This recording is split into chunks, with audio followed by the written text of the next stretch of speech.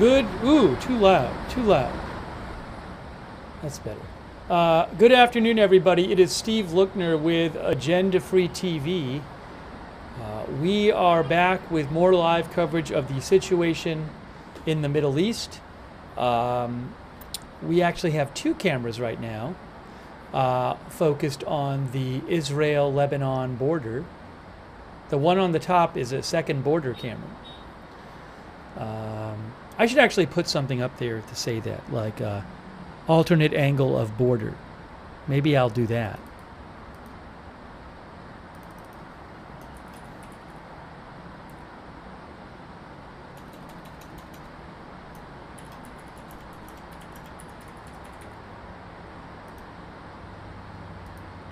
View 2 of border. We have two views of the border between Lebanon and Israel. So we want to bring you updates on what's going on there as Israel waits still for an attack by Iran and an attack by Hezbollah and possibly other of Iran's proxy forces after the assassination of the Hamas political leader Ismail Haniyeh. And that was actually about 10 days ago, almost 11 days ago, that assassination in Tehran, Iran, and also Israel's assassination of the Hezbollah top commander, Fuad Shukr? I'm forgetting the name. That was and that was 11 days ago, and that was in Lebanon, in Beirut. So we are anticipating that there will be an attack, and Iran has said they're going to do this by Iran on Israel. We're anticipating that there's going to be an attack by Iran's proxy force, Hezbollah, on Israel. Those attacks might be at the same time. They might be at different times.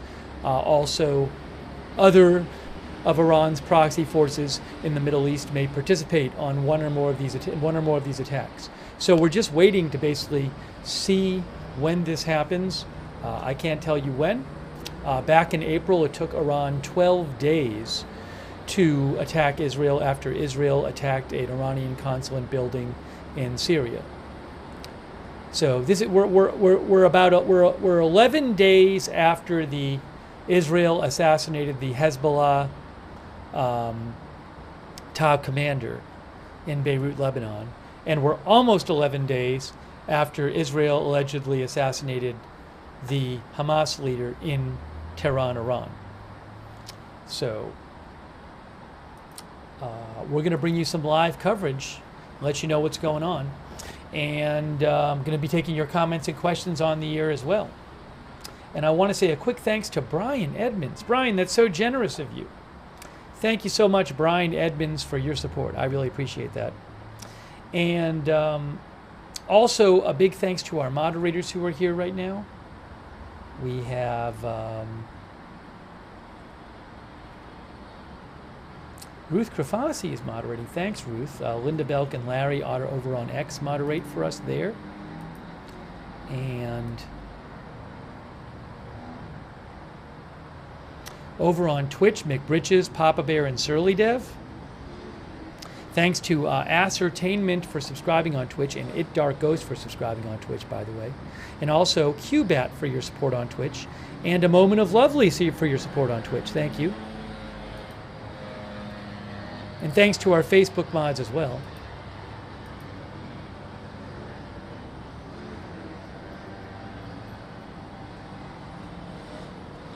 One moment, please. One moment, please.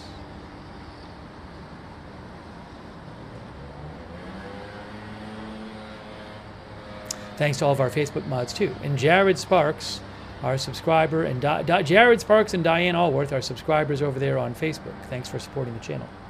And thank you, LMD Faith from Canada, for supporting the channel. So I know a bunch of you know this. About an hour or so ago, there were a bunch of rocket alerts. Well, actually, a lot of them were, I don't know if all of them, but a lot of them were drone alerts. There has not been some big attack today. The big attack has not happened from Iran or Hezbollah. There is video floating around, which I can't show you, but I posted on my social media.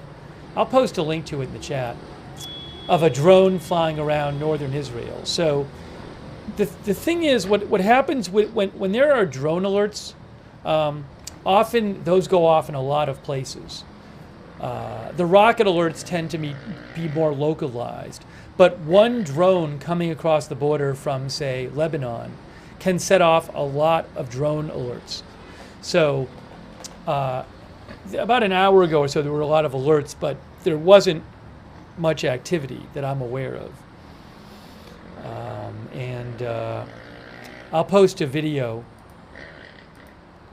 from Manny Fabian which purports to be a video of a drone, Hezbollah drone flying over northern Israel.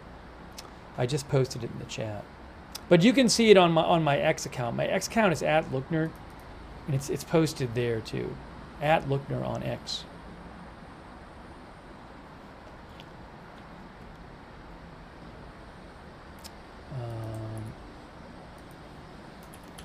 But I am not aware. It was not like some kind of big drone attack or something. I think there might have been some rockets launched from Hezbollah in the past few hours as well. I got to check up on that.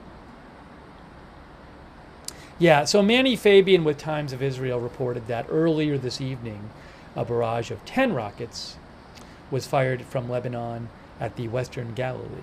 The rockets struck open areas, causing no injuries, says the IDF. Hezbollah took responsibility for that.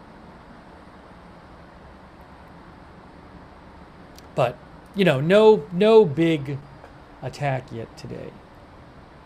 Hey, thanks to Dingier Pillow and from Australia and Mr. Hype 20 for your support. I appreciate that.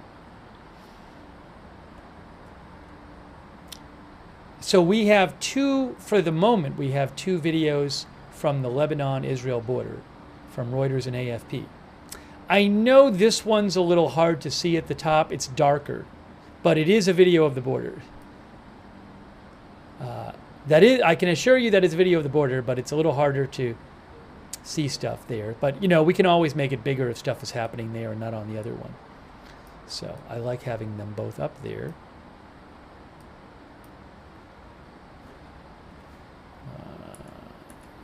Okay. And I'm going to take some of your comments, give you some updates here. And I want to check for updates myself.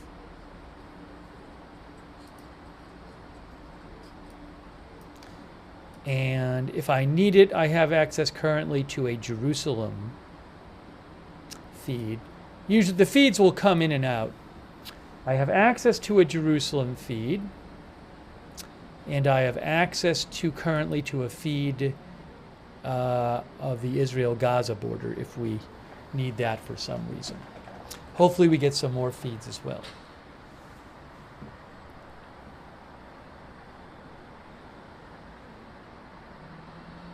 Also, we'll talk about this a little more in a bit. There was this incident that there's still a bunch of unclarity about. Israel said they bombed overnight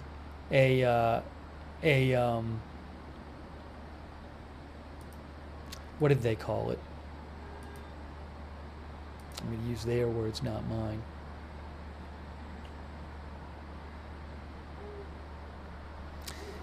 Yeah, Israel said they bombed a Hamas command and control center, which was embedded in a school and next to a mosque. And they said they killed a number of Hamas and Palestinian Islamic Jihad operatives. But Hamas claims, well, the Hamas-run government there claims, or the Hamas, how should I don't know, did it come from the health? There's a Hamas-run health ministry. But the authorities in Gaza, which I believe are Hamas controlled, claim that there were dozens and dozens of deaths. And there's some very disturbing video which appears to show a bunch of dead people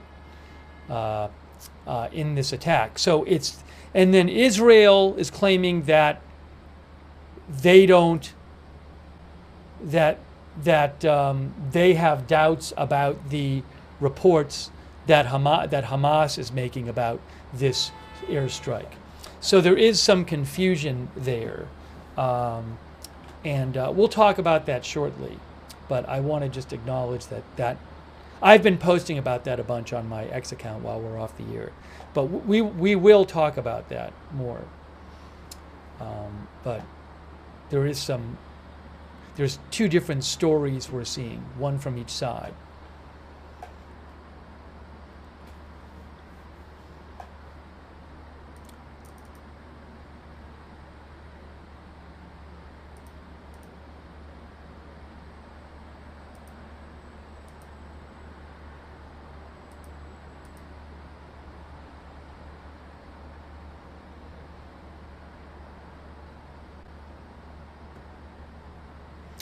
Let's see here.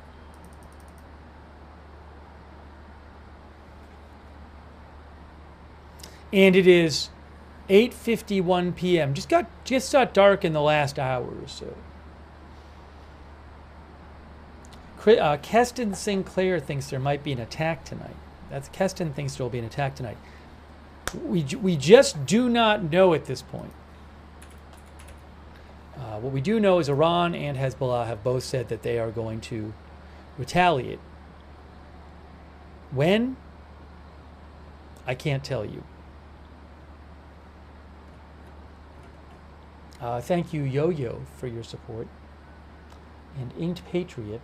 And Yo-Yo, thanks for shouting out the mods as well.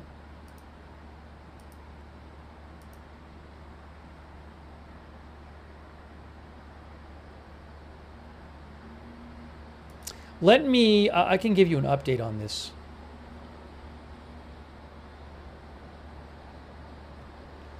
I'm gonna talk about this airstrike thing. We'll talk about that in a second.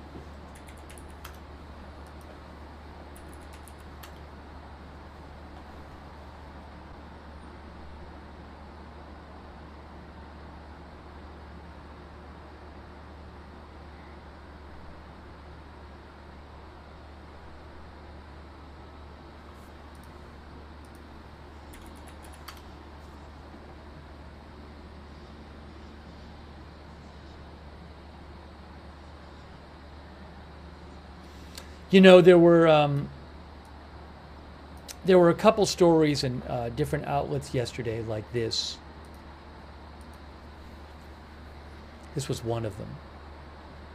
This is from Reuters from yesterday. Iran set to carry out leader's order to harshly punish Israel, the deputy chief of Iran's Revolutionary Guard says.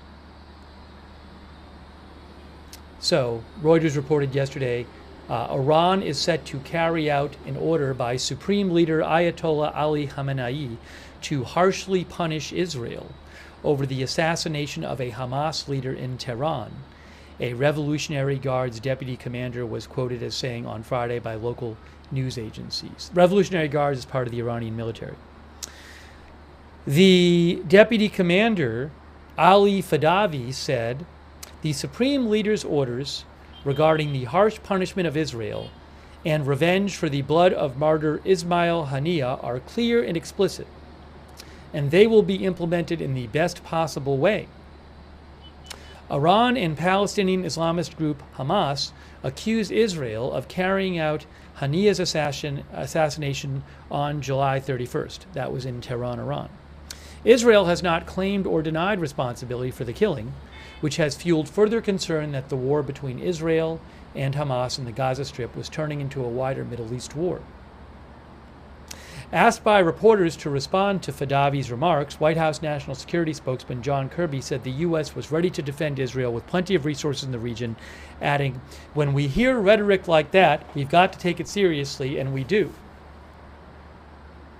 Iran's mission to the United Nations said later yesterday that Tehran's response to Israel's assassination of Haniyeh was a matter totally unrelated to efforts to broker a ceasefire in the 10-month war between Israel and Hamas in the Gaza Strip.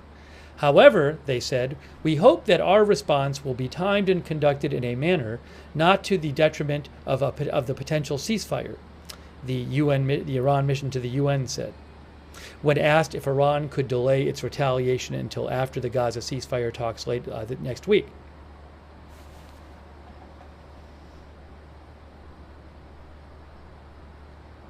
Asked about the Iranian reports, a spokesperson for the U.S. State Department said, "We don't want to speculate on what actions the Iranian regime will take."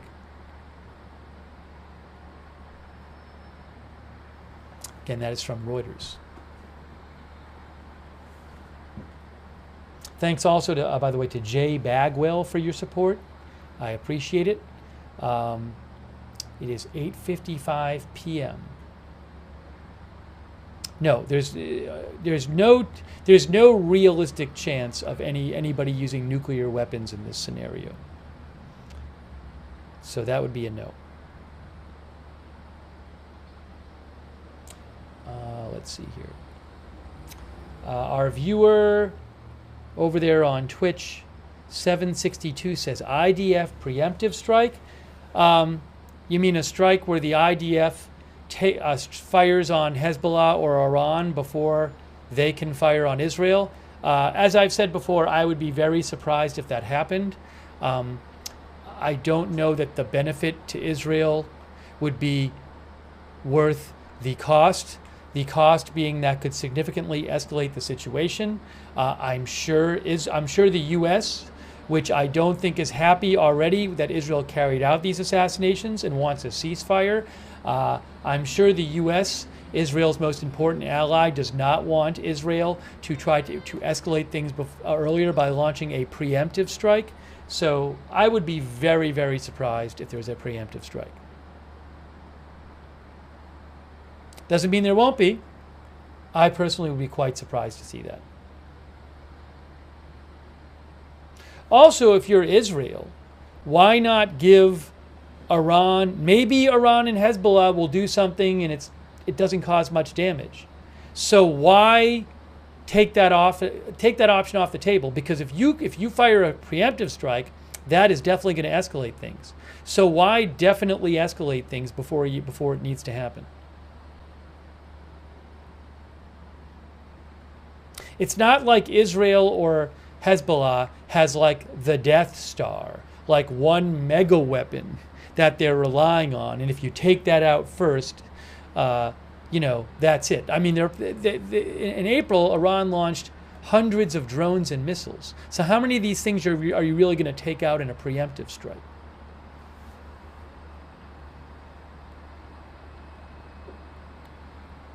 So it doesn't really make much sense to me, but if it happens, I will certainly report on it. Hey, thanks so much to the Speedrun Spartan, and thanks Speedrun Spartan for shouting out the mods.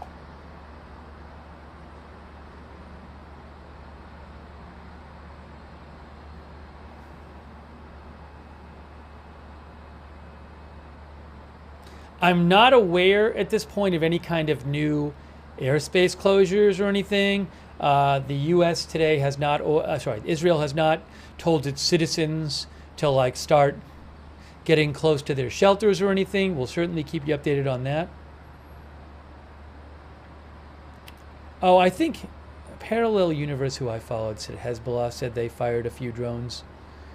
This was like an hour ago or something.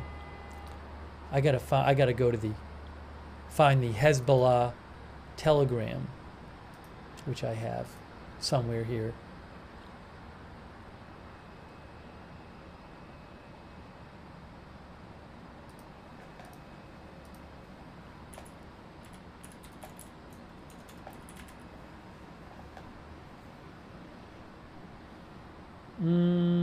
Let's see. Where is it?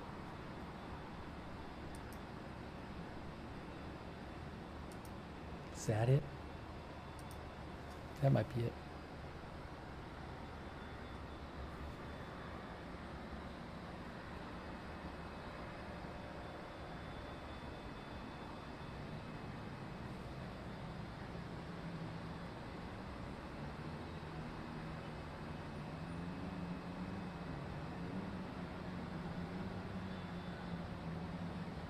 I think this is it.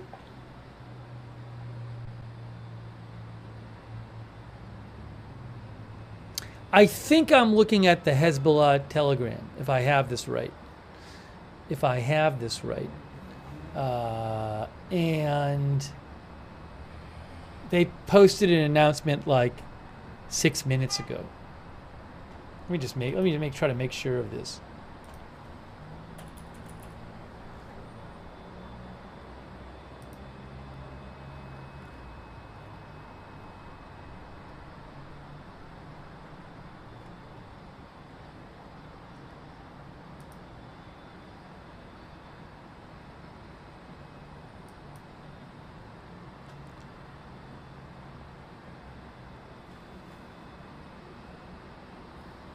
Yes, that I believe is it.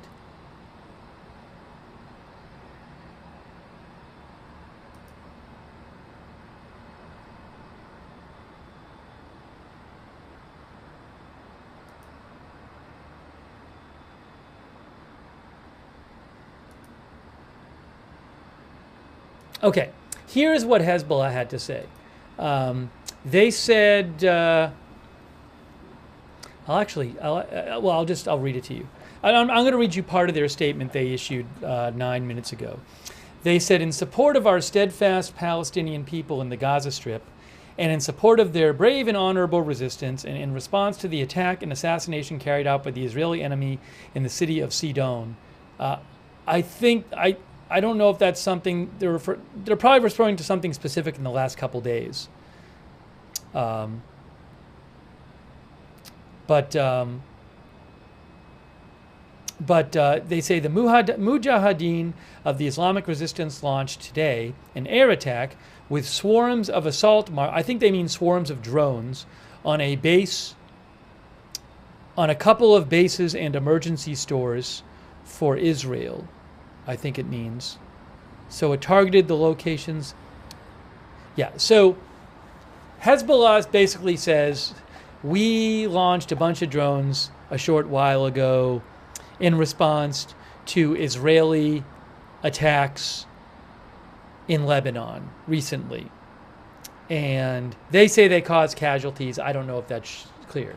But basically, they took responsibility for a drone launch into Israel. I think it was around an hour and a half ago. Thanks to Parallel Universe, who I follow, for spotting that.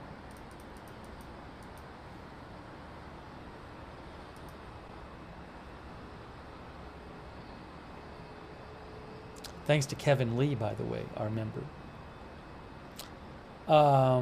Justin thinks that Iran is going to wait until after the ceasefire talks. I mean, they might. I don't really know why they would. I don't know why that would really make a big impact on them.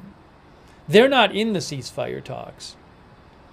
And those ceasefire talks were not on the books. They were not planned until, I think, last week. So I don't know that they would wait for that. Who knows? Maybe they would. I don't know. I don't see an obvious reason why they would. I mean, somebody might say they want there to be a ceasefire, but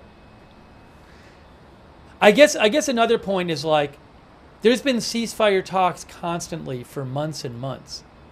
So I don't, and you might argue that the prospects for a ceasefire seem pretty dim when Israel literally just assassinated the chief negotiator for Hamas. Oh, and also Hamas believes that Israel killed around 100 people in a school last night at a shelter. So I don't know that Iran's sitting there thinking there's a great chance of these ceasefire talks working.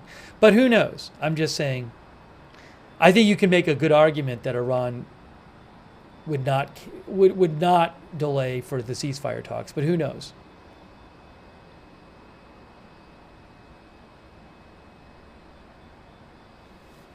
GBRC says they never seem to work out. My theory, which many of you have heard, is if both sides wanted a ceasefire, there would be a ceasefire. There's been ceasefire talks since last year.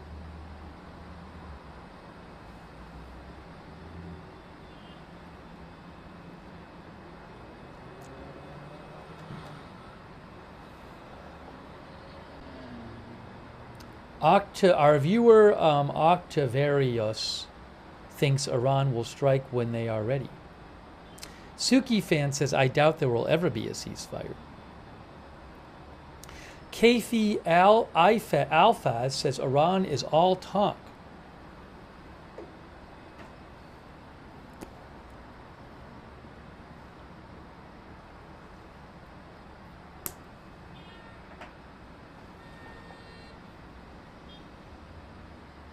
Teresa McGinn said, if there were a ceasefire, would it negate Iran retaliation? I don't, I've talked about this. I don't see why it would have to. I mean, I don't really get the argument that if there was a ceasefire breakthrough, Iran would say, okay, well, we don't need to retaliate then. Because, again, they're not participating in the ceasefire. And the retaliation isn't over there not being a ceasefire. But who knows? Who knows? I don't know. Could they claim somehow that, like, oh, our threat of retaliation caused the ceasefire, so we don't have to retaliate anymore? I don't know. I'm not betting on there. Unfortunately, I'm not betting on there being a ceasefire. Put it that way.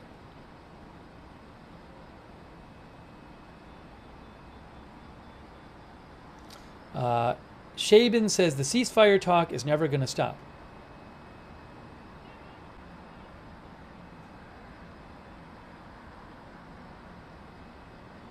Thanks, Sean Caven. Sean and some of our other viewers believe that Iran needs time to install anti-aircraft systems that Russia is giving them. There's no confirmation that Russia is giving them anti-aircraft systems, new ones. There's reporting suggesting, if the New York Times suggesting they are, but that's not confirmed. But some of our viewers, like Sean, think that Iran is preparing that. Hey, thank you, Sean. I appreciate your support. Sean Caven.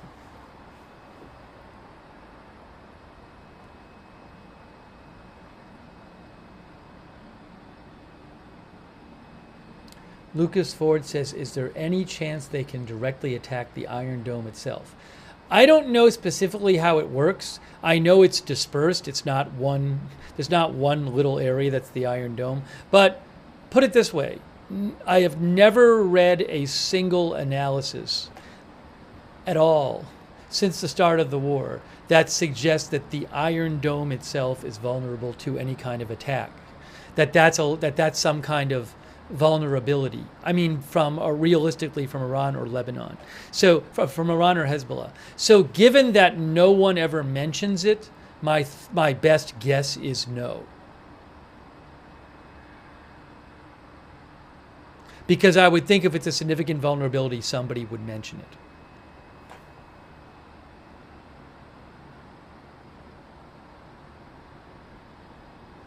Sean Kunder says, Iran has spoken so much they have to do something to save face, so they will fire a few rockets or missiles.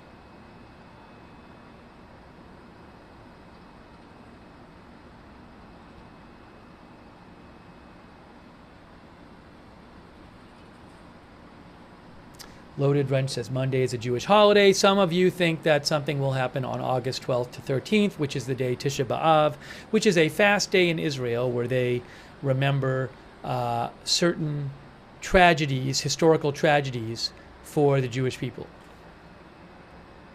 I have no idea if that will happen. Uh-oh.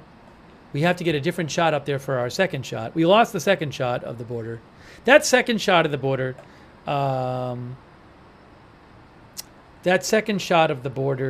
comes in and out.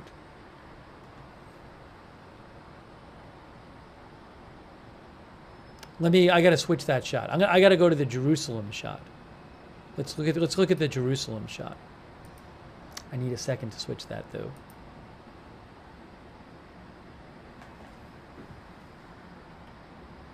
Hang on.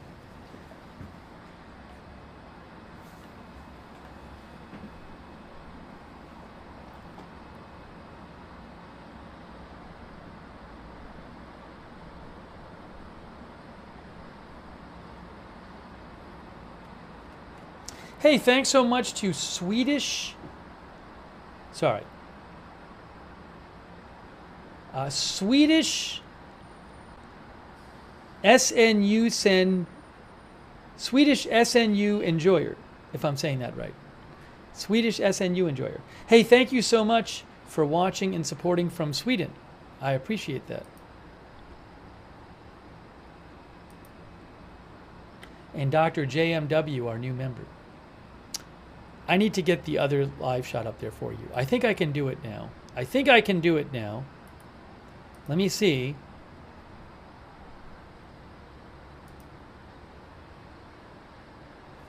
Why is this all weird?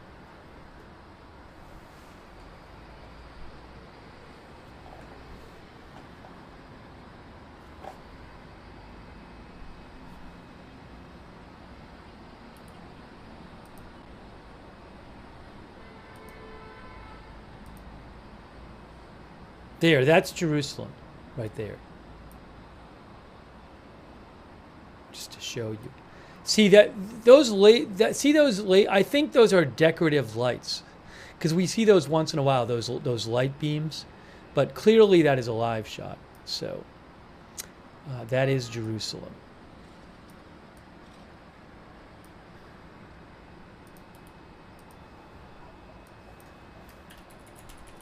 So at least we have that shot for you. Jerusalem.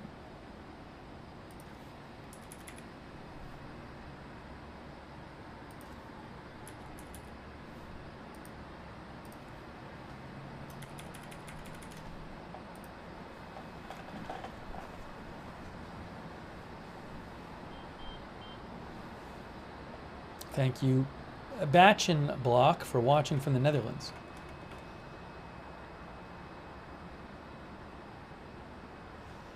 Double Base says it might not happen because it might cause a retaliatory strike that will damage infrastructure in Iran.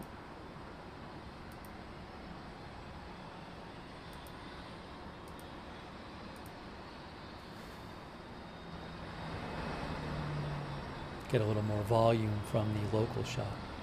Let me keep checking for updates here.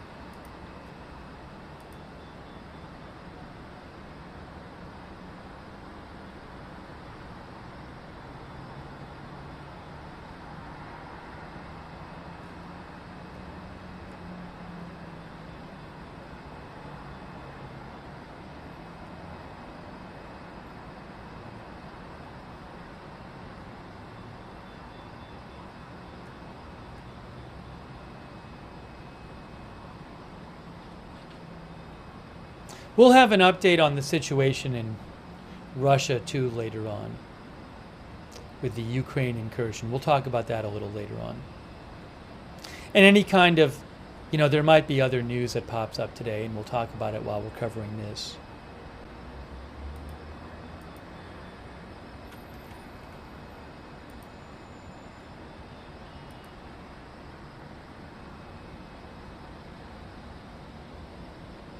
Anthony Edge says, was that the only drone seen?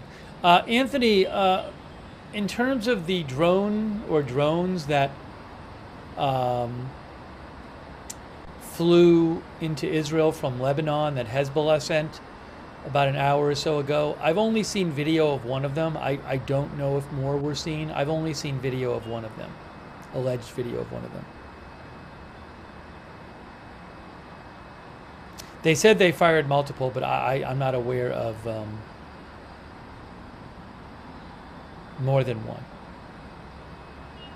But there might have been multiple. But I'm not aware of any damage caused by them or anything like that. So, did the IDF post about it? Let me see if the IDF said anything about it.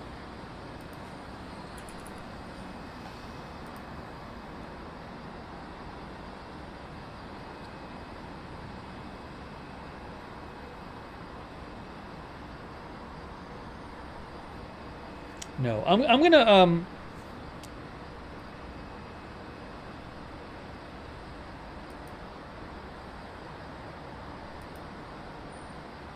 yeah, I want to talk for a second about this strike last night in Gaza.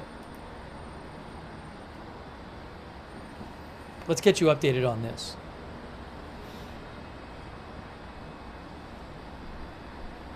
Again, the lights from Jerusalem, I do believe it is a decorative light show. Those lights have been going on for weeks. They don't go on all the time. They just periodically happen. So I believe it is a decorative light show there.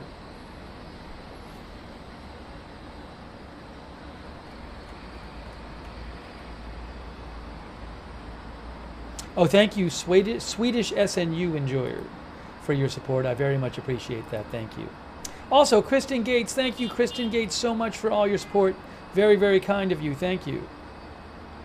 Is this day 6 or 7? It's actually basically 11 days since the Israeli assassinations, which Iran and Hezbollah say they're going to respond to. It's basically 11 days. One was July 30th and one was July 31st.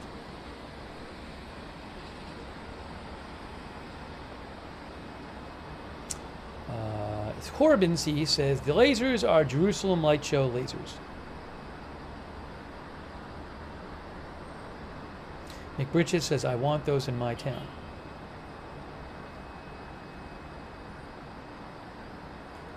Okay, let me talk a little bit about this. Israelis airstrike on a Gaza school used as a shelter kills at least 80, Palestinian officials say. Now, Israel has a different story. So I'm going to read you, this is an AP story, but Israel and Hamas differ on what happened.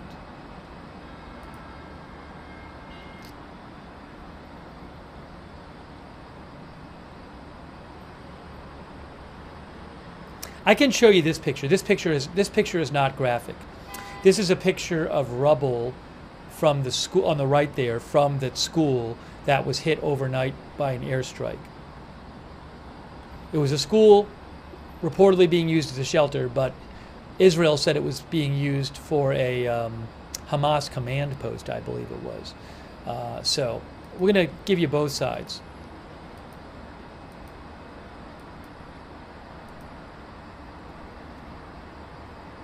And that picture is the yard of the school.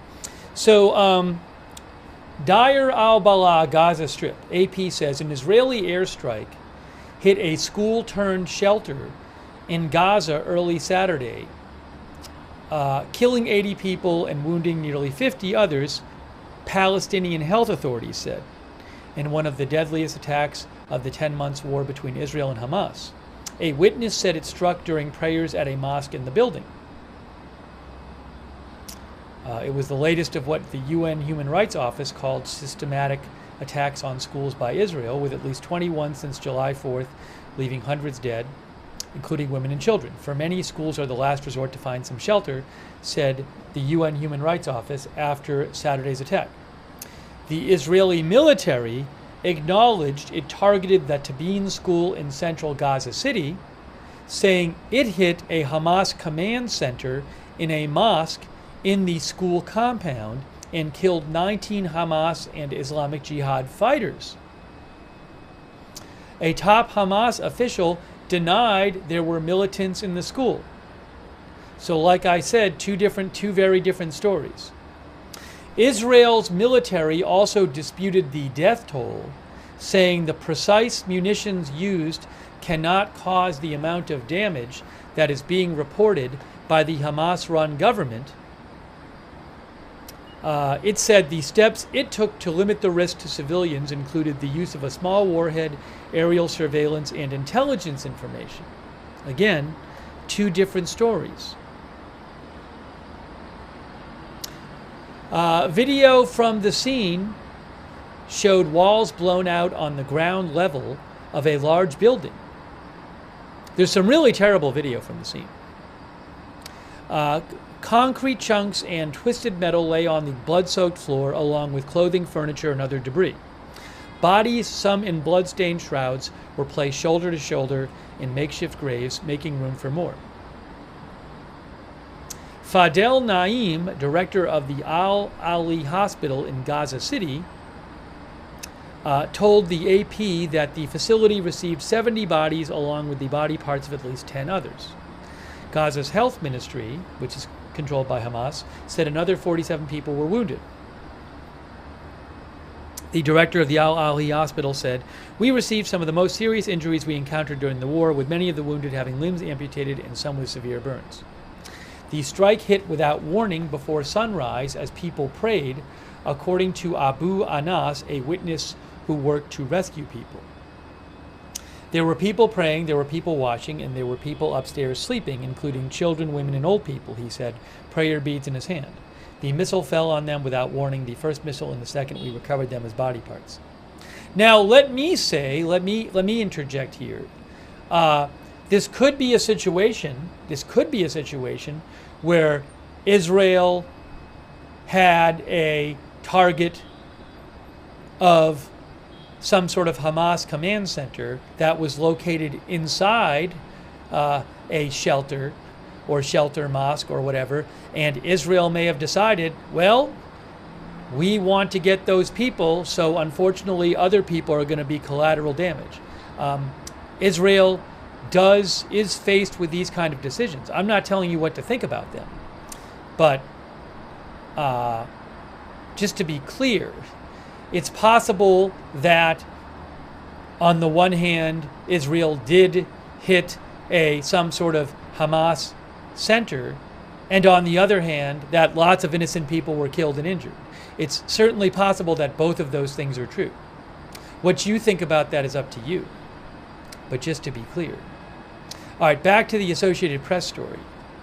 The hospital official said, Associated Press says 3 missiles ripped through the 2-story building, the first floor housing the mosque and the second the school. Again, it was being used as a shelter, where about 6,000 displaced people were taking shelter, said a spokesperson for the Civil Defense First Responders, who operate under the Hamas-run government. Many of the casualties were women and children, he said. A camera operator working for the Associated Press said the mosque and classrooms were in one building, with the prayer hall on the ground floor and the school above it. A missile appeared to have penetrated the floor of the classrooms to the mosque below and exploded, according to the operator. The UN previously said that as of July 6th, 477 out of 564 schools in Gaza had been directly hit or damaged in the war, adding that Israel has a duty under international law to provide safe shelter for the displaced. European Union Foreign Policy Chief Josep Borrell said there's no justification for these massacres in a statement posted on X, referring to strikes on schools. UK Foreign Minister David Lammy said he was appalled. The US said it was deeply concerned about reports of civilians killed. Far too many civilians continue to be killed and wounded, said US National Security Council spokesperson Sean Savitt.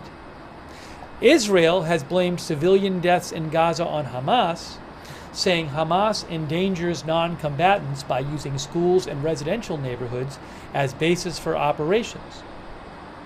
The UN Human Rights Office acknowledged that co-locating combatants with civilians is a violation of international humanitarian law, but said that Israel must also comply with the law's principles of precaution and proportionality. The strike overnight came as U.S., Qatari, and Egyptian mediators renewed their push for Israel and Hamas to achieve a ceasefire agreement that could help calm soaring tensions in the region following the assassination of Hamas political leader Ismail Haniyeh in Tehran and a senior Hezbollah commander in Beirut. Egypt, which borders Gaza, said the strike on the school showed that Israel had no intention of reaching a ceasefire deal. Neighboring Jordan condemned the attack as a blatant violation of international law. Qatar demanded an international investigation, calling it a heinous crime against civilians.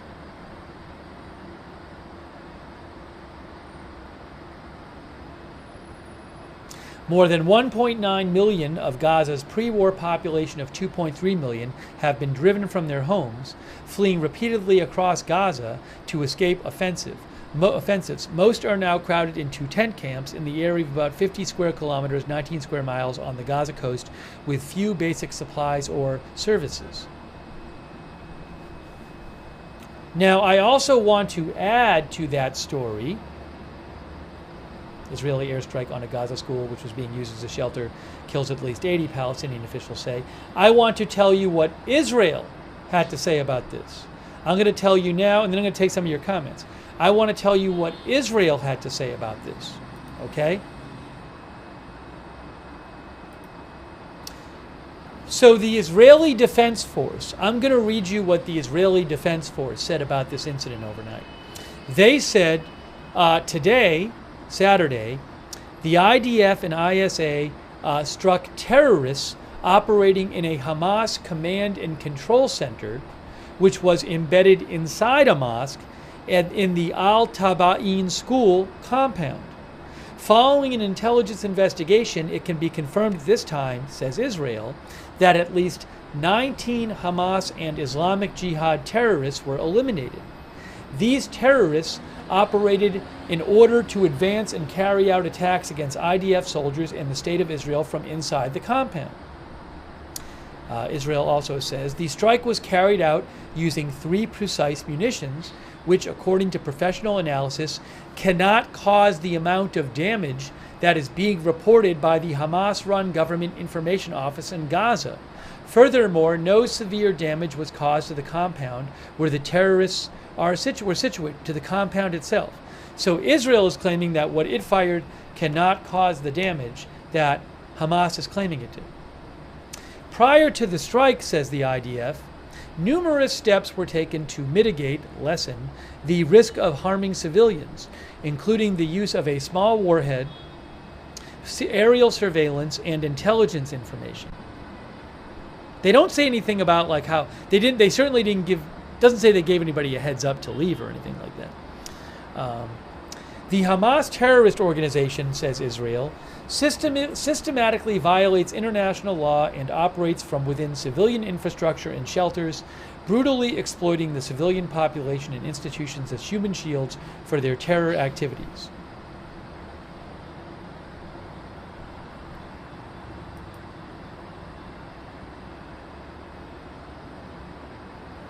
Israel posted a photo of before and after the strike, and claiming that this shows the damage couldn't be as bad, I guess, as some are claiming it was.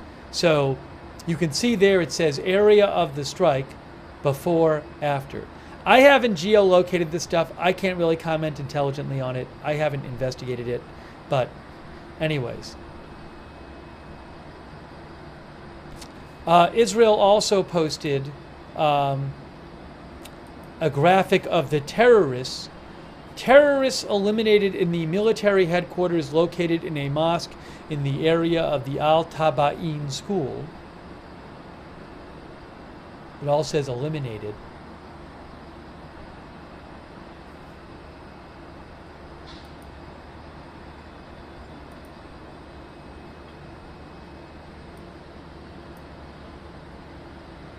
And then Israel also posted a video, which I believe is designed to support their claim that the damage wasn't as bad as Hamas is claiming it was. So let me just show you real quick. This is the Israel video that they posted. And it says, aerial view of the compound following the precise strike on the terrorists inside. They say there's the mosque. So again, I haven't researched all of this. I can't really comment on that stuff. But again, you're hearing a different side from Israel than you are from Hamas. So I give you the two sides.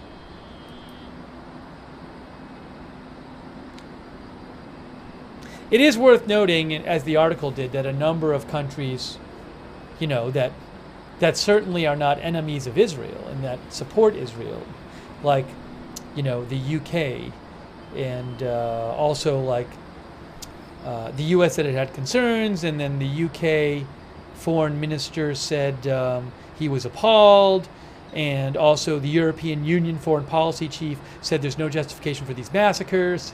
So you did have a lot of condemnation from other countries and institutions that are not going out there and condemning every single thing Israel does.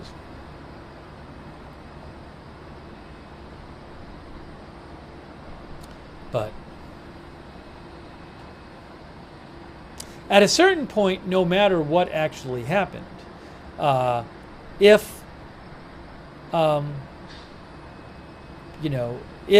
a lot of the Middle East is outraged about it, that it can inflame tensions, make things more escalated. Oh, by the way, I do have a video of Tel Aviv, which I'm going to go to for the top video. So I'm going to replace the Jerusalem video with the Tel Aviv video up top there. So let me do that. Then I'll take some more of your comments.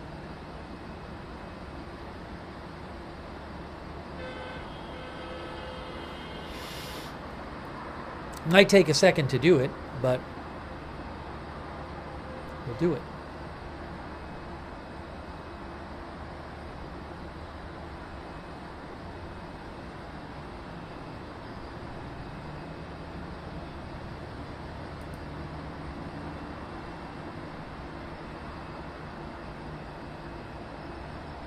The time is 9:31 local time.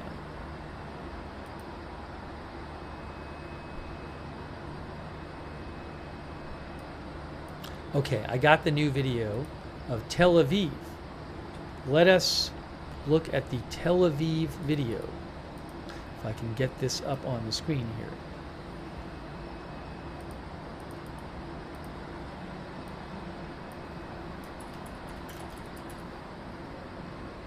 There it is. There is Tel Aviv.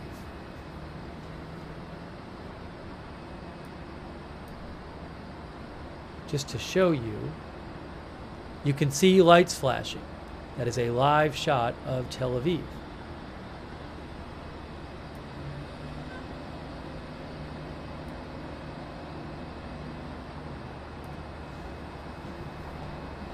So we have Tel Aviv and the Israel-Lebanon border. Double Base says it is a nice-looking city at night. Hey, I owe some thank yous here. Thank you to Swedish Snoo Enjoyer. Hey, yes, this is a full-time news channel. Come on the air whenever there's big breaking news. Thanks to the support of our viewers. Thank you so much. Thank you also Jan Erik Edvardsen from Norway. Thank you, Jan. Thank you also Martin Gingrich for your support. Thank you, Martin. Thank you, Kerry Poteet, for your support. Thank you, Kerry.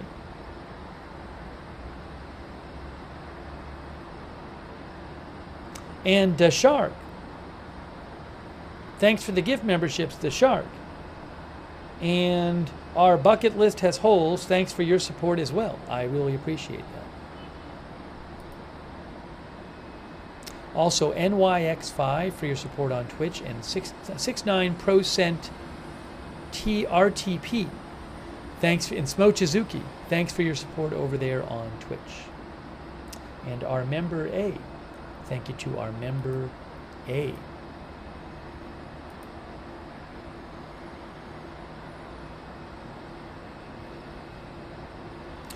Will Jass asked about mugs. Yes, there are mugs. The moderators will post a link. We don't really talk about it much. I don't really talk about it much. But the mods will post a link which has all the different merch. And so if you look on that link, you will see there's a mug link there.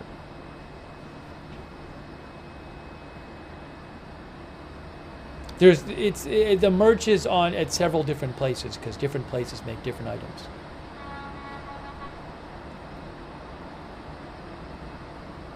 Thanks also to Jeep Sea Soil. Jeep Sea Soil. Thank you for your support.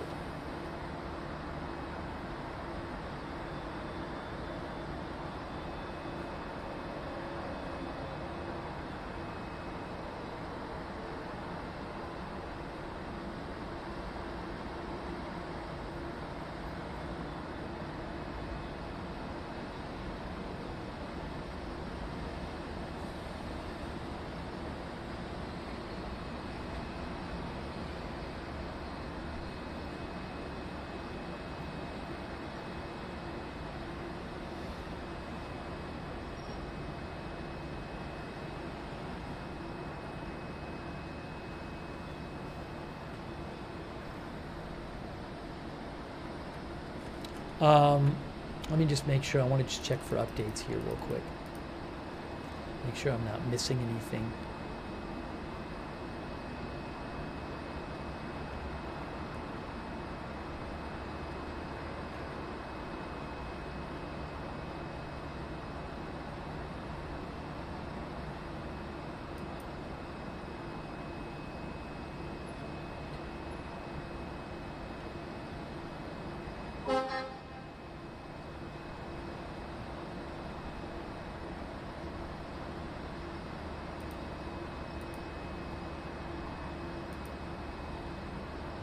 You can write to me on X at Lookner. On X.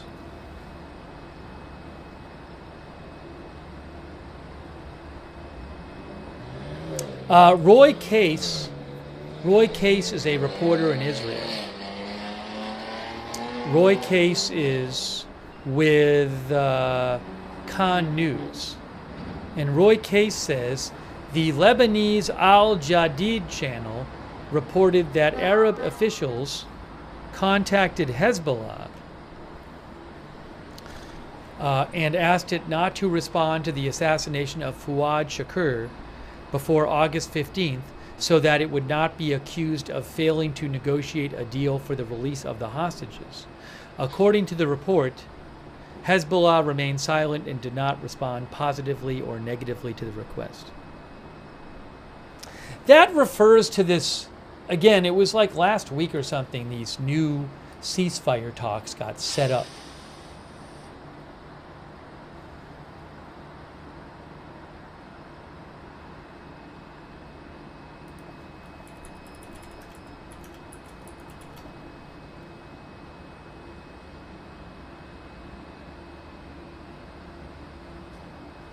I believe there's some ceasefire talks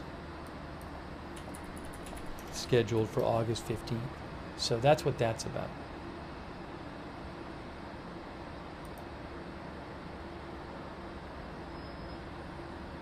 Yeah.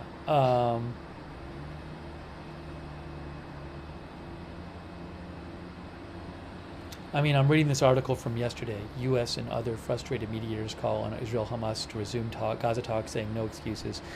President Biden, the Egyptian president, and Qatari emir set the talks for August 15th.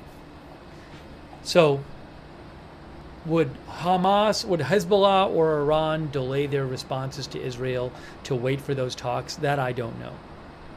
That I don't know. Yesterday, when they were asked about it, the Iran's mission to the United Nations was asked about that yesterday, according to Reuters. They were asked if Iran could delay its retaliation until after Gaza ceasefire talks. And they said, what the Iran mission to the UN said was that Iran's response to Israel's assassination of Haniyeh is a matter totally unrelated to efforts to broker a ceasefire. They said, however, we hope that our response will be timed and conducted in a manner not to the detriment of the potential ceasefire. So that response suggests they certainly didn't say we're going to wait. It's kind of an ambiguous response, but they didn't say they're definitely waiting for the ceasefire talks. Hey, thanks to Melody Aceves for your support. Thanks, Melody. Also, Andy Hootie for the gift memberships. That's really nice of you. Make sure you thank somebody if they give you a gift membership or a gift subscription.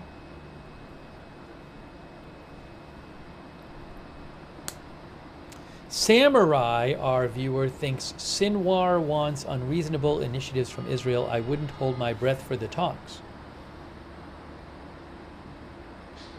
Ann W. thinks Israel doesn't want a ceasefire.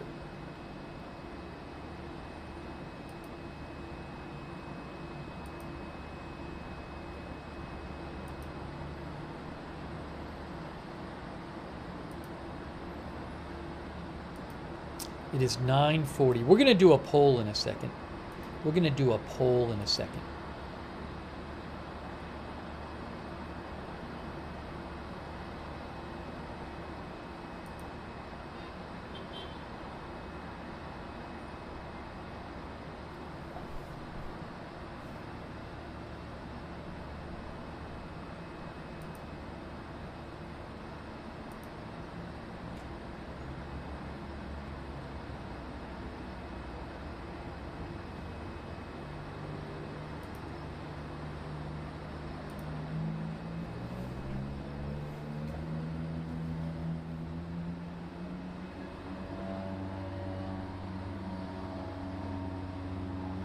Let's do a poll.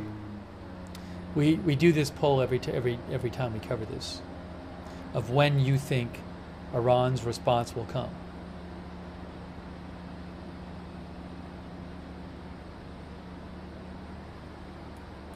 I guess I count Hezbollah on this. So when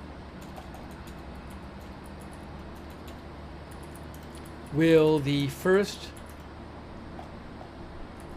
attack? When will the attack on Israel happen? See, I'm not even saying whether it'll be Hezbollah or Iran.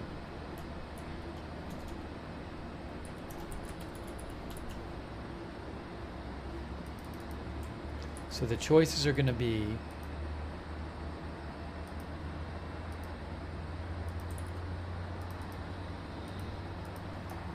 tonight, tomorrow, later, never. Those are your 4 choices. Tonight, tomorrow, later, never. Tomorrow includes tomorrow night.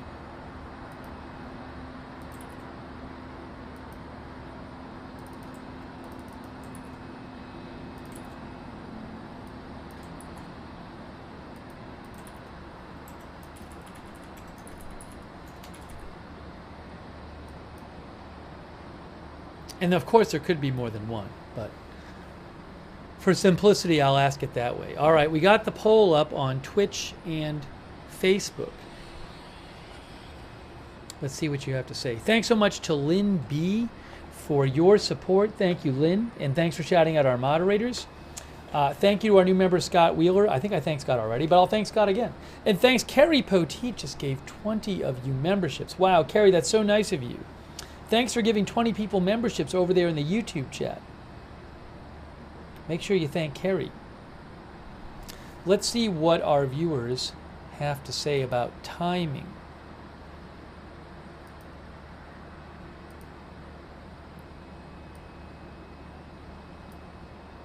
Here's what our YouTube viewers have to say. 26% say tonight, 12% say tomorrow, 41% say later, and 22% say never. A little bit different from our Twitch chat. Let's see what the Twitch chat has to say. On Twitch, they say, look at this, 17% say tonight, 5% say tomorrow, 55% say later on Twitch. By the way, Jane and Wheezy, with her highlighted party post, celebration post, I guess it is. Thank you, Jane and Wheezy. Jane says, I'm trying to think of what is the proper way to describe that post. Message effect. Her message effect post. I'm not saying she's having a party. Jane and Wheezy says there is no tomorrow on Twitch, just 2 tonights. So, as you can see, on Twitch, 53% of people say it's going to be later than tomorrow or tomorrow night. Oops! Oh no! I did the poll wrong on Twitch. I said tonight twice. We're going to have to redo the Twitch poll. That's why later is so high. It's because I didn't give people a tomorrow option on Twitch. Oops. Sorry about that. All right, well, let's get rid of the Twitch poll. We'll redo the Twitch poll. I gotta wait till that one ends on Twitch. Then I'll redo it. Sorry. Anyways. On YouTube, we have 40% say later. 37% say tonight or tomorrow.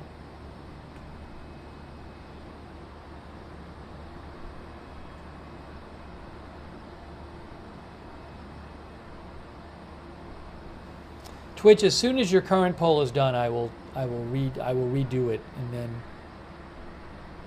then you can have your say. Hey, thank you so much, Mr. Blanks a lot. I appreciate that. Thank you, Mr. Blanks a lot.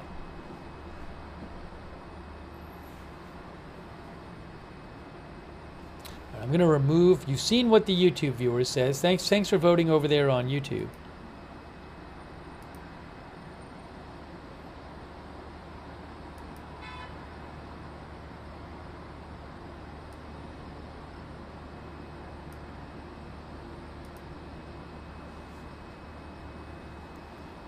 We'll have another minute for the YouTube poll, but it looks like it's holding pretty steady there.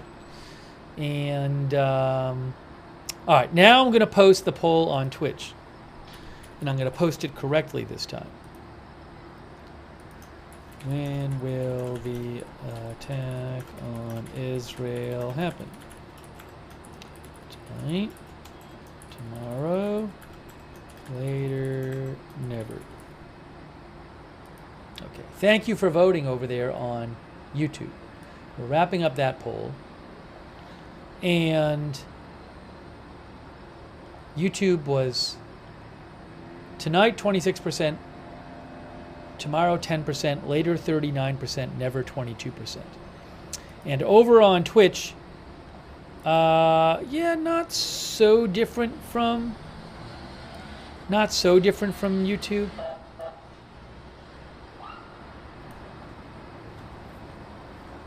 On Twitch, we got 18% tonight, 17% tomorrow, 40% later, 27% never.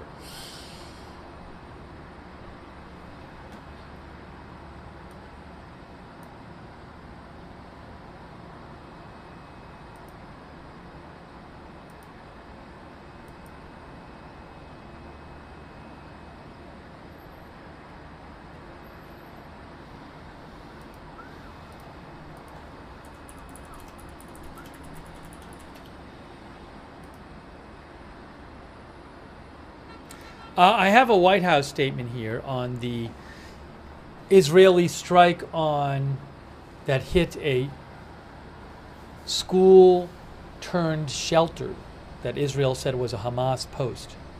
I have a White House statement. All right, I'm gonna disappear that poll there, but thanks for voting over there on Twitch in the poll. 30% of people on Twitch say there's never going to be an attack. Okay, here is the White House statement. I'm going to read you the statement just to show you I have it there. We are deeply concerned about reports of civilian casualties in Gaza following a strike by the Israeli Defense Forces on a compound that included a school. We are in touch with our Israeli counterparts who have said they targeted senior Hamas officials, and we are asking for further details. We know Hamas has been using schools as locations to gather and operate out of, but we have also said repeatedly and consistently that Israel must take measures to minimize civilian harm. We mourn every Palestinian civilian lost in this conflict, including children, and far too many civilians continue to be killed and wounded. This underscores the urgency of a ceasefire and hostage deal, which we continue to work tirelessly to achieve. That is from the White House. Thank you, by the way, for supporting the channel, Matt Sandy, and for becoming a member, Matt Sandy.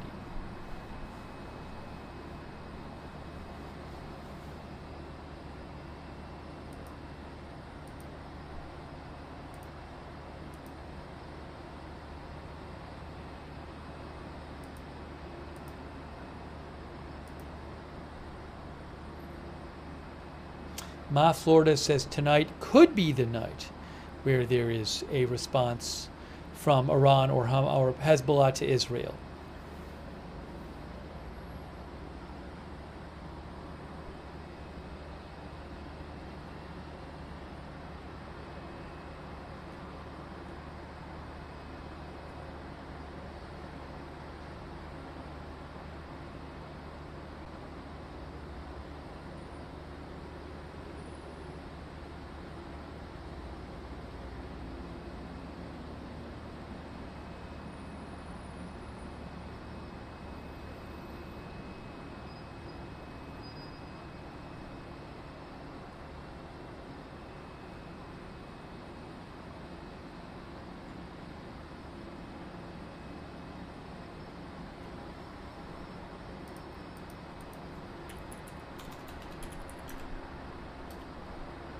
Just checking a couple things here to get you updates. Hang on a moment here.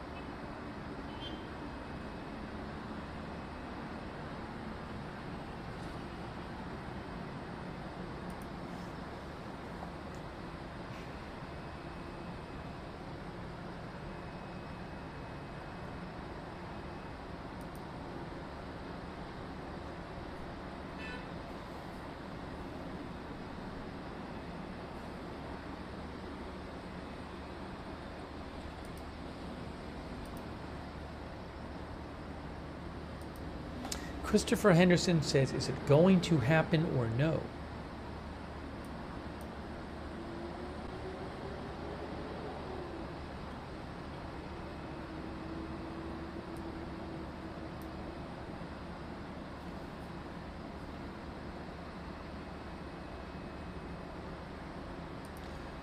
What is this here?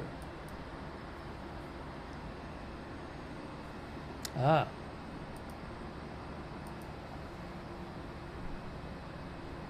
Hang on, let me just check something real quick. Thank you.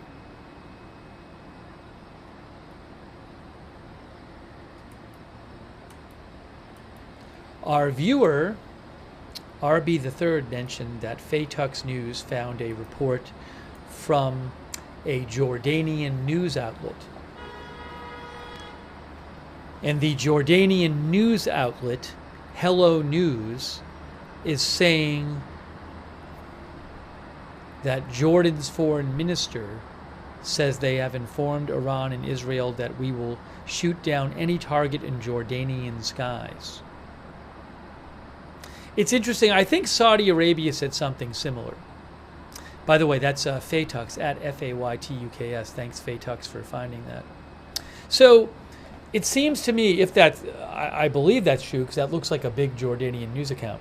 So what they're saying is, they're not saying, hey, Iran, we're going to shoot down anything you fire at Israel. What they're basically saying is, hey, Iran and Israel, we're shooting whatever comes over our airspace. Now, interestingly, so I guess that would apply. What if Israel, does that mean Israel can't like fire something, can't take down a drone over Jordan skies?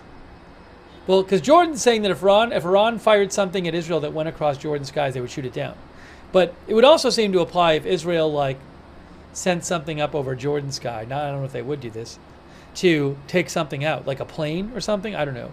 But my bigger point is, I believe Saudi Arabia and Jordan both have said now, what they're not saying is, hey, Iran, don't fire anything at Israel because we'll shoot it down. It's but that could be basically the consequence of what they're saying. What they're saying is, hey, everyone, we're just going to protect our own airspace. So it's not, because Jordan helped shoot stuff down, shoot Iranian drones down, I believe, in the April attack. But I think it was, the idea was I think the idea then was that they were cooperating with Israel and the U.S. Now it seems like diplomatically they're saying, we'll shoot stuff down, but it's not because we're siding with Israel. It's because we're maybe protecting our own people or something. I think that's what Saudi Arabia said. I think if I remember right, Saudi Arabia said, we're going to shoot down whatever's over us to protect our own people. So it might be the case that, practically speaking, Jordan helps shoot down Iranian drones again if they're above Jordan. I don't know if there will be. But in terms of diplomatically, they're couching it differently and couching it as, we're not taking a side.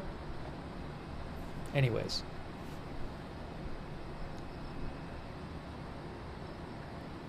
I don't know for sure. I'm just offering some thoughts on it.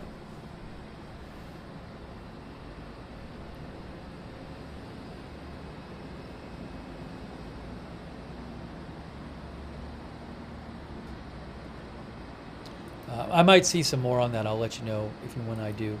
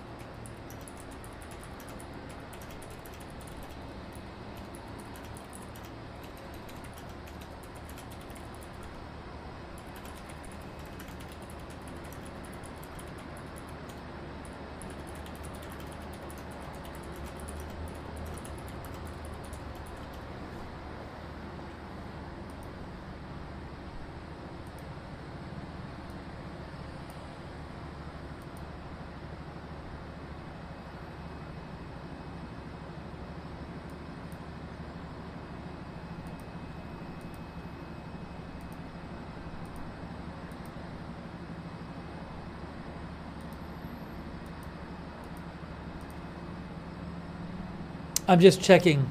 I like to periodically kind of check different sources for updates. I am Jonathan says, do you think this war will have any impact on the election?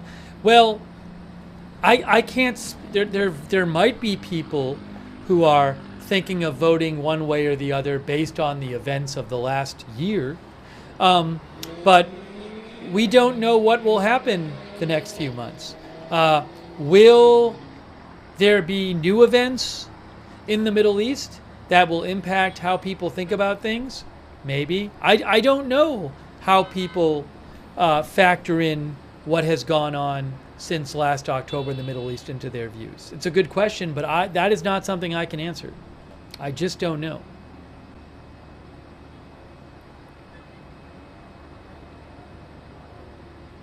There's so many different issues and things that people vote on and that factor in. But I do think who knows what'll happen there's still almost 3 months till the US election. So there certainly could be big events that in theory, I think a lot of people kind of know who they're voting for, but it's supposed to be a close election, so there may be things that cause some people to rethink their vote. I don't know. Thank you, I am Jonathan, for the question.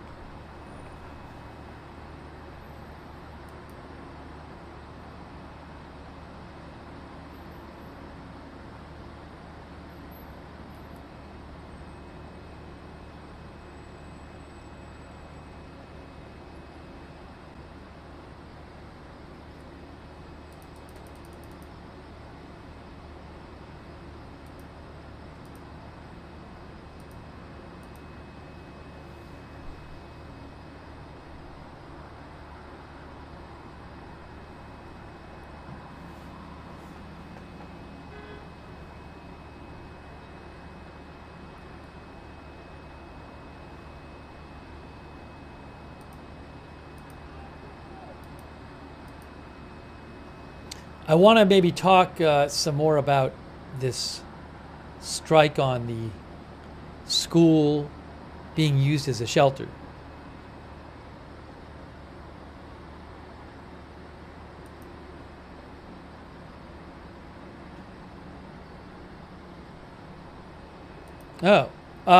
Interesting update, guys. I have an interesting update for you.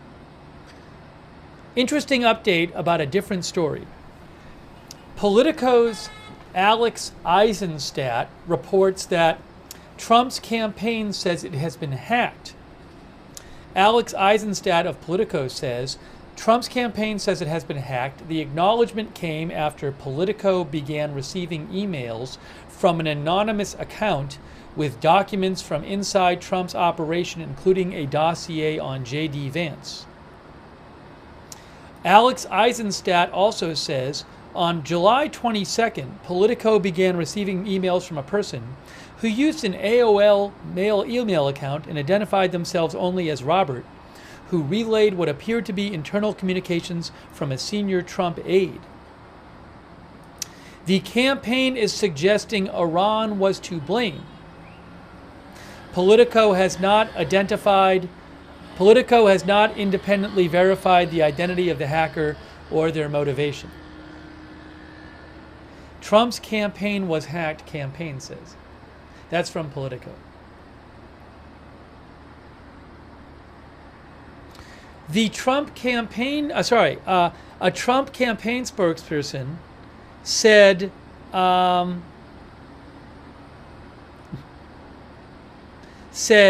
these documents were obtained illegally from foreign sources hostile to the United States.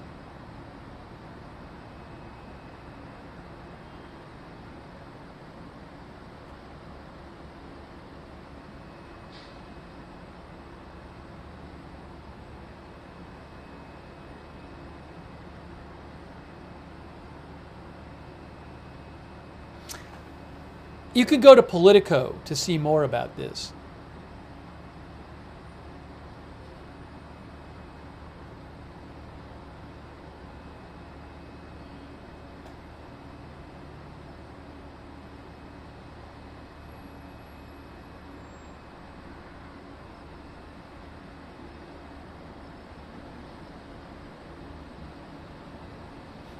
When Politico asked the person who emailed them this stuff how they obtained the documents, the person replied, "I suggest you don't be curious about where I got them from. Any answer to this question will compromise me and also legally restricts you from publishing them. The scope of the information obtained by the hacker is unclear, but it represents a major security breach for Trump's campaign." So I don't know who got the, I don't know if this was somebody who worked at the campaign or somebody who just, I don't know how people do these things, but someone appears to have sent a number of internal documents and communications from Trump's campaign to the political news outlet Politico.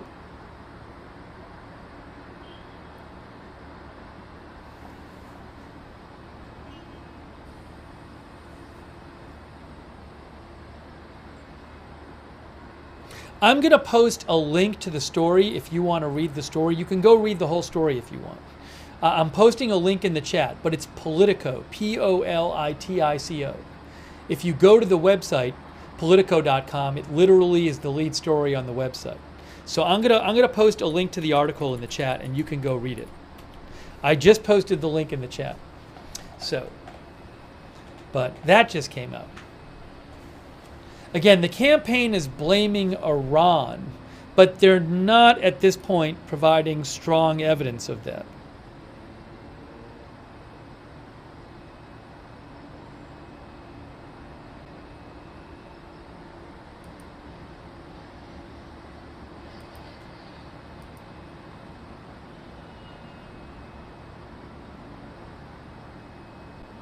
I do like that the person sending them stuff was using an AOL email address.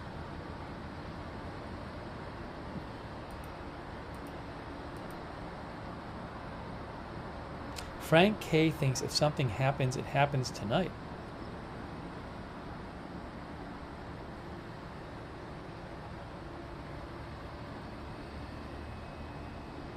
With this story, this new Politico story saying the Trump campaign has been hacked, we'll see how, you can imagine different levels of seriousness of the story depending on how much stuff is actually sent out to the press.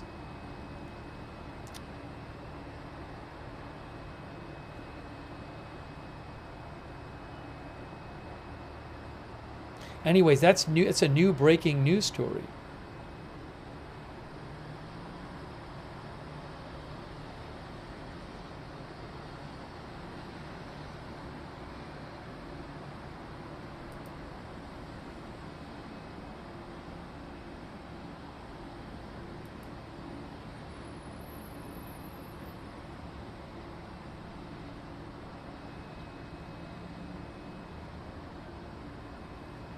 All right. Well, during our broadcast,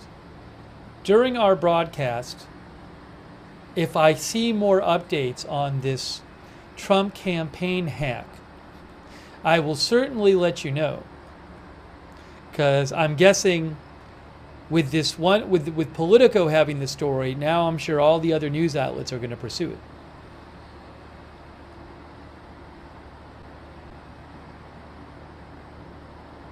Our viewer MJ Cuban on X thinks the attack will be after the Olympics end. But when is the closing ceremony of the Olympics? It's Sunday, right?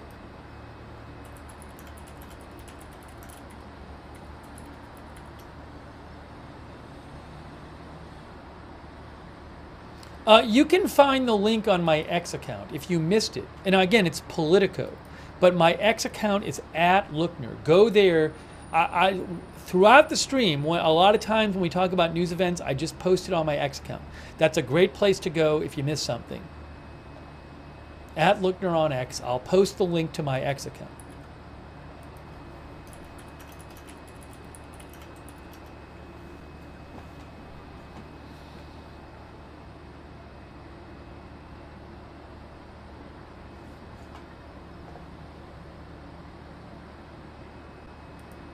The closing ceremony is 2 p.m. Eastern Time tomorrow.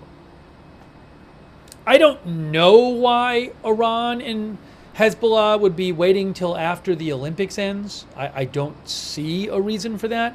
But if they are, just so you know, the closing ceremony is at 2 p.m. Eastern time. Oh, 3 p.m. Eastern time. According to NBC, 3 p.m. Eastern time is when the closing ceremony starts tomorrow. So that'd be nighttime France time. Are the links okay? So once again, is that issue happening? So what's happening is, once again, I see why the link's not working. All right. So there is something I use to post to all the chats at once. And for whatever reason, it keeps messing up and not posting to YouTube. So I need to repost that to YouTube. I will do that. Okay. I'm sorry. Because it's posting on the other platforms. So I need to let them know about that. I'm actually going to write to them and tell them. I'm going to write to them now and tell them that that it's not working, because it's really annoying. I'll post the link to the story in a second. Hold on a second. Let me just...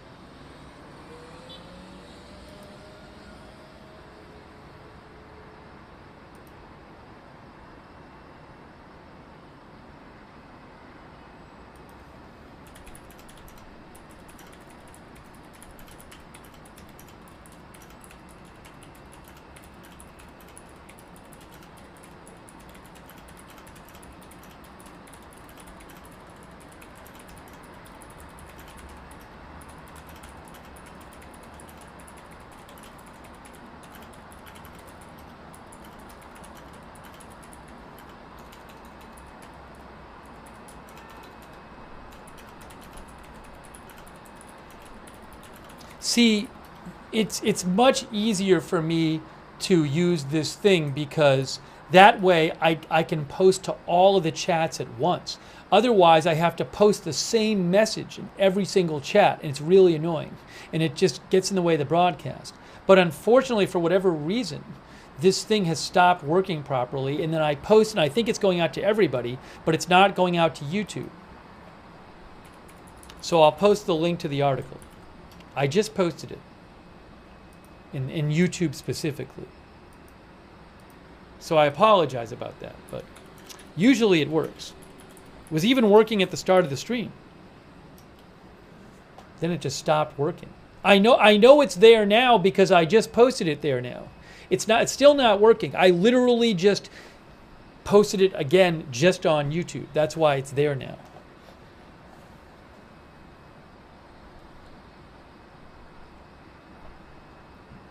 So I'll look into getting, I'm going to try to get that fixed, because that's real annoying. Thanks, Saranya. Yeah, we mentioned this earlier tonight. Some of our viewers think that Iran will strike on the Israeli holiday, to use the term in a certain way, Tisha B'Av, which is a fast day in Israel where they commemorate certain tragedies from Jewish history. August 12th to 13th. I have no idea if that's the case, but some of our viewers think that. Hey, thanks so much to Saranya for your support. I really appreciate that, Saranya. Thank you. Also, thank you to Ilios Kamatakis, who says, in ancient Greece, war was on pause during the Olympics. Is that true? Thank you, Ilios, for your support. Thank you, Sean Savoy, for the gift memberships. Thank you, Sean. Thank you, Martin Gingerich. And Mr. Blanksalot. And Louis R. Louis R. says, as they used to say back in the day, you've got mail. Exactly. Thanks, Debbie James, for the gift membership. Thank you, Muhammad Arusha Shakiri, for your support. Thank you. Also, Hebrew Jerusalem Prince 777. That's very kind of you. Very generous of you. Thank you. Hebrew Jerusalem Prince thinks that Iran is coordinating to attack with Hezbollah in Yemen, the Houthis in Yemen, which very well might be true. This might be the reason for the delayed response, that they're all coordinating with each other. Additionally, I don't think Israel will agree to any ceasefire deal. Thanks for shouting out the mods, Hebrew Jerusalem Prince. It's certainly possible that this is going to be some kind of attack involving Iran, Hezbollah, other Iranian proxy groups like the Houthis, militias in Iraq and Syria, for example. So it could be a complex attack. So it could take a long time to coordinate. That's true. Thank you also to Silver Sergeant for the gift memberships. Very much appreciate that, Silver Sergeant.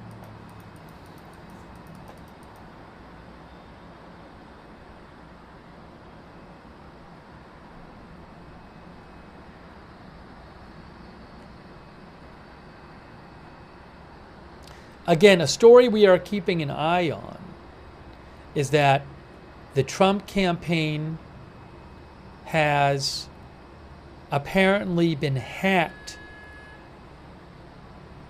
And Politico reports this.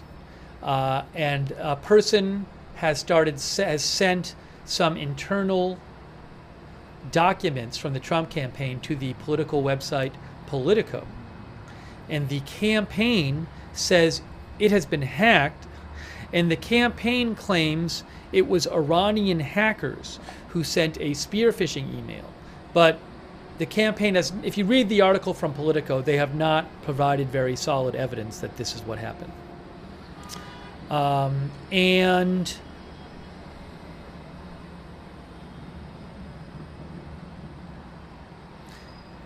Politico says that they got emails starting on July 22nd from an AOL account from a person calling themselves Robert.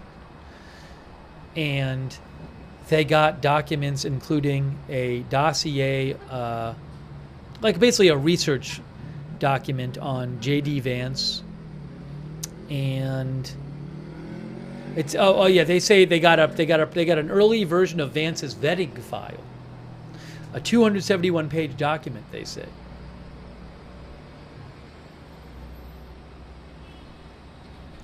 And there's also part of a research document about Marco Rubio.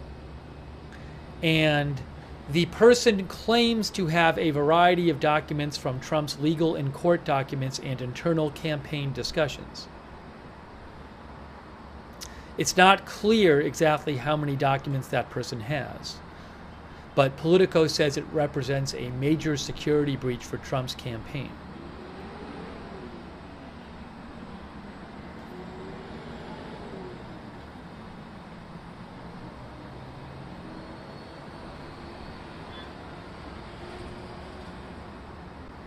They also point out in this article, Politico, that in 2016, top Democratic Party officials were hacked ahead of the presidential election, and the breach resulted in the leak of embarrassing emails before the election.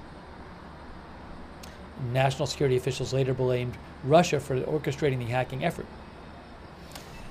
Anyways, so I will update you on that story as I'm guessing more will come out about it. It's just breaking today during this broadcast.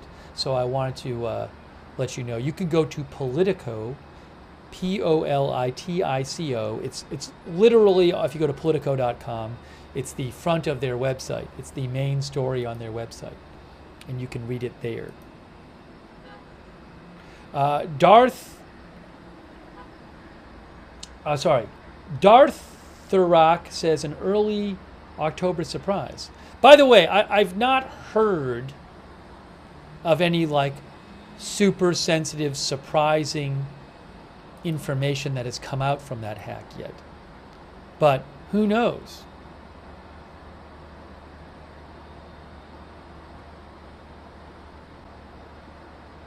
No, all 4HA, I have not heard any planes from the live stream we're watching. The sound is from the border stream. There was another shot of the border which we don't have right now, which you could hear. The day we heard the planes, we were watching a different shot of the border. But I don't have that shot right now. I have this one.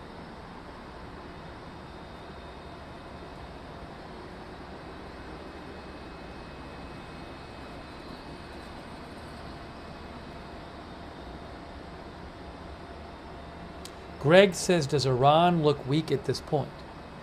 Remember, Iran took 12 days to respond in April to Israel striking an Iranian consulate building in Syria.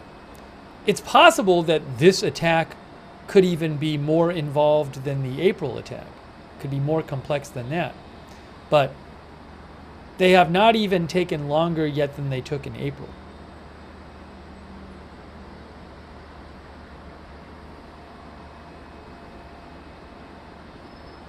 John saw something fly across the screen that seemed to have a light attached to it.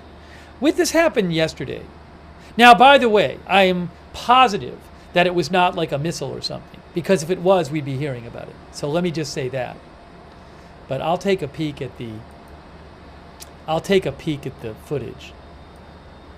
But believe me, if there was some projectile launched or a drone or something, we'd be hearing about it.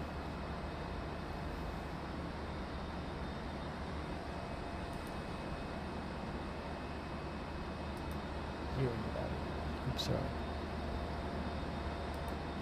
Hang on a moment here. 1 sec. I know what I need to do.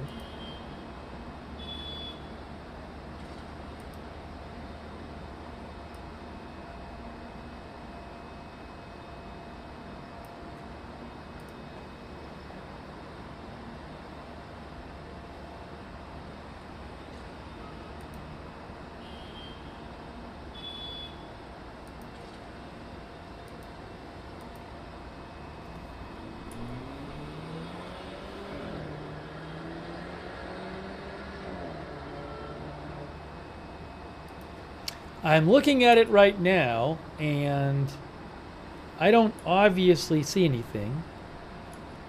I'm looking at that time code. I don't see anything, but I'm not watching it on a giant TV or something. So, yeah, what can I say? I didn't see anything. Oh, I think I see maybe what you're talking about.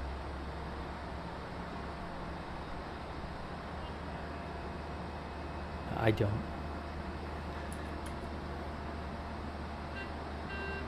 Sorry, I don't see it. I'm not seeing it. I'm not seeing it. Somebody else can look it up and see what they see.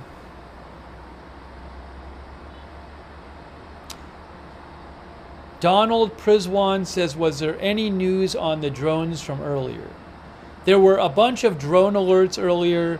At least one drone was seen in Israel that had come from Lebanon, apparently. Hezbollah claimed they sent a bunch of drones over the border. This was not the big Hezbollah attack. I have not heard about anything more of it. There was certainly no explosions. I've not heard of any interceptions. I don't know any more than that there was a bunch of drone alerts, which often happens even if one drone is shot over the border, or sent over the border, and there was video showing a drone flying around northern Israel. But I don't have more than that for you.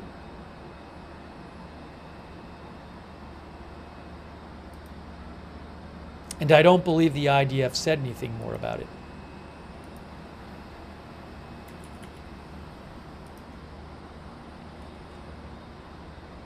Sivlap was watching on a big TV and said saw the same light from days ago, not a flare.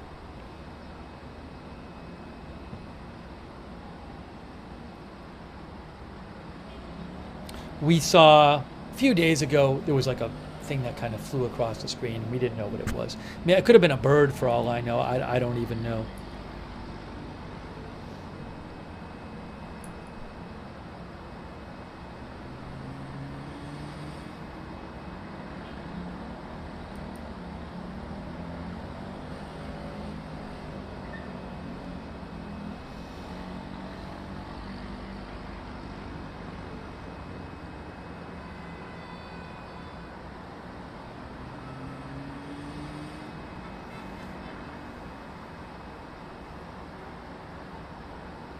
Regarding flight radar, I've seen no reports that anything abnormal is going on flight radar. I'll check it real quick, but it doesn't really do much good when I check it myself because I don't know what's normally there. But no one I follow who would have the knowledge of that kind of thing has said anything greatly out of the ordinary is going on flight radar. So I can certainly, if I hear anything I'll definitely check it. There are plenty of planes over Iran. There are planes over Israel. There are planes coming in to land at Tel Aviv airport, many of them, as you can see here. This is Flight Radar 24.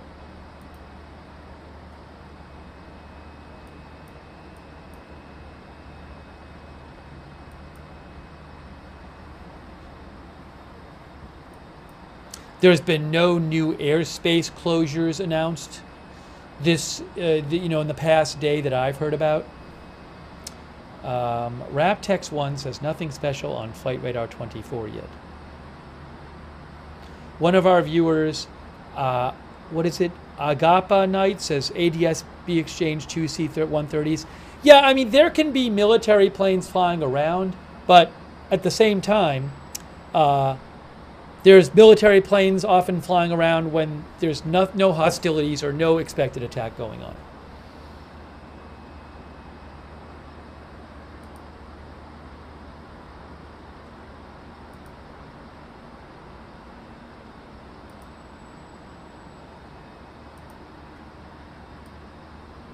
I mean, there's actually a military filter you can use on flight radar. So there is like a Italy Air Force plane over Saudi Arabia, and then over here, well, this is Turkey, a Titan Airways. Why say Titan? Why is that military? I don't know. United States Navy plane, and maybe on ADS-B Exchange there's some more. But again, I haven't heard of any kind of anything out of the ordinary happening.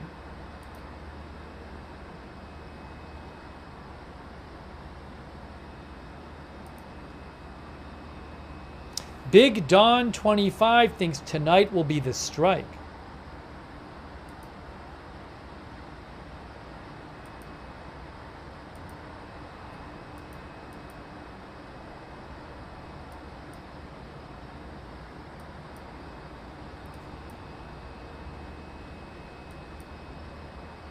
Yeah, here is like, this is radar box.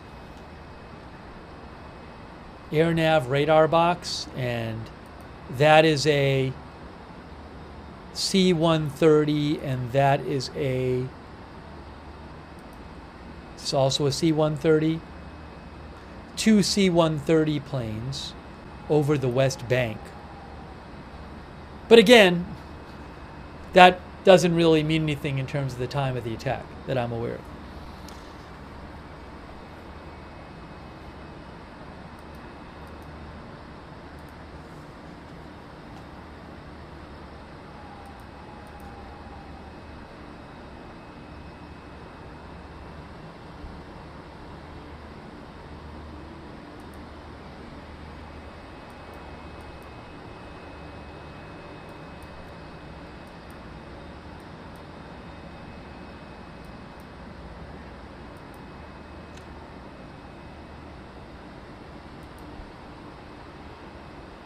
Yeah, those are on ADS-B Exchange too. Oh, it's ADS-B Exchange says those are Israeli military planes. That's what it says they are on ADS-B Exchange, as one of our viewers said. Anyways.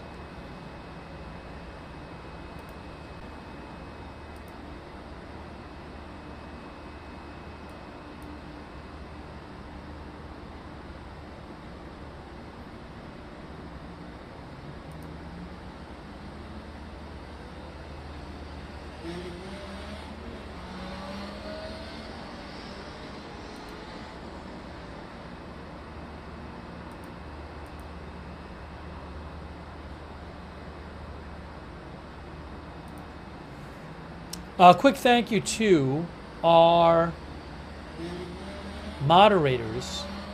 I really appreciate our moderators. Sabrina is moderating right now, and Ruth Krafasi on YouTube. Thank you so much.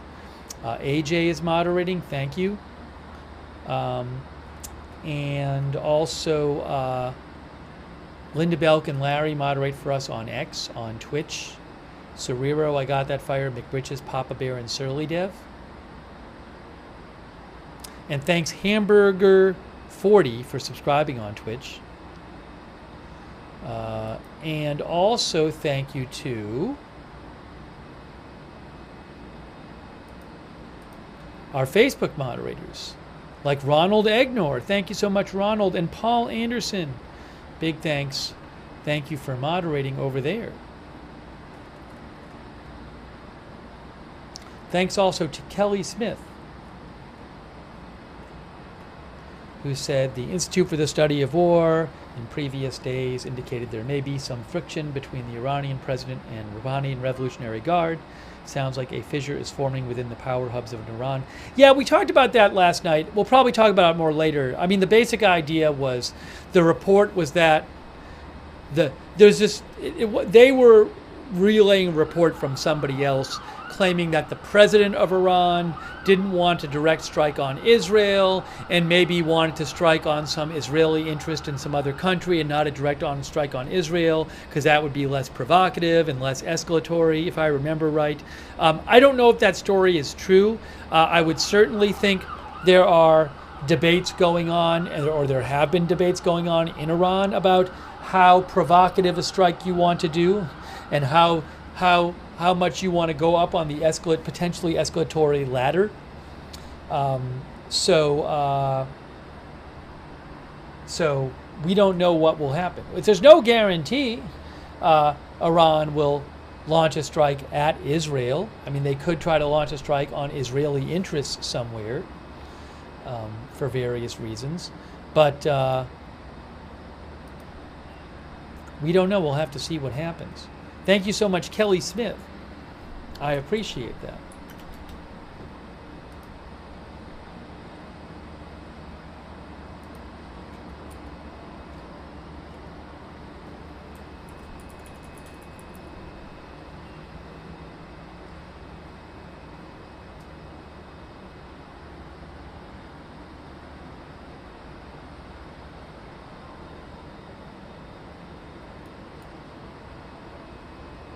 Yeah, basically, I'm looking it over now. That was the report that originally came from, where was it?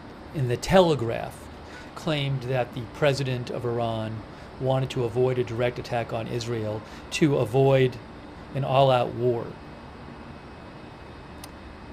But others in Iran did. Others in the some in the Revolutionary Guard did not want wanted to a direct attack on Israel. That's the report. I don't know if it's true. Anyways, if you want to see more about that, you can. It's right there, but you can go to Institute for the Study of War, which is understandingwar.org, and look at their August 9th update. We'll talk more about some of the stuff they've said later in the broadcast. I really like the website. I'll post a link to the article in the chat. But thank you, Kelly Smith. Oh, see, that worked. That actually worked. Oops, sorry.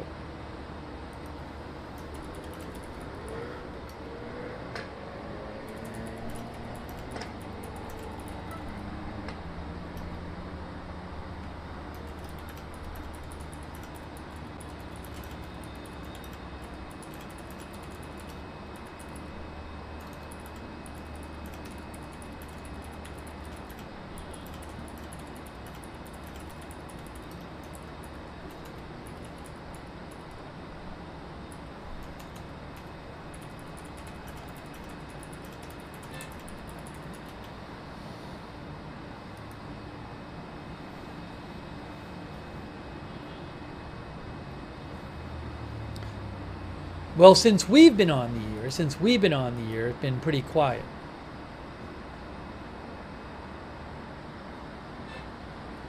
I do want to mention more about that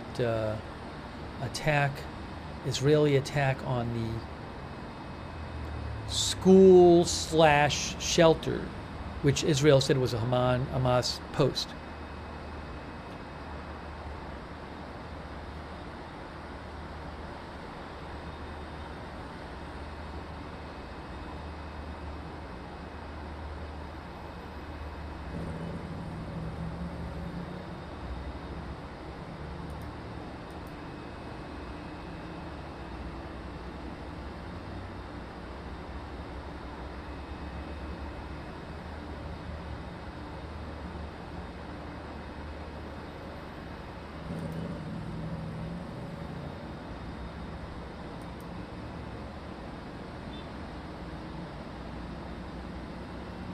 Oh, here's something about Jordan.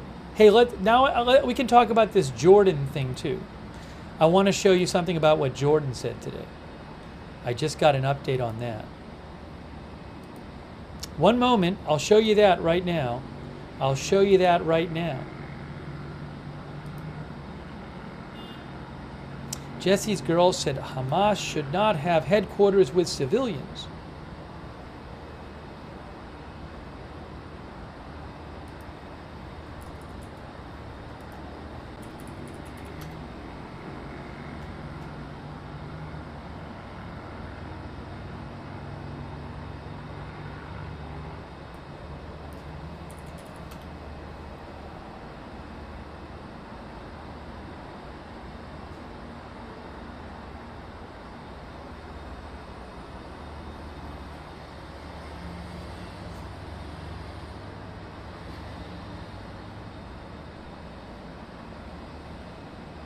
Here, look.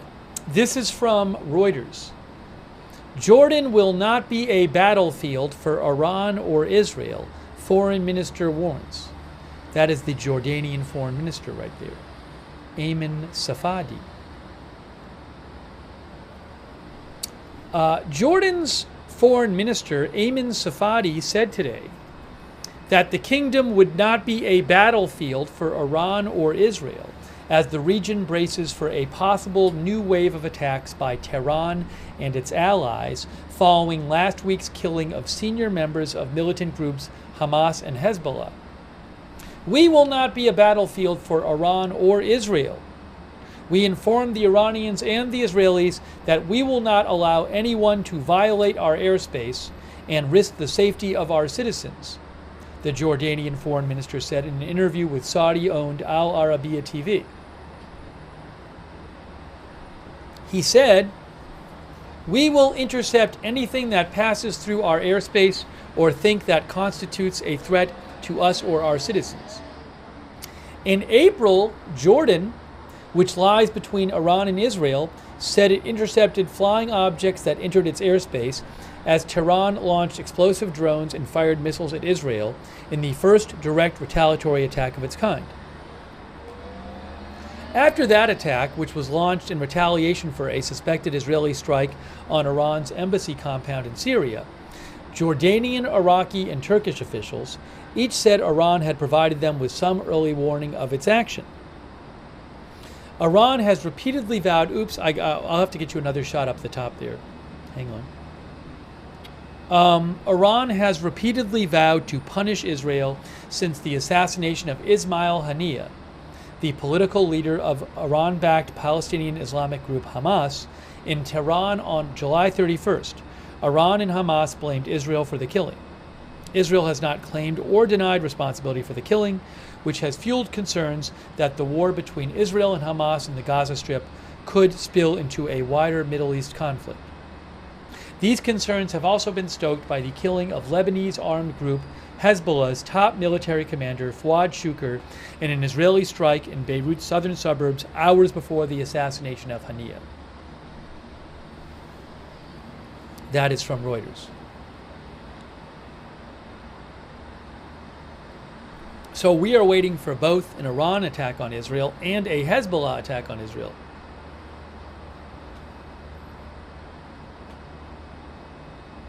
Which might be the same attack. Robert Kennedy thought that was a good statement from Jordan. Fifina Bomb says you gotta feel for smaller countries like Jordan. They are right in the middle, and they are caught in the crossfire without them asking for it.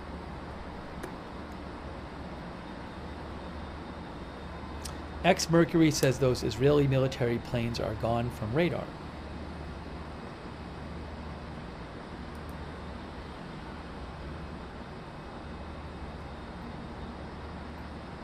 Oh, I didn't thank Eileen Finnegan. Thanks for becoming a member, Eileen Finnegan. Also, Berta, thank you for becoming a member.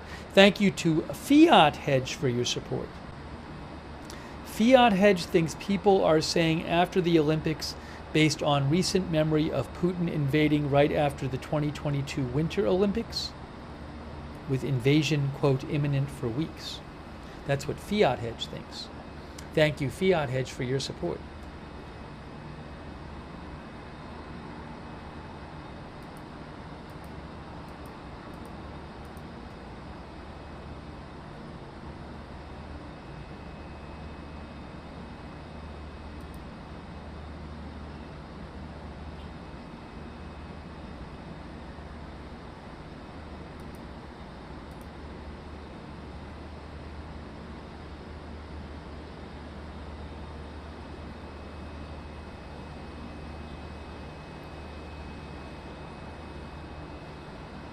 Hang on a moment here.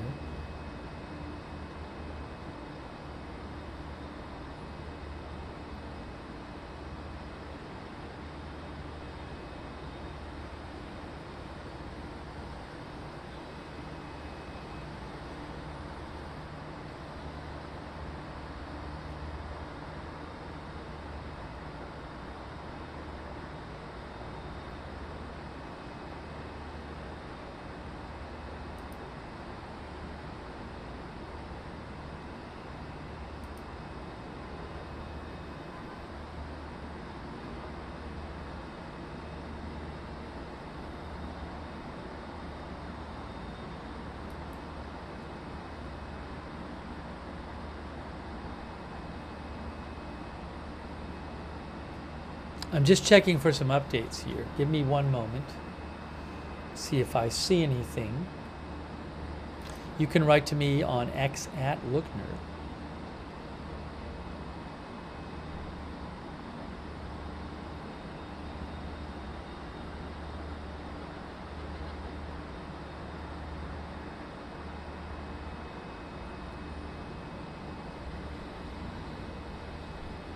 Joe Hart, our viewer, thinks Iran and proxies will wait until the Olympics end just because it looks better. That's what Joe Hart says. Thank you, Joe, for writing in.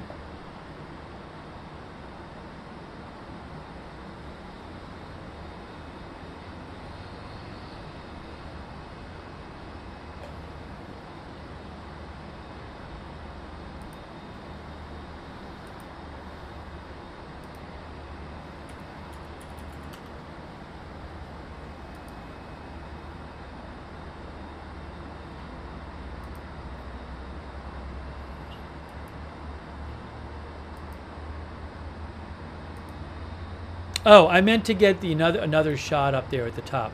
I have a shot of Haifa that I'm going to show you.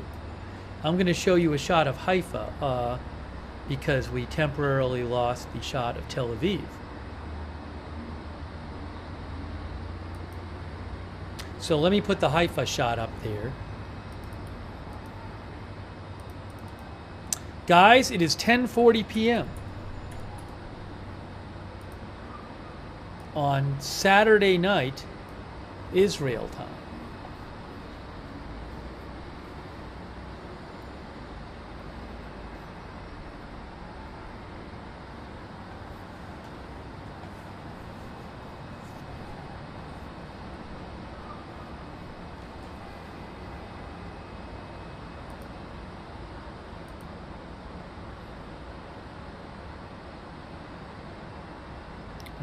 I'm getting the Haifa shot on the screen for you. Haifa is about 20 miles south of the Israel-Lebanon border.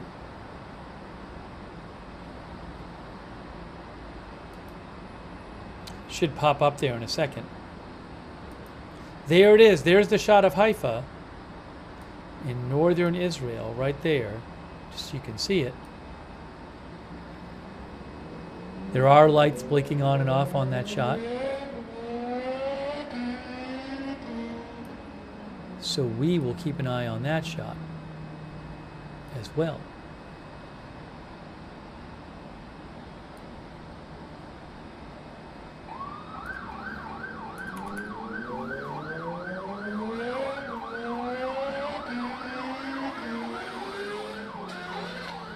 I'm hearing some motorcycles.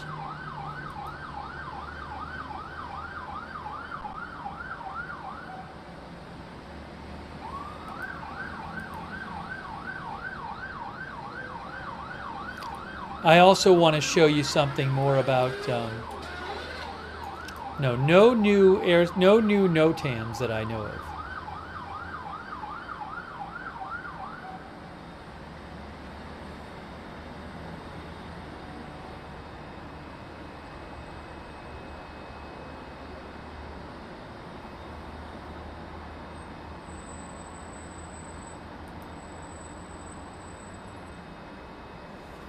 Let me see. Let me just give me 1 second here. What is this video? Let's see. Okay, there's people looking. No, I can't show bodies.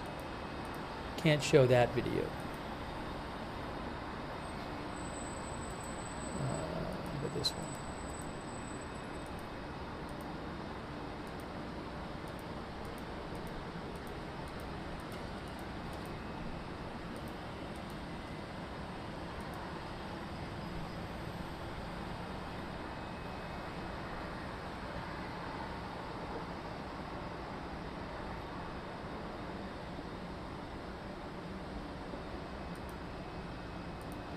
Okay, I want to talk about a bit more about, because a lot of you guys were talking about this before. It's a big story today.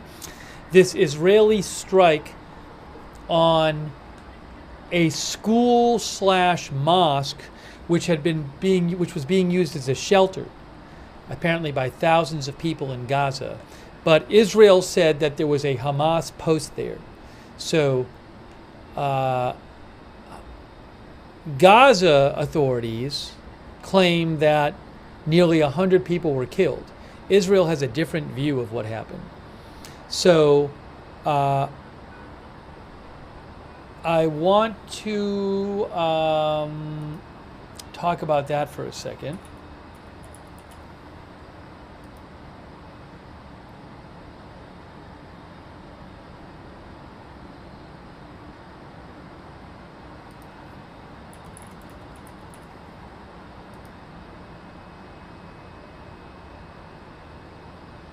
Oh, by the way, one of our viewers just messaged me about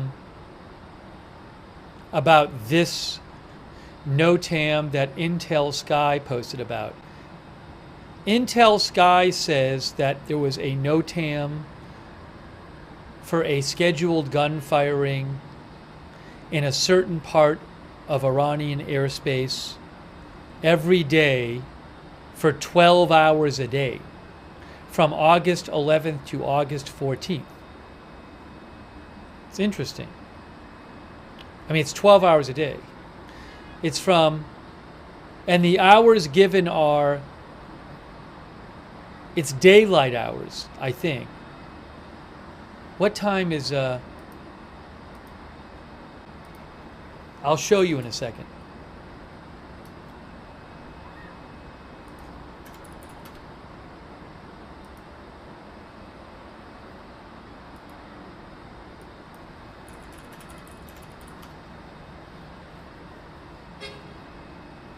Yeah, Iran is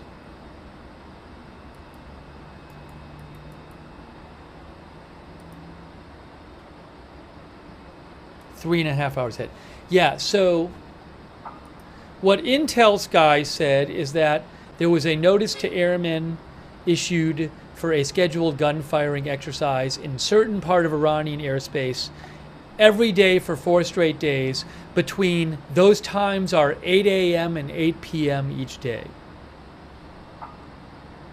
So it also says 10,000 feet. I'll have to see. Oh, what does it say? The activity will occur from ground level to 10,000 feet. Pilots are advised to avoid this area. Yeah, I mean, this doesn't, at least eyeball, I appreciate the viewer for letting me know about this, and that's Intel Sky at Intel_Sky, if you want to see more from that account. The idea that Iran is saying, basically giving a warning for a certain part of Iranian airspace between 0 and 10,000 feet. Commercial planes are going to be flying way above that, like 30,000 feet. And that's during the daytime. It doesn't scream to me, oh, that's when they're thinking of doing the attack, because a lot of the planes flying over Iran are flying over there around 30,000 feet. And so that won't apply to them.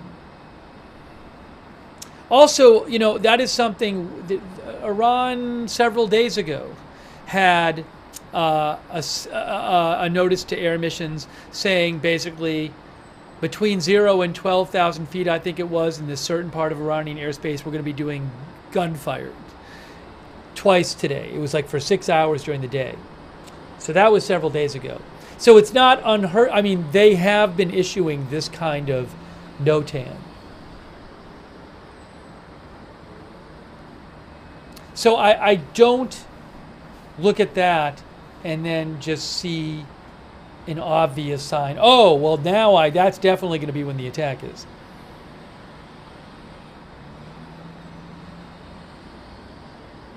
But thanks for letting me know about that.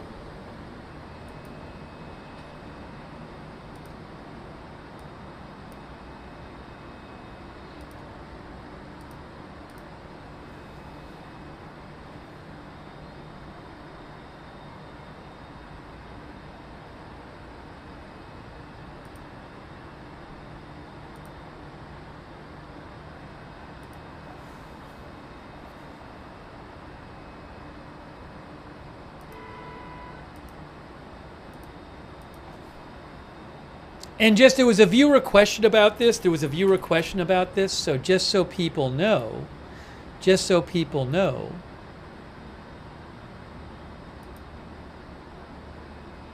FAA says NOTAM is notice to air missions. Notice to air missions. Just a viewer mentioned that in the chat.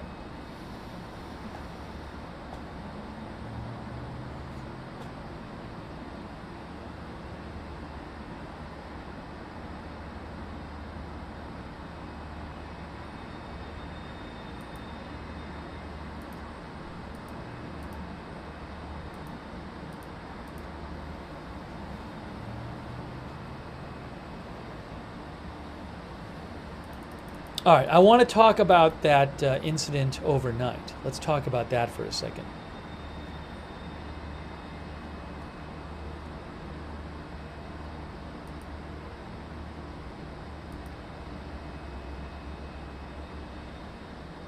Underdog 63, our viewer, thinks Jordan's message is covering themselves. We have troops in Jordan and air assets. In the Middle East, people say one thing in public and another in private. Keep up the good work. Yeah, thanks, Underdog. That's something we were talking about earlier, the idea that, like, Jordan says, as we just mentioned, they have said that they don't want to be... the story was like they said that Jordan will not be a battlefield for Iran or Israel, and they'll shoot down anything that passes over their airspace. I mean... practically speaking, what this might end up meaning is that they help shoot down Iranian drones, but they're couching it as not taking a side. So it could be the case where diplomatically they're saying we're not taking a side, but in actuality, it's much more likely that they would help out, that shooting things down over Jordan would help out the Israeli side than the other side. But I don't know for sure. But certainly I could see that as perhaps what they are doing. Thank you, Underdog 63.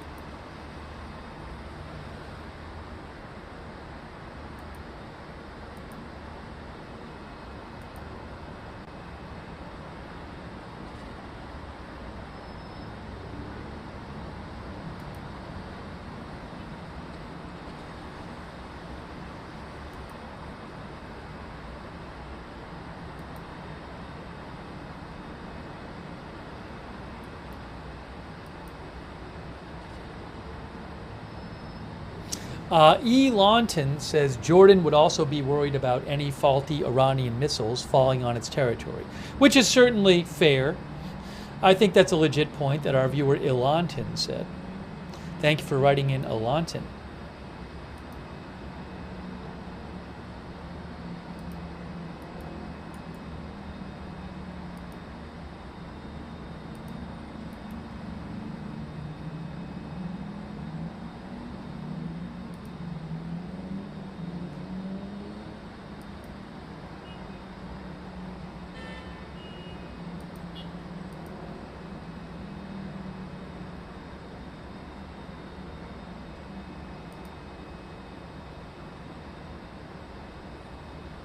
Hang on a moment here.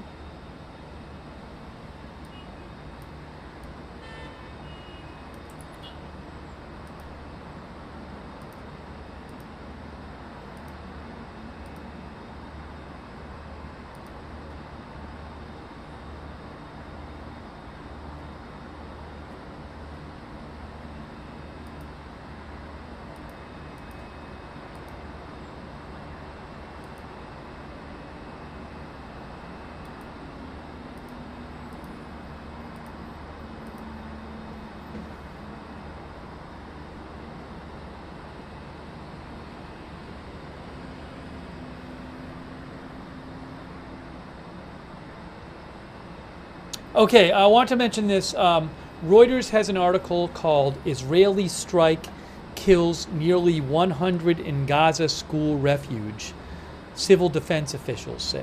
Again, Israeli strike kills nearly 100 in Gaza School Refuge, Civil Defense Officials say. This is a story by Reuters.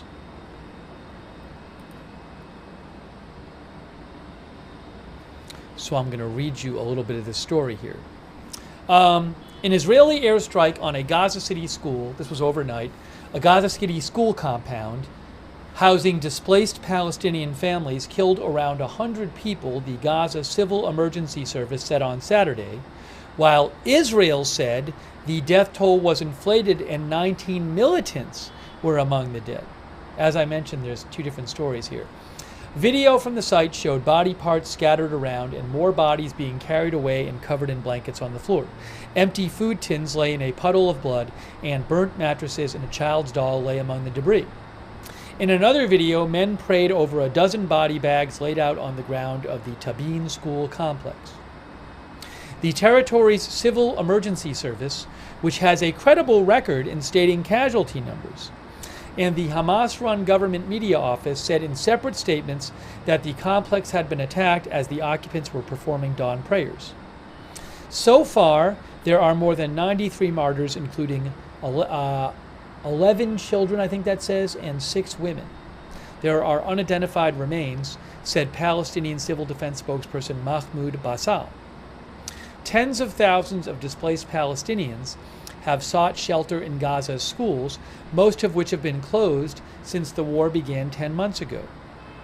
Around 350 families had been sheltering in the compound, Basal said, some of the hundreds of thousands of Palestinians displaced by Israel's onslaught on Gaza. The upper floor housing families and the lower floor used as a mosque were both hit, he said. The Israeli military said the death toll was inflated. The strike was carried out using 3 precise munitions, which cannot cause the amount of damage that is being reported, said the Israeli military. It added that no severe damage was caused to the compound and provided aerial photos and videos which it said proved this.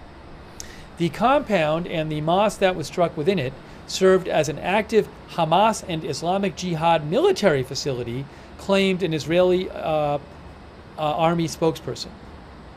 An Israeli army official said part of the mosque that was struck was reserved for men. Israel says Palestinian militants embed themselves among Gaza's civilians, operating from within schools, hospitals, and designated humanitarian zones, which Hamas and its allies deny. Hamas said the strike was a horrific crime and a serious escalation. Izzat el-Rashik of Hamas's political office said the dead did not include a single combatant. A separate strike on Saturday by Israel killed 3 Palestinians in al-Nusayrat in central Gaza, and another one killed 1 person in nearby Deir al-Balah, medics said. Later in the day, an Israeli strike killed 3 Palestinians in Rafah near the border with Egypt, where the Israeli army has operated since May, medics said. Separately, the Israeli military said the head of general security in Hamas's military wing, Walid al-Susi, had been assassinated in southern Gaza. There was no immediate Hamas comment. The Iranian-backed Hezbollah armed group in Lebanon said it had launched a drone attack against military positions in northern Israel. Reuters also says the White House said it was deeply concerned about the Israeli strike on the Gaza City school compound and said it was in contact with Israeli officials asking for further details. The European Union's foreign policy chief, Josep Borrell, said on X he was horrified by the images from the school. France and Britain condemned the airstrike. A spokesperson for Palestinian President Mahmoud Abbas, Nabil Abu Rudaina, urged Israel's ally Washington to put an end to blind support that leads to the killing of thousands of innocent civilians, including children, women, and the elderly. Egypt, Qatar, the UAE, Saudi Arabia, and Turkey all condemned the strike. Senior Hamas official Sami Abu Zuri said it should serve as a turning point as mediators push to resume ceasefire talks.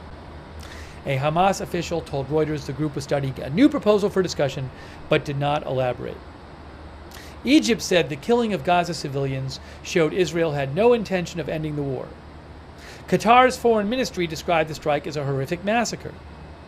Speaking to Al Jazeera television, Khalil al-Hayya, the head of the Hamas team for the indirect ceasefire talks with Israel, said statements of condemnation were no longer sufficient. Dismiss Israeli ambassadors, close down embassies, and sever ties with the occupation, he said. Egypt, the United States, and Qatar have scheduled a new round of ceasefire negotiations for Thursday as fears grow of a broader conflict involving Iran and its Lebanese ally Hezbollah. The Israeli Prime Minister said he would said he will not end the war until Hamas no longer poses a threat to Israelis. Said he would send a delegation to the ceasefire talks. So that was a Reuters article. Again, two different stories there about that strike last night at a school mosque compound in Gaza. There is certainly some really terrible video from that.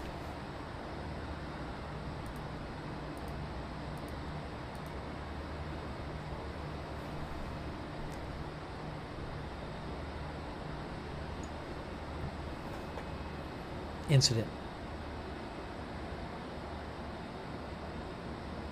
Now, I can't, there's a bunch of videos that purport to be from the incident, and I think one of the articles said they had verified it was from the location. Yeah, video from, Reuters said too, video from the site showed body parts scattered around and more bodies being carried away. Our viewer, MMH, says, I saw the videos, it's horrific.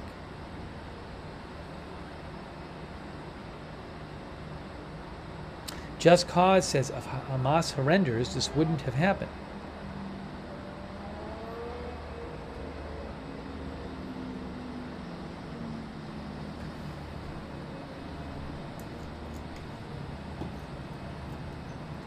It is 11 o'clock, guys. 11 o'clock local time.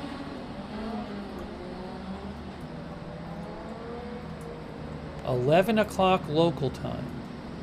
Will we see tonight Iran or Hezbollah or both respond to Israel for the assassinations of last week?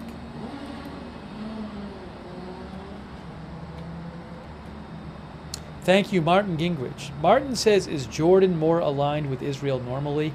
I know Jordan has some good relations with the U.S. I would have to literally look up Jordan-Israeli relations. Because that's going to be, for example, Wikipedia says, they have an article on Israel-Jordan relations. It says, now they're next to each other. Relations between the countries get strained from time to time, usually over tensions at the Al-Aqsa Mosque. That is not something I'm an expert on, Israel-Jordan relations.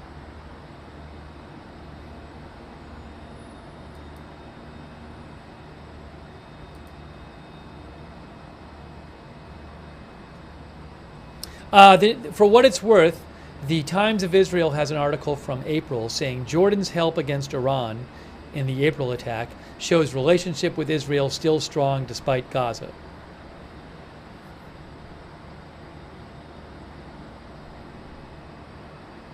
Times of Israel says in 1994, Jordan became the second Arab country to establish diplomatic ties with Israel.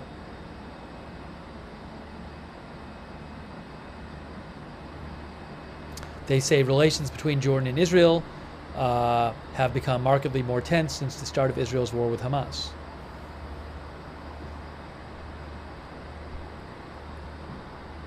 Also, Times of Israel says Jordan is aware it is walking a thin line between its strategic alliance with U.S. and Israel, a source of substantial financial aid and stability in a tumultuous region, and its commitment to the Palestinian cause.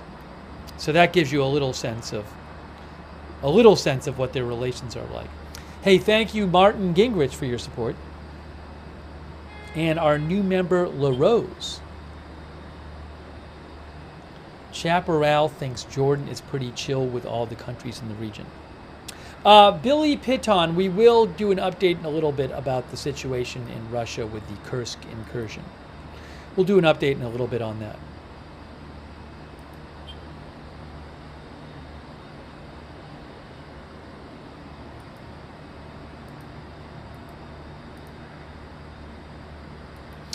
Some of our viewers wrote to me about something, and so let me see if I can find that for myself.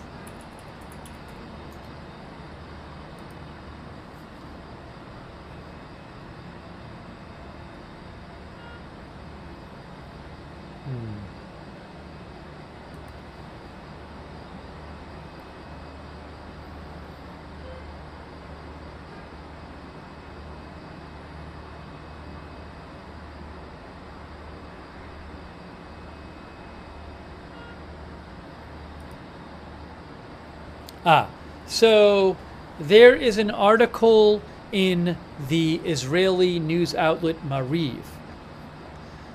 It says, what does it say?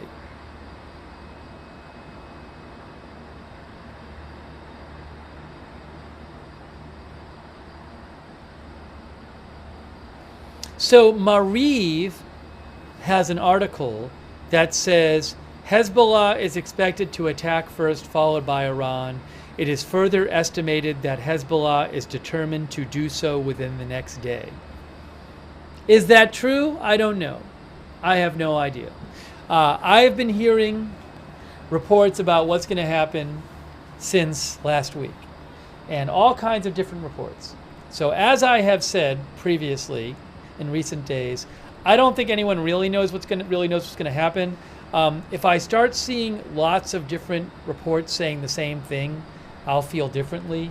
But one outlet saying Hezbollah wants to do it the next day, I mean, they could be true, it could be right, but I don't see anybody else reporting that. So something worth keeping in mind. I think odds are, I don't think it's going to be 2 more weeks. I can't imagine it'd be like 2-3 weeks and everybody's still waiting, although you never know. But it's interesting, but again, there was so many different reports about things. And there were reports a week ago saying it was about to happen and it never did, so.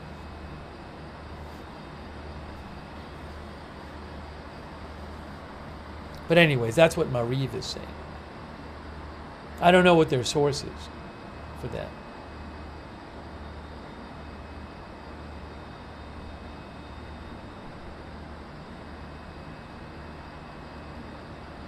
They say they have talked to some senior officials, I believe, in the Biden administration, but I don't know if that's the source for that particular claim.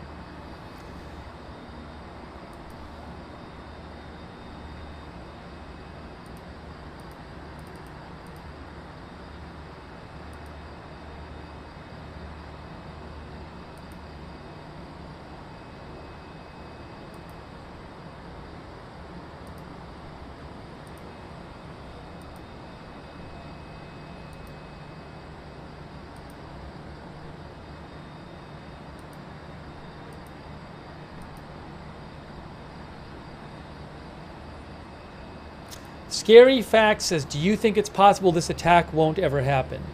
Thanks for writing in. No. I think there's very, very, very minuscule chance that nothing will happen. Because both Hamas, the leaders of both Hamas and Iran have gone publicly on record saying there's going to be a response. And look, if they want to de-escalate the situation, they could just do some kind of token response. But given that literally the leaders of Hamas and Iran, of Hezbollah and Iran have come out and said they're going to respond. Yesterday there were multiple new articles with multiple quotes from multiple Iranian officials saying there's going to be a response. Two different military officials in Iran said there's going to be a response to Israel. They're going to, the Iran UN mission to the UN said it. So it just doesn't really make sense to me that there'd be no response. But maybe there's various degrees of strongness or weakness that you could see in the response. I just can't imagine you won't see some response.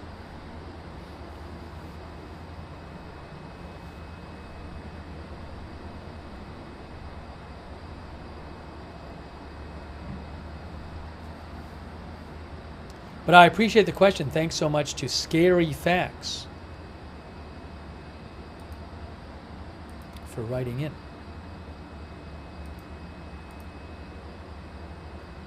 DB Cooper says the last attack was a major escalation, though, and arguably this one would have to be stronger. Well, it could be or it couldn't be. Look, they could do the same type of thing as last time with more drones and more missiles. I don't think if they do the same type of thing, it has much more of a chance of working. So there's that version of stronger. There's a stronger version where they launch a lot more stuff rather than from Iran, from Hezbollah, which is right across the border. Launching drones from right across the border would give give Israel much less time to shoot them down, as the Institute for the Study of War has discussed. So, you know, what do we? They could do something that looks stronger, but that they could argue is stronger than April, but actually doesn't really have much more of a chance of succeeding and causing serious damage. Or they could do something different, stronger in a different way.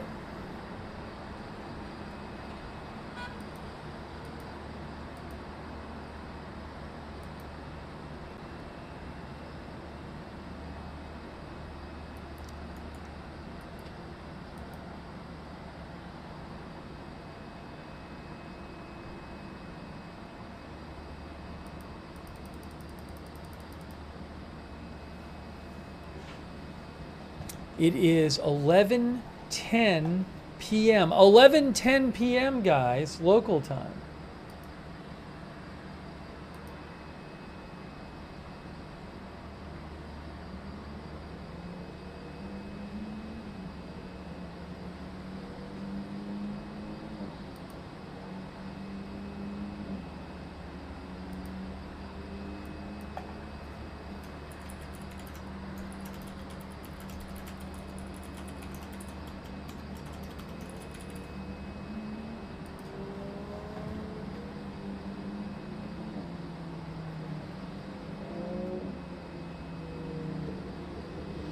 Hidden in the Wire says, is it going to happen tonight?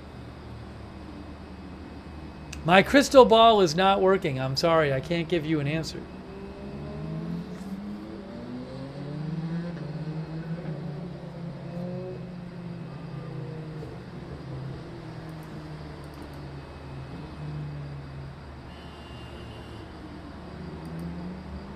Robert Last thinks it is happening tonight.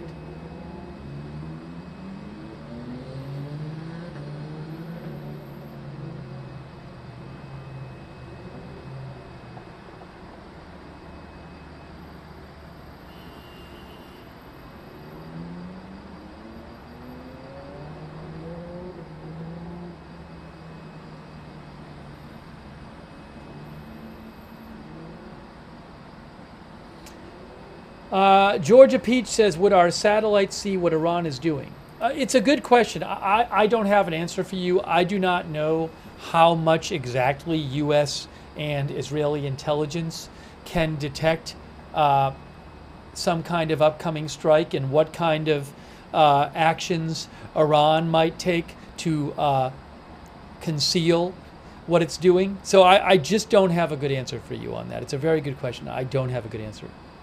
Thank you so much, Georgia Peach, for your support.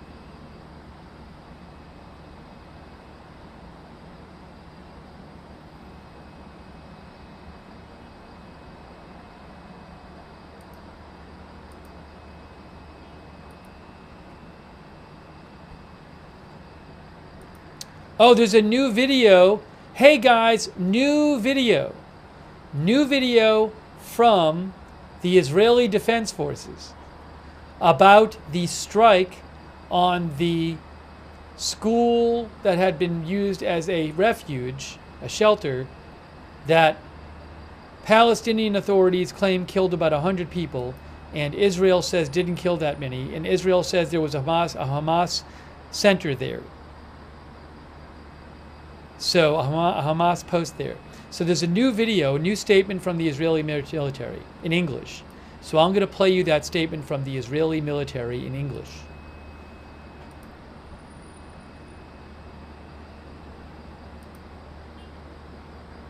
Are you ready? I'm going to play this for you right now. I'll put it on the screen for you.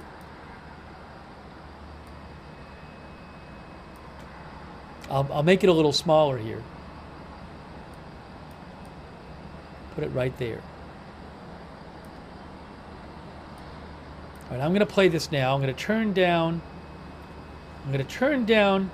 the volume a little bit of the from the video. All right, here we go. Here's the video from the Israeli Daniel Hagari, Israeli military spokesperson. Since the beginning of this war, the Hamas and Islamic Jihad terrorist organizations have been systematically abusing civilian population and infrastructure. Hold on, I'm still hearing sound. Why am I hearing more sound? Oh, hold on. I know why. Okay, here we go. All right, let's try this again. This is a video that just was posted by the Israeli military.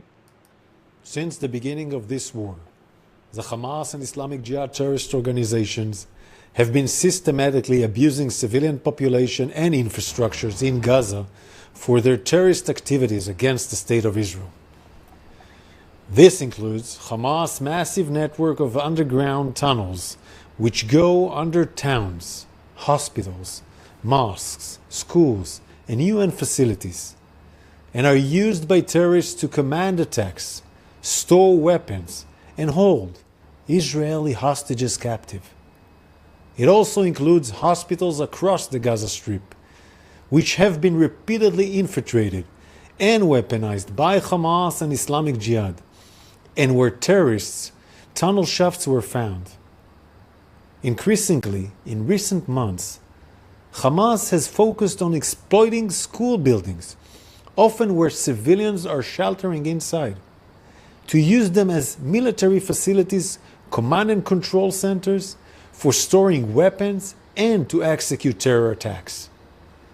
Over the last few weeks, our intelligence has been closely monitoring an active Hamas and Islamic Jihad military facility, where approximately 24 Hamas and Islamic Jihad militants were operating. The names of 19 of these terrorists operating in this compound were published by us today. We also have intelligence indications that the terrorist Ashraf Judah, Islamic Jihad's brigade commander of the central camps, was at the compound. This military facility was embedded inside the Al Tabain school building in Gaza City. After we received clear intelligence of the threat posed by these terrorists, and in accordance with international humanitarian law, we took numerous steps to mitigate the risk to civilians, including using aerial surveillance prior to the strike, and selecting very precise munitions to avoid civilian casualties. Early this morning, the IDF conducted a precision strike against the terrorists in one specific building of the compound, an area that, according to our intelligence, no women and children were present. You can see in a video published by us today that the compound is still intact and that there is no significant cratering or damage to the main structure of the compound. This pattern of systematic abuse of schools for military activities by Hamas and Islamic Jihad endangers both Gazans and Israeli civilians. It must be condemned by the international community. Following the strike, the Hamas-run Government Information Office in Gaza published an unverified casualty count, which was then shared around the world. These figures do not distinguish between combatants and non-combatants, and they do not match the information held by the IDF. Yahya Sinwar, the mastermind behind October 7th, the day where Hamas brutally massacred innocent Israelis and started this war, and the man last week appointed as Hamas political leader, stated himself that a higher Palestinian deaths count helps Hamas in its war goals. Where Israel sees harm to civilians as a tragedy, Hamas sees harm to civilians as a strategy. The IDF will continue to operate in accordance with international humanitarian law in order to dismantle Hamas military capabilities and in order to bring back home all our 115 hostages, men, women, children, and the elderly, who are being held in captive for over 300 days in horrific conditions. We are operating to create the conditions to bring them back home. We call on the international community to do everything they can to fulfill this goal.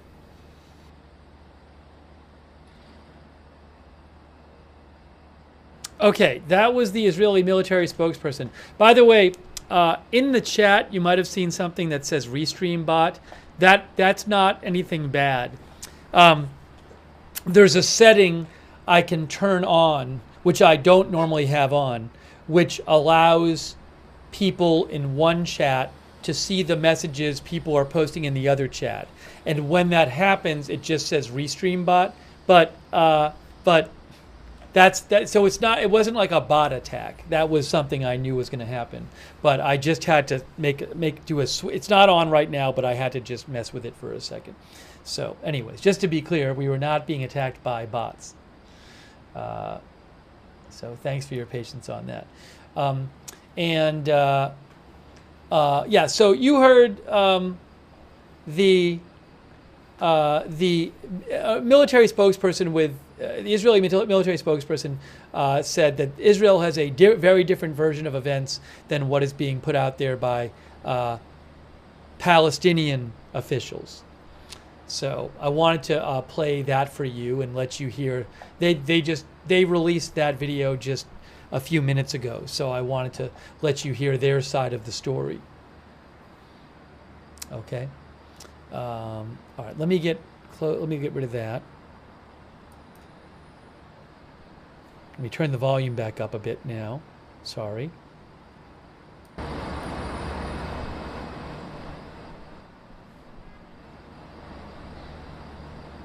Hey, thanks to Corey Harrison for being a new member. Thank you, Corey Harrison.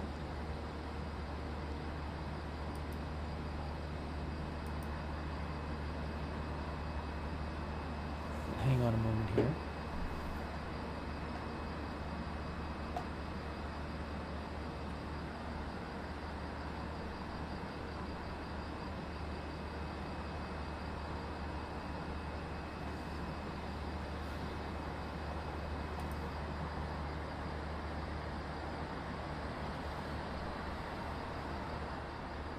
We are bringing you live coverage. It is 11:21 p.m.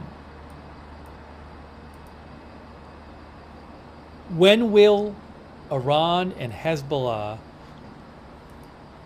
attack Israel as they say they are going to in response to Israeli assassinations? Well, an Israeli assassination of a Hezbollah commander last week, and a top Hezbollah commander, and a presumed Israeli assassination of the political leader of Hamas, who was visiting Tehran, Iran at the time he was killed last week. That was about 11 days ago. Just about 11 days ago. In 2.5 hours, it'll be 11 days ago for both. It took 12 days for Iran to respond in April.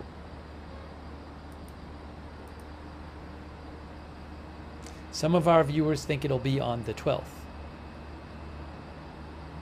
George de la Cruz says the waiting game is over soon.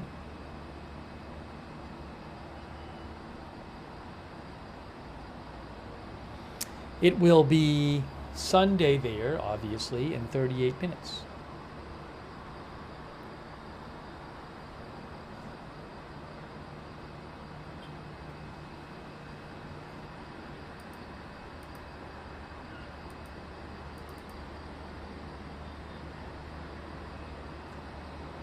I am also checking for updates from the area. Let me check a couple different things here.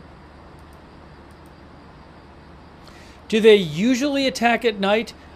I don't have a record in details about countries' attacks on each other when they happen, but I can say that their attack in April was at night. The Israeli response to that was at night.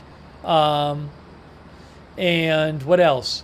When they launched a response, Iran, for the Soleimani killing, that was at night.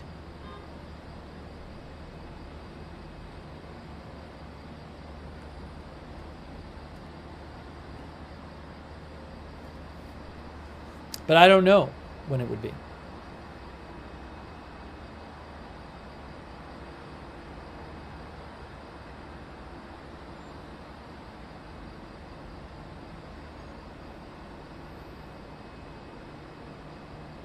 Flurry Lemon thinks there will be several signs before an attack. We haven't been hearing much new tonight. I do not know if there will be a bunch of signs before an attack. Will Israel say, hey people, go to your bunkers or something? Will we start seeing closures in Israel and that kind of thing? We haven't so far. Will we before some sort of attack? That I don't know. Thank you, PZ Papa Zulu, for the gift membership. So nice of you, PZ Papa Zulu.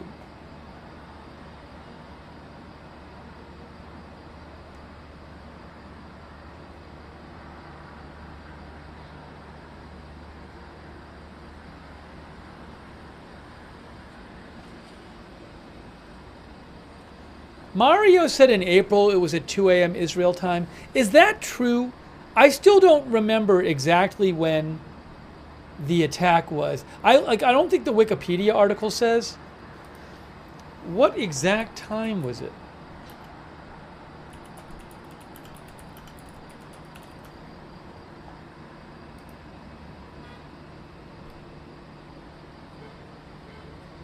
I feel like it was I feel like it was around midnight, because I remember it being around like 4 p.m. or something like that, which would be 11 p.m. there. I don't remember it being 2 a.m. But I might just have a poor memory.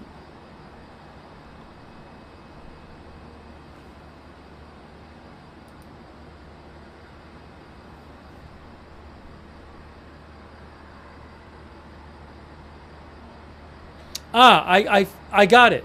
So actually I can tell you.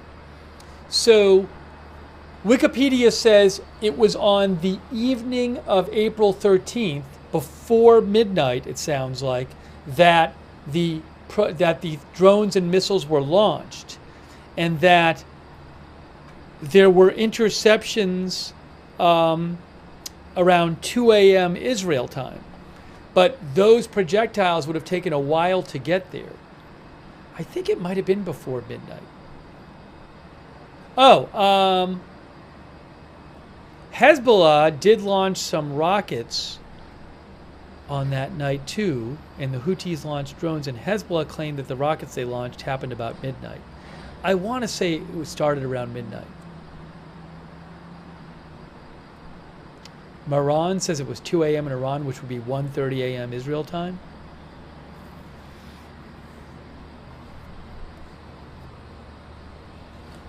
Liverpool, the best, thinks it was 11:30 p.m. Israel time and took about 3 hours.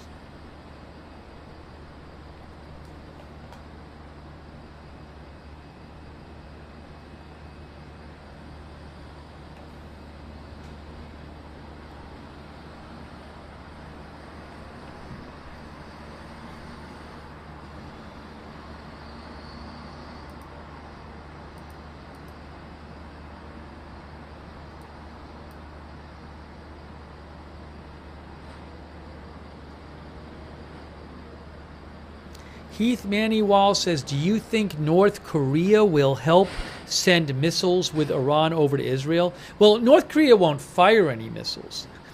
Does Iran have anything that North Korea has given them in the past that they might use in such an attack? I haven't seen any reports saying this. I can't be sure of that. That I don't know for sure. I don't know what the extent of their military cooperation is. But I have not been seeing any kind of reporting suggesting that Iran has some sort of North Korean weapons they're thinking of firing. That's the best I can tell you. Thank you, Heath Maniwal, for writing it.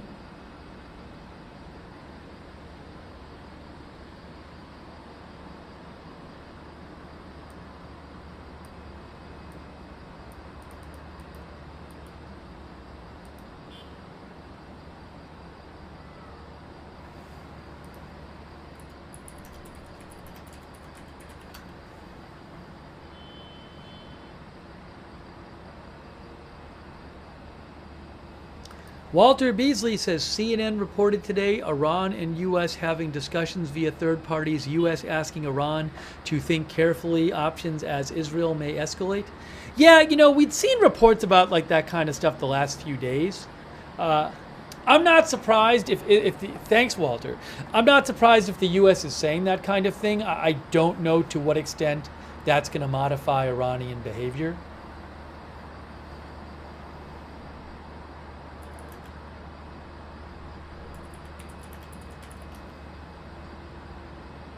You know, like 2 days ago, Wall Street Journal said U.S. warns Iran of serious risk if it conducts major attack on Israel.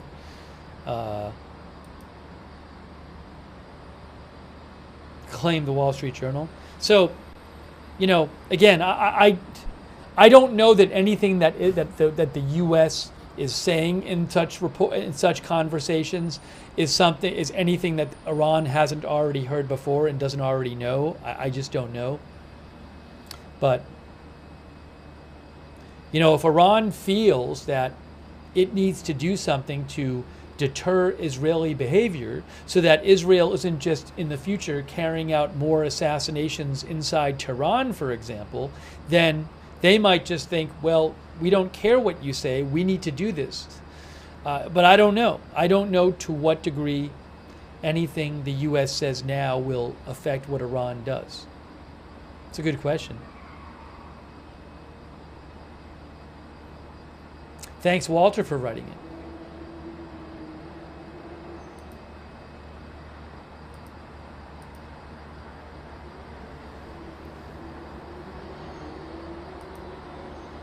Thanks also to Janet Negosa for your support. Thanks so much, Janet. And Wildflower, our member. Thank you, Wildflower.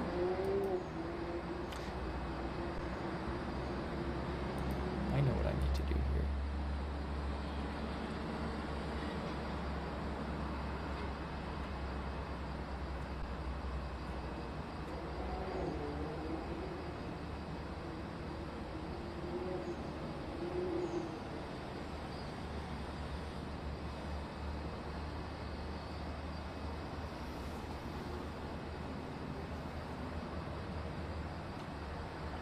Just checking to see if I have any updates for you here.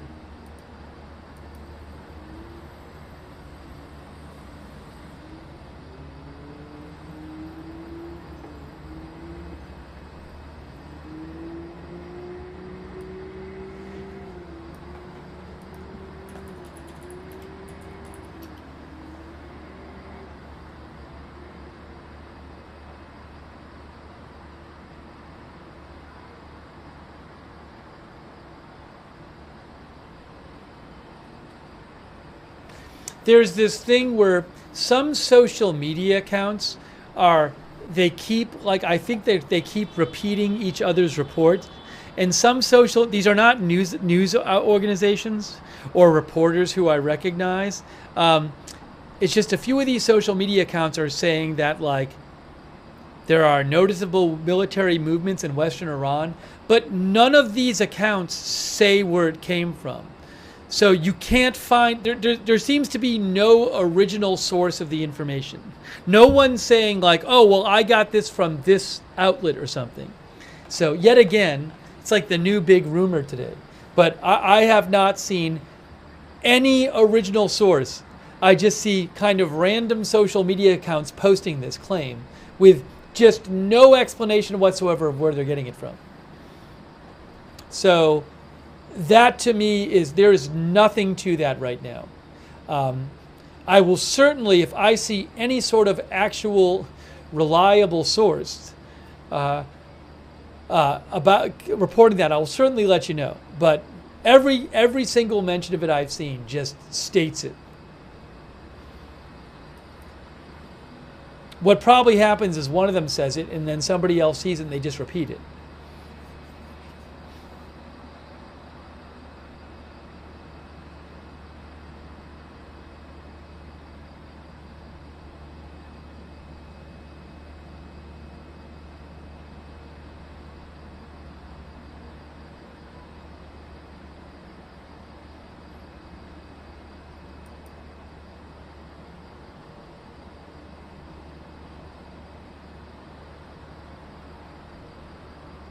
Chief's Place claims I was on the air to cover the Iran thing at 2:05 p.m., which would be 9:05 p.m. Israel time.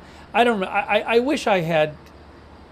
Again, I don't know the exact time of the. It was definitely afternoon time, Eastern time in April, which would be sometime nighttime Israel time. But I can't remember the exact time. Chief's Place claims that it was like 2 p.m., which would be 9 p.m. Israel time when I started covering it. I don't know. Thanks, Chief's Place, for writing in.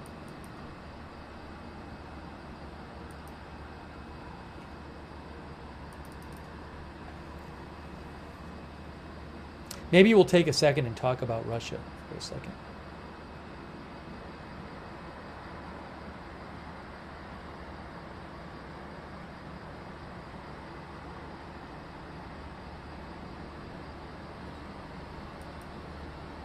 Nino says, everyone is asking when will Iran respond, but no one is questioning how will Iran respond. Well, we've certainly talked about that on our coverage, but that's an enormous question, obviously. And it could be Hezbollah before Iran.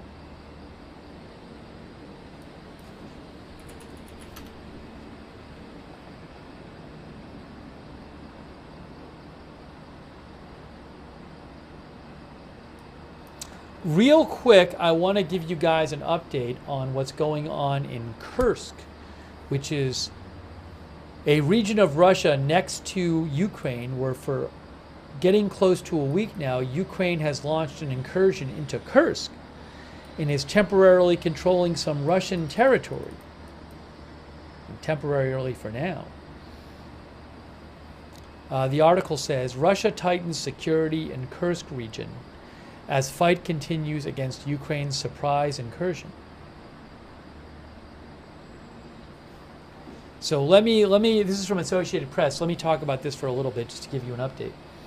The Associated Press says, Russia today announced increased security measures in the border region of Kursk, where an incursion this week by Ukrainian forces caught Russian troops off guard and exposed its military vulnerabilities in the nearly 2.5-year war. President Zelensky of Ukraine appeared to refer indirectly to the operation in his nightly address tonight, the closest a Ukrainian official has come to acknowledging it. President Zelensky commended Ukrainian combat brigades across the front line, including the Sumy region, which lies adjacent to Kursk. He also said that General Alexander Syrsky, the commander of Ukraine's armed forces, had sent him multiple reports about the frontline situation, and he said, our actions to push the war out into the aggressor's territory. Fighting was continuing in the Kursk region, and Russia is sending reinforcements to counter Ukraine's raid, with Russia deploying multiple rocket launchers, towed artillery guns, tanks transported on trailers, and heavy tracked vehicles, according to Russia's defense ministry. This is very interesting. About 76,000 residents of the area have been evacuated, a Russian emergencies ministry spokesperson said Saturday. So Russia says that they have had to evacuate about 76,000 residents of this area because Ukraine has invaded this part of Russia the last few days. 76,000. There is fighting on the outskirts of Sudzha, about 6 miles from the Ukraine border. The town has an important pipeline transit hub for Russian natural gas exports to Europe. The security measures announced for the Kursk region, for neighboring Belgorod and Bryansk regions that border Ukraine, allow the Russian government to relocate residents, control phone communications, and requisition vehicles. The Ukrainian raid across the border that began on Tuesday is the largest cross-border foray of the war and raises concerns about fighting spreading well beyond Ukraine. The AP says the strategic aims of the daring Ukrainian operation are unclear, and there is little reliable information. Ukrainian officials have refused to comment on the incursion, which is taking place about 320 miles southwest of Moscow. 5 days after the incursion was launched, Ukrainian officials have remained quiet about the operation, but some Ukrainian soldiers appeared to break with that policy of silence by posting videos and photos on social media. In one video posted late yesterday, soldiers purported to be from the 61st Brigade holding a Ukrainian flag appear to be standing outside a local Gazprom facility. That's Russian government-controlled energy company. They appear to be standing outside a local Gazprom facility in Sudzha based on a sign in the background. Everything is calm in the town, they say, adding, all the buildings are safe. Strategic object of Gazprom in Sudzha is under control of the 99th Mechanized Battalion. A press officer for the brigade said they couldn't comment on the authenticity of the video. The AP has established that there is a Gazprom facility about 1.25 miles from the center of Sudzha in a neighboring village on the outskirts of the town, about 5 miles from the border. In another video, Ukrainian soldiers from the 252 Battalion claim to be standing in the village of Poroz in Russia's Belgorod region, about 2 miles from the border. The video marks the first time any incursion into that area has been reported. The AP geolocated the building where the soldiers stood, but couldn't determine when the videos were shot.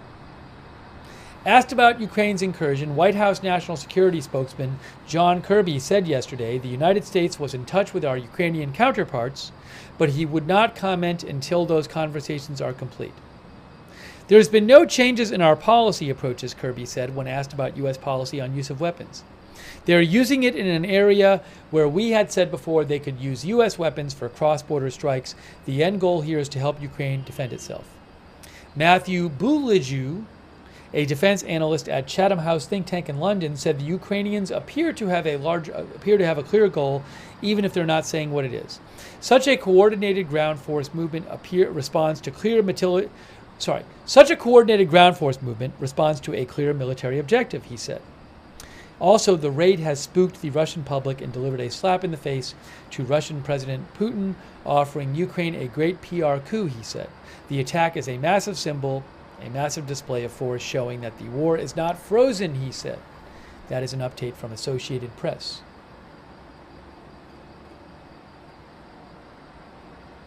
Frodo Fragan says, I don't know what the end goal is in Kursk. Some goals I've heard discussed are to get, one goal I've heard discussed is to get Russia to move some of its forces to defend Kursk so that they have less forces in other important places. That's one goal I've heard. Might not be the goal or the most important goal, but that's one I've seen mentioned. Another goal would be to get territory that Ukraine could exchange in some sort of negotiation with Russia.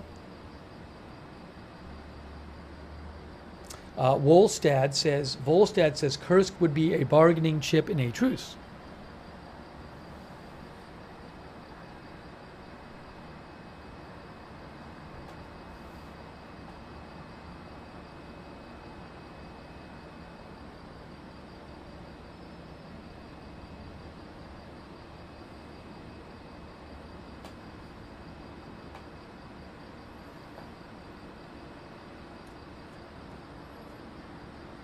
I'll give you more updates about that too. We'll talk more about that.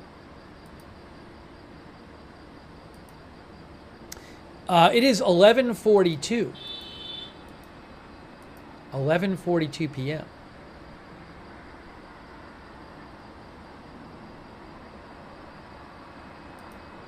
I'm going to have to soon, I'm going to do the thing where I put in some food in the air fryer.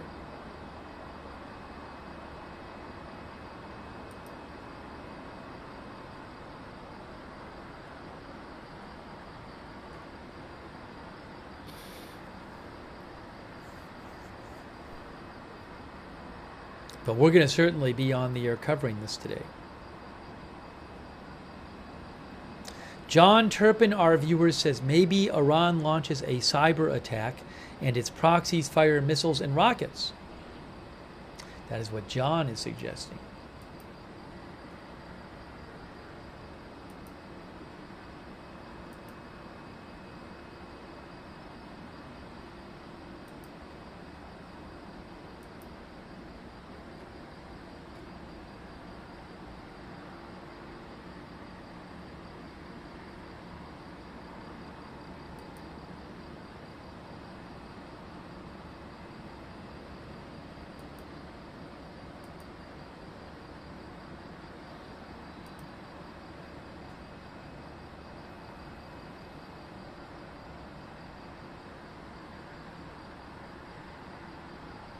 Our viewers Tammy and Ariel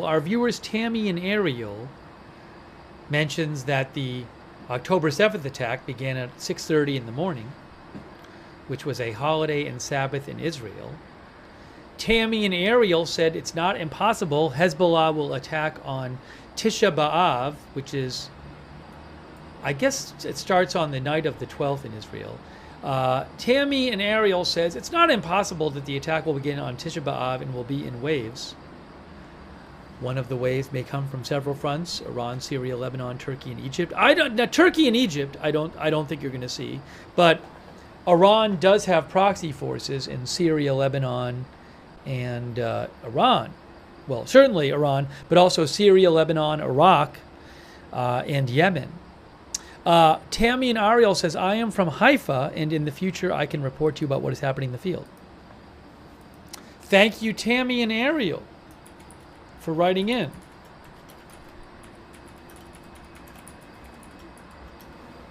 I hope you stay safe there.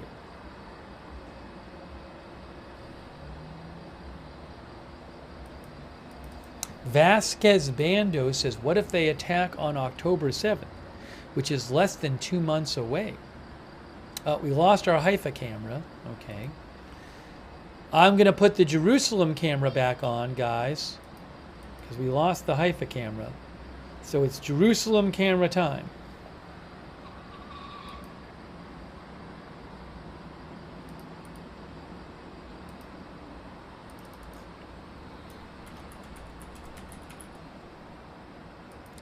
Let me get that back on the screen for you. Thank you to our new member, Bumblebee. Thanks, Bumblebee. Thanks also, Keith M., for your support. I really appreciate that, Keith M. Ezra Ruzgar says, Iran is working on it definitely.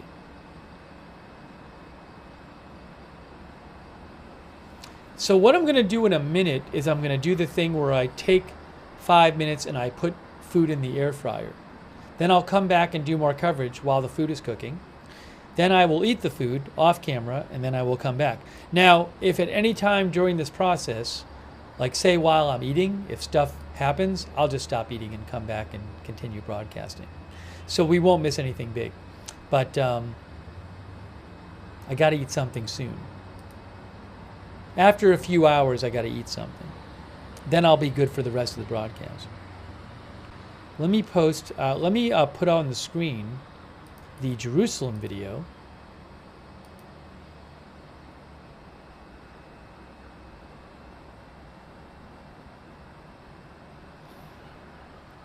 Do we have it yet? Let's see.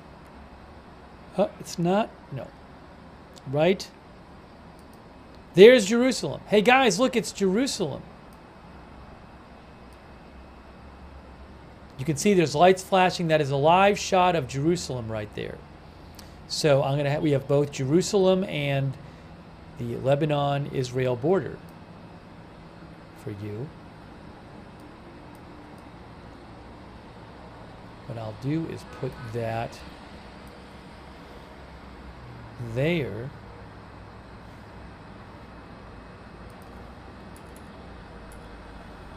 So what I'm going to do right now is take 5 minutes and put my food in the air fryer. 5 minutes, and then I will be back in 5 minutes.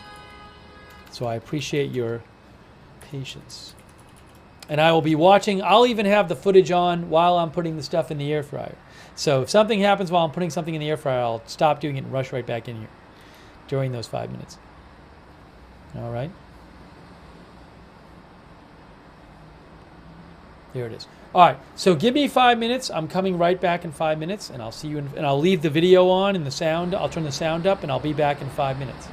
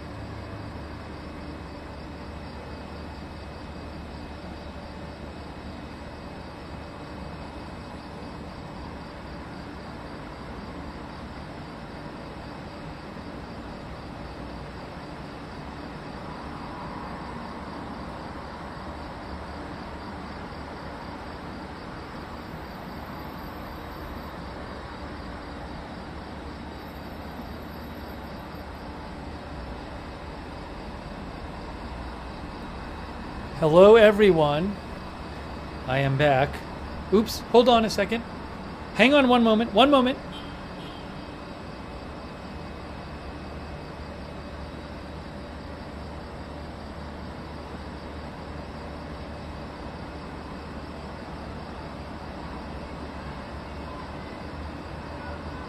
Okay, I am cooking my food.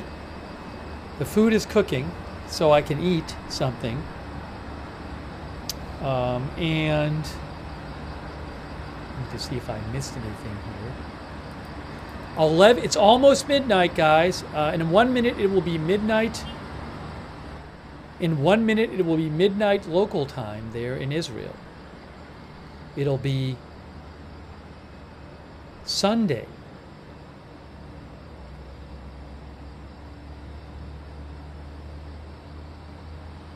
Not seeing any huge updates at the moment.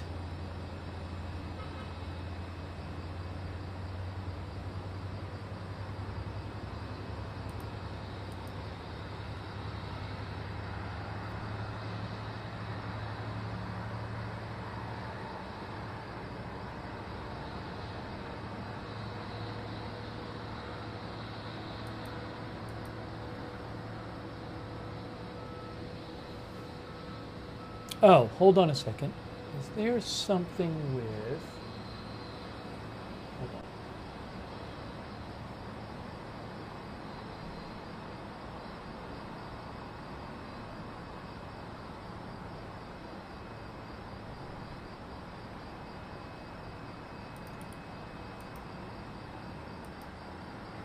Oh, that's fine.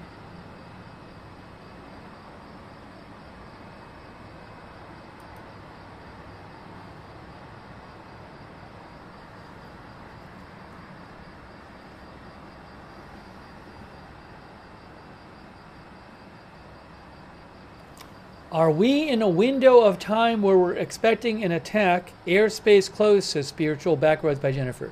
There are no new airspace closures today that are in effect right now.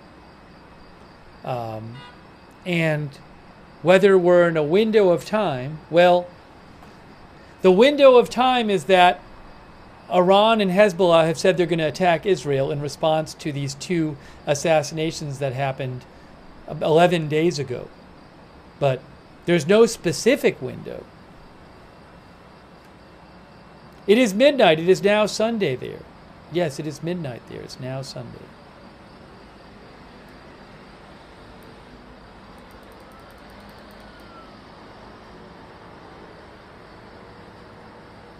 The end of the Sabbath, I believe, is sundown on Saturday, so that had already happened. Our viewer, Wise Red, says the window is large. Thanks to our new member, Randy Leahy, and I appreciate that. So we've been giving you updates. We've been talking a bunch about the airstrike by Israel, which Palestinian officials say killed around 100 people in Gaza, but Israel has a very different story, and they say a significant number of Palestinian militants were killed. So we've been talking about that a bunch, but not huge developments with this stuff tonight so far.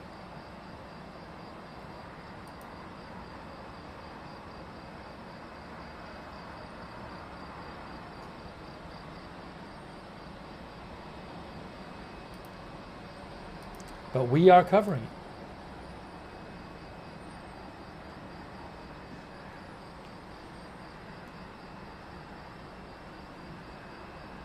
Hang on 1 second here.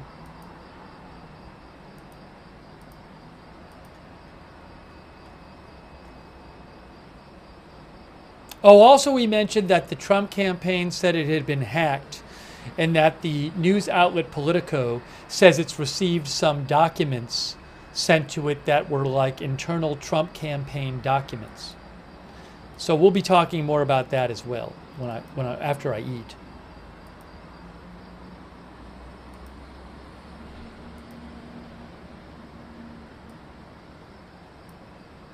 And people keep sending it to me. I mentioned this before. The Israeli outlet Mariv says they're reporting that Hezbollah is expected to attack Israel and that Hezbollah wants to attack sometime in the next day. As I've said before, there's been so many reports claiming so many things that any one report, I just don't put that much stock in these days. It could be true. It could be false.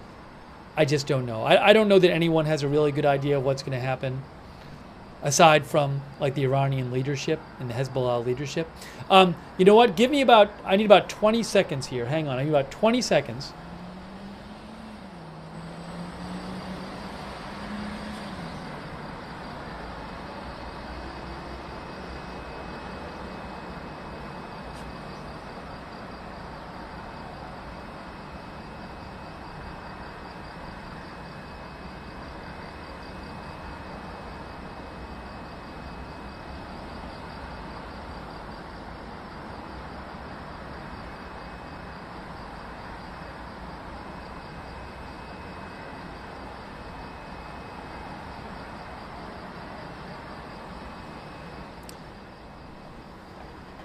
But talk about Kursk. Thanks for asking nicely. We actually spoke extensively about the situation in Russia about 20 minutes ago, and we will be talking about it more later in the stream.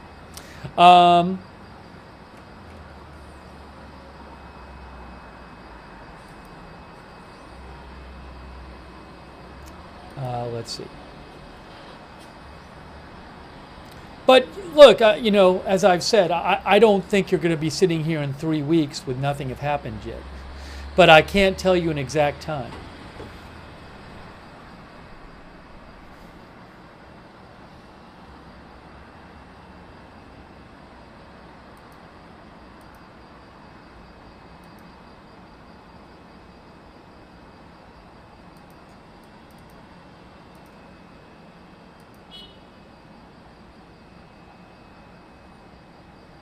Our viewer Brian said at 11:51 or 52 he saw some lights center right. Not sure if there's a mountain there and was headlights. I'll look if I get a chance. I might have to wait till after I eat to look, Brian.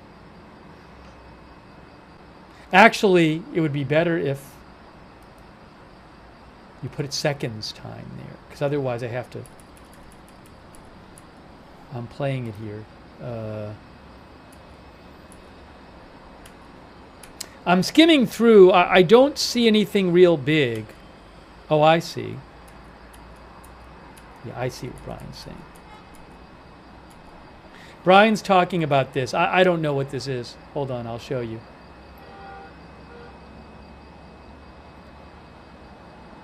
Watch.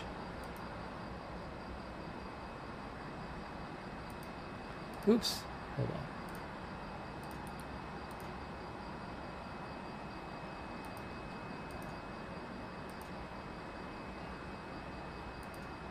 So Brian, this is footage from like 15 minutes ago. If I play the footage from like 15 minutes ago, you see a little light pops up here. There's a little light that pops up. That doesn't even look like a flare because it's so short-lived. So Brian saw that light.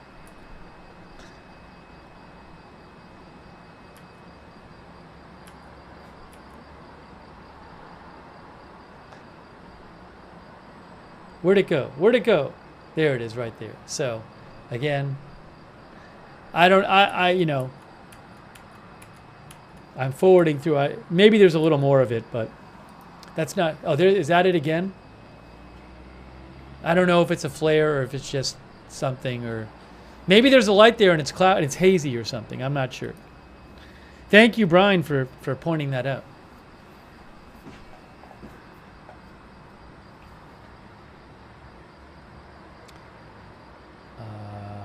Alper thinks it's a tower. Rake Kitsuni thinks it's a vehicle headlight.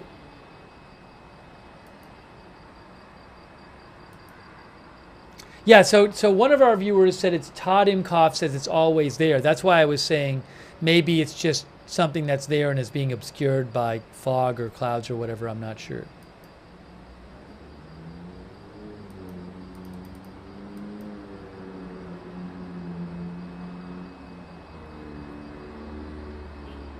Hey, Martin Gingrich. Martin, the Iron Dome, I believe, covers various parts of Israel. Like, it can handle rockets coming from the northern border or from the Lebanon border or from Gaza. And probably from Syria. I don't know if it's literally covers. Basically, it's supposed to deal with more shorter range projectiles like rockets, but there's not one spot for it. It handles projectiles coming in from various parts around the country.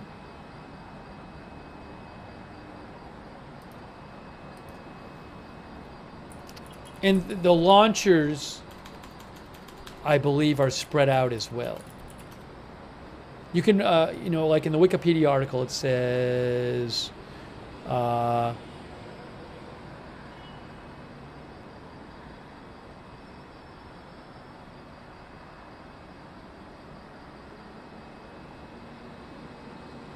Iron Dome is built to deploy in a scattered pattern. There's multiple Iron Dome batteries. That's what it says on Wikipedia, by the way. Thank you so much, Martin Gingrich. I really appreciate it. And also Randy Leahy, our new member. Okay, here's what's going to happen. Here is what is going to happen. I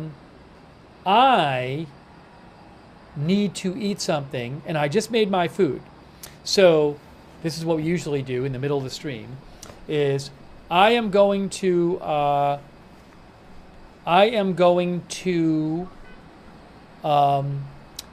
eat my food, but I'll be watching the footage. And if anything happens, I will drop my fork immediately and rush in here and immediately start updating you. So while I'm eating, I will be paying attention to what's happening. If nothing happens big while I eat, then after I eat, I'll come in and I'll continue the coverage. And I will leave the footage up, and I will also leave the chats up, and I will turn the volume up. By the way, really appreciate all of our moderators. We got Danny James here. Thanks, Danny. Ruth Krafasi, thank you so much for being there. All of our YouTube moderators. Linda Belkin, Larry on X, over on Twitch. Cerrero, Big Ball of Yarn, David Green, LB Prairie Dawn, I Got That Fire, McBritches, Papa Bear, and Surly Dev, thank you. Paul Anderson has been modding over there on Facebook. And Ronald Egnor, huge thanks. All right, so let me eat. That'll allow me to continue the stream. We'll talk more about this and about Russia and about various news items when I come back from eating. But I'm going to leave this up, and I'm going to turn the volume up now, and I will put on the screen that I am eating, and I will be right back. I will be back shortly. I will put that on the screen right now. Steve is eating. He'll be back shortly. All right, we'll get the volume up for you. And I will be back shortly, so I'll see you in a little bit, and I will leave the streams up for you.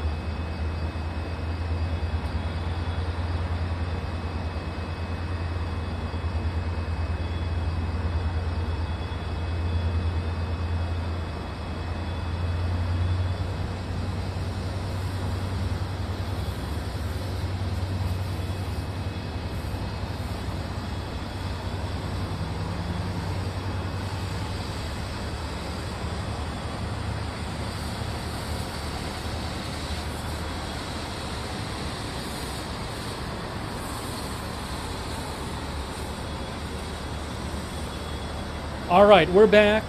Thank you for your patience. Thank you for your patience. Oops.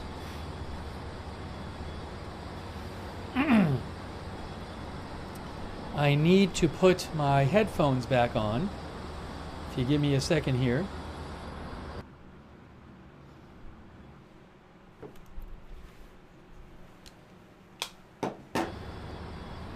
Okay, I have my headphones on.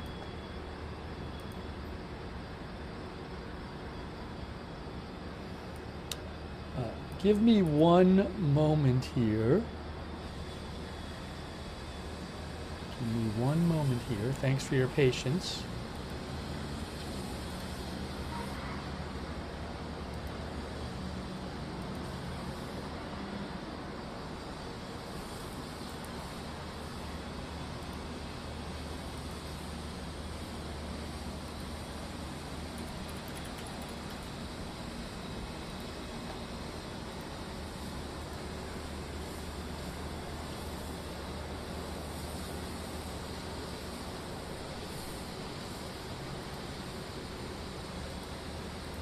All right, so it is almost 1 a.m. local time. We are about 11 days after Israel killed and actually in about an hour, it'll be 11 days since Israel killed the political leader. Israel is believed to have killed the political leader of Hamas, Ismail Haniyeh, in an assassination in Tehran, Iran, and we are waiting for Iran to respond to that, which they say they are going to do. And also, it is over 11 days since Israel killed the top commander in Hezbollah, Fuad Shukr. And Hezbollah, the Iranian-supported group Hezbollah in Lebanon, says they are going to respond to Israel for that. So we are waiting, no response yet, and it is 1 in the morning.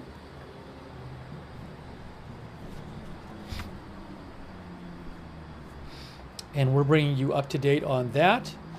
I will give you some updates about the situation with Ukraine and Russia. We talked about that before the break. We'll talk about it again.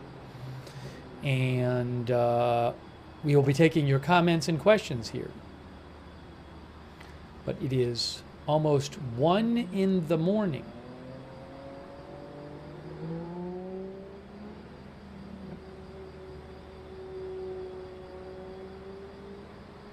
Bunch of rumors about what's going on in Kursk in the past day. Hard to get really reliable information, but I've been seeing some various rumors about Ukrainian forces trying to advance and take more territory in Kursk, Russia. So I will be giving you an update on that as well. Quick thanks for the... Hey, by the way, a quick thanks to... I owe a thanks to... Sweetums for the gift memberships. Thank you so much, Sweetums. And also Ursula Anderson, our new member. And Deborah Hanlon, our new member. And DJ Lohman, thank you. And JD actually gave 50 people memberships in the chat. Wow. So extra thanks to JD. 50 of you got gift memberships from JD in the YouTube chat. That is very generous of you. Please be sure to thank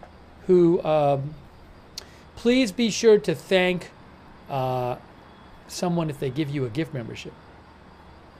But that is very nice of all of you. And thanks, JD. Very generous of you, JD.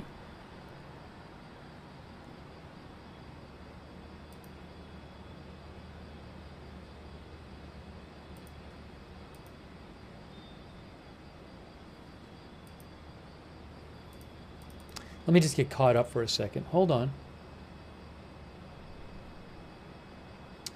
By the way, Barak Ravid, who's an Israeli reporter, says that President Biden was asked by reporters as he was leaving church what his message was to Iran. He replied, "Don't." I feel like he has said that before about something. Maybe it was about Ukraine. I'm not sure. Russia. But again, Barak Ravid says President Biden was asked by reporters when leaving the church what his message was to Iran. He replied, "Don't."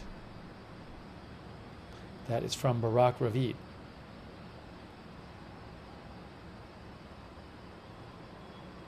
Pro Clicker says he said that several times.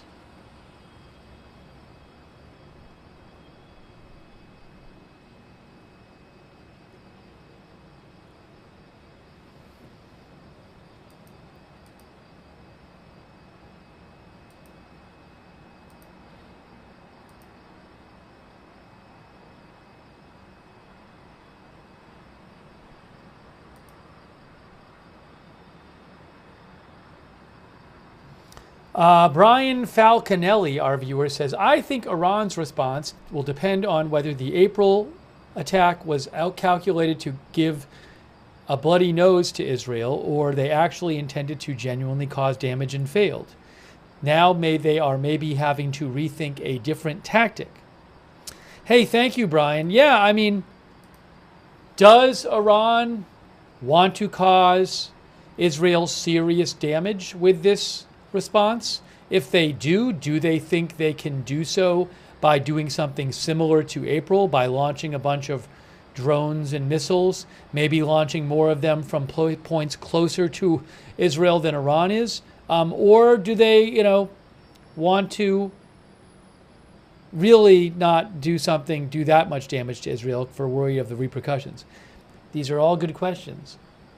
I don't think there's a guarantee they'll do the same type of thing as April, especially if they think it might not work. So in April, they launched over 100 missiles and about 170 drones, mostly from Iran.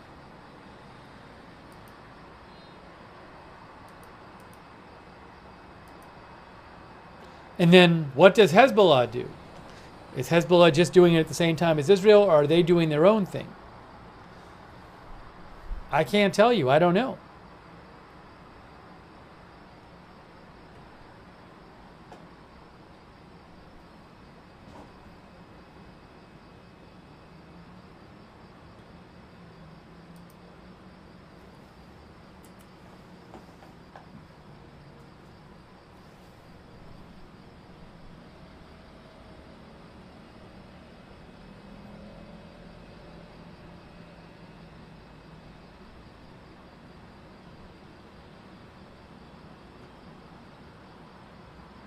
I'm just quickly going through here and seeing if I have any updates for you.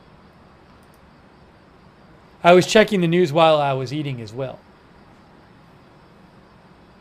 Wow, thank you to Sweetums for the gift membership. So nice of you. Wow. Sweetums gave 10 of you gift memberships on YouTube, and Brian Jeffcoat gave 10 of you gift memberships as well.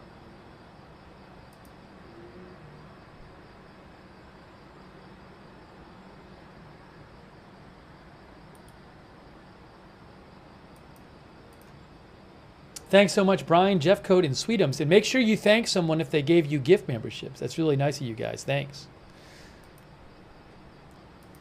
Hold on a second here. It is 1:02 a.m.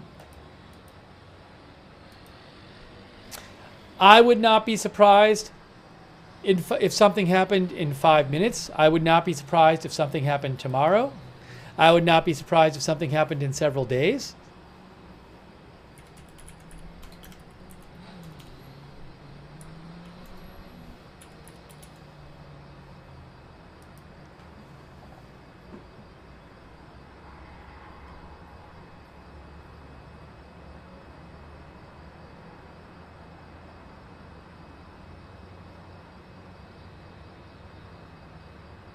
Oh, and Sweetums just gave 20 more people memberships. Wow.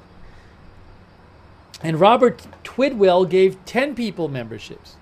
YouTube, we have all these generous people giving other people memberships. Wow. Hey, thank you so much, Sweetums and Robert Twidwell. Be sure to thank your membership giver. And then Timo123 just gave 10 people memberships. That is so nice of you guys. Thank you so much. Thanks for membering up your fellow chatters.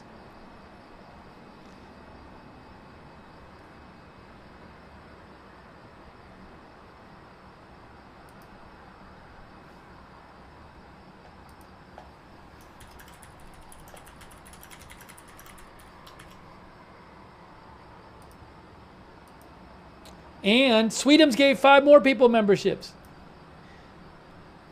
Sweetums is just throwing out memberships. Thank you so much. I see people thanking people, which is good too. Thank you, Sweetums. That's really kind of you. And I got to thank the Combat Drummer. Sorry, people keep giving more people memberships. Combat Drummer gave 5 people memberships. Thank you. Thank you, our member 7 Dust as well. Thanks, Combat Drummer. Spirit of generosity over there in the YouTube chat today. Thank you. Okay. I'm not seeing anything new from this region at the moment, but let me check a couple more things. As soon as I see anything new, you know I'm going to tell you. You know I will tell you.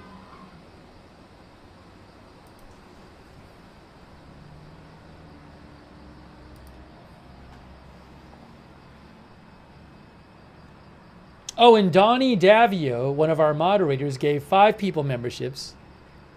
Then Sweetums just gave 20 more memberships.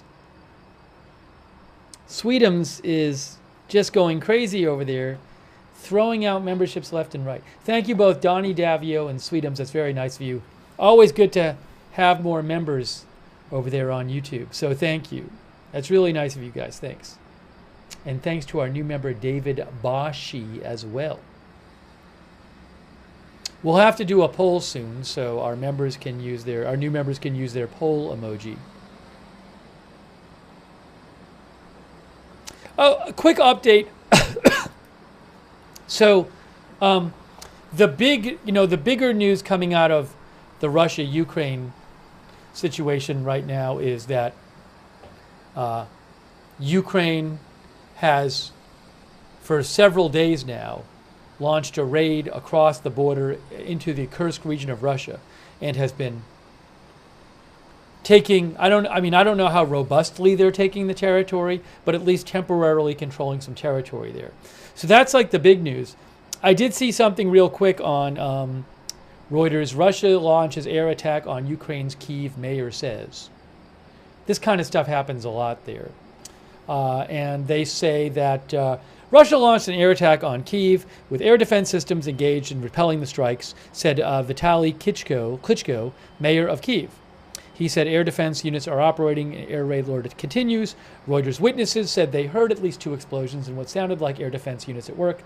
Kyiv, its surrounding region, and all of eastern Ukraine are under air raid alerts, with threat of ballistic weapons being launched at the country. Again, that's fairly common there. It's not good, but I'm going to give you some updates also on the situation with Kursk.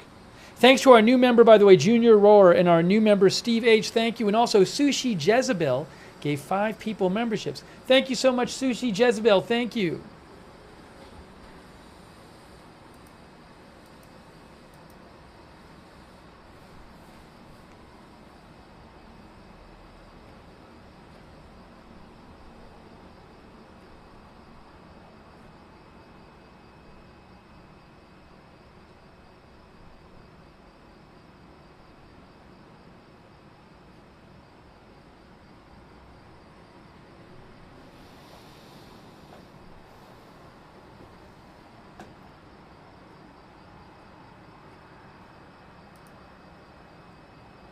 You can reach me on X, at Lookner on X. Give me a moment here.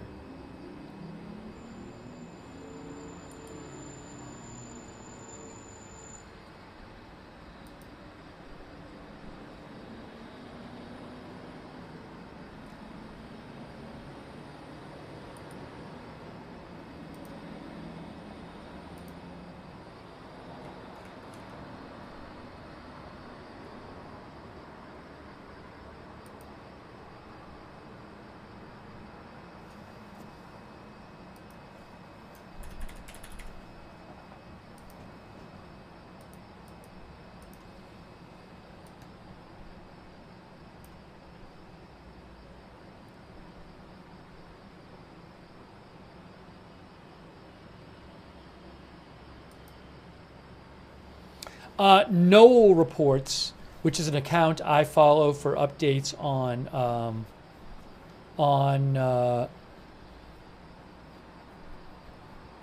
They're an account I follow for updates about Ukraine stuff. I really like that account, Noel Reports. You can see they say at Noel Reports. They say, as of tonight, lots of rumors appeared. Let me clarify, none of these are visually confirmed.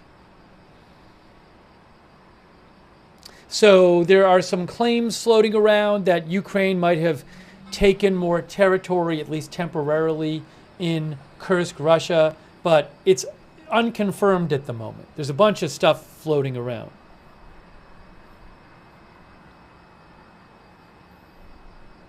But Noel Reports is they're a good account to follow for updates. I like them. NOEL Reports.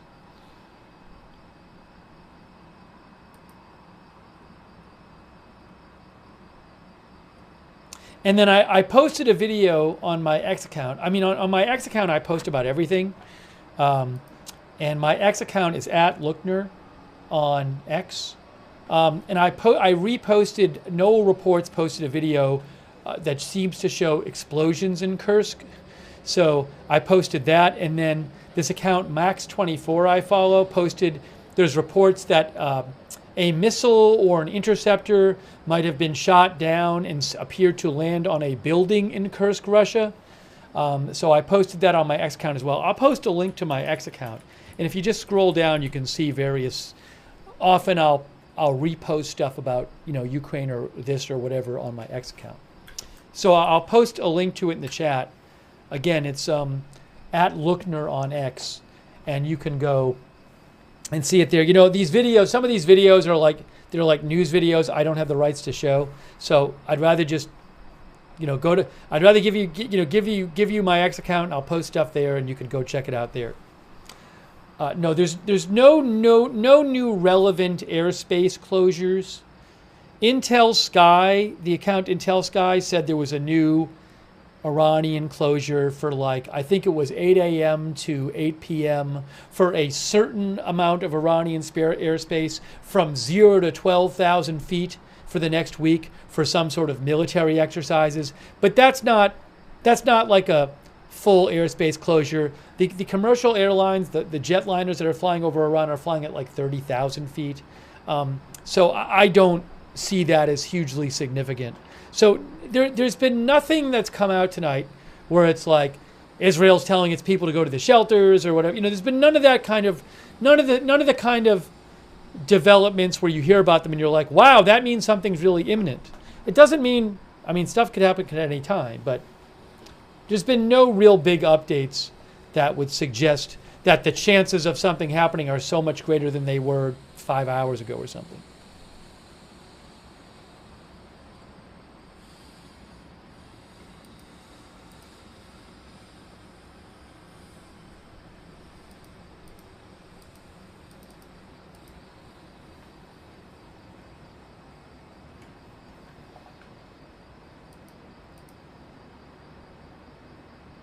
And thanks, Sweetums, for Sweetums gifted a number of membership. Thank you.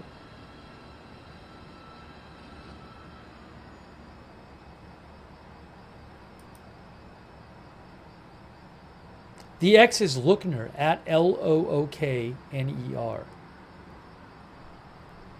Did it actually post? I've been having issues with posts not getting to YouTube when I post them. Did it not post? Maybe it didn't post. Or did it? I don't know. There's been this ongoing issue with stuff not posting in the YouTube chat when I post it other places. All right, hang on, I'll post it again.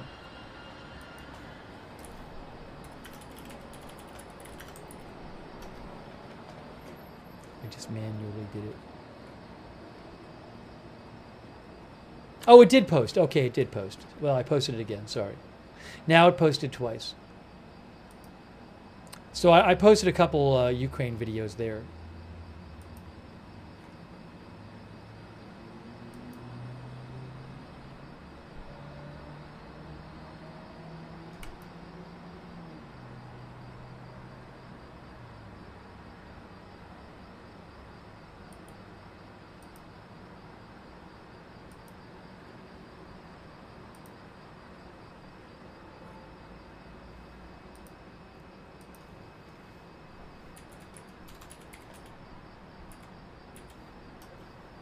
Oh, and thanks so much, Eddie V. That's very kind of you, Eddie V. Thanks for your support and your note, Eddie V.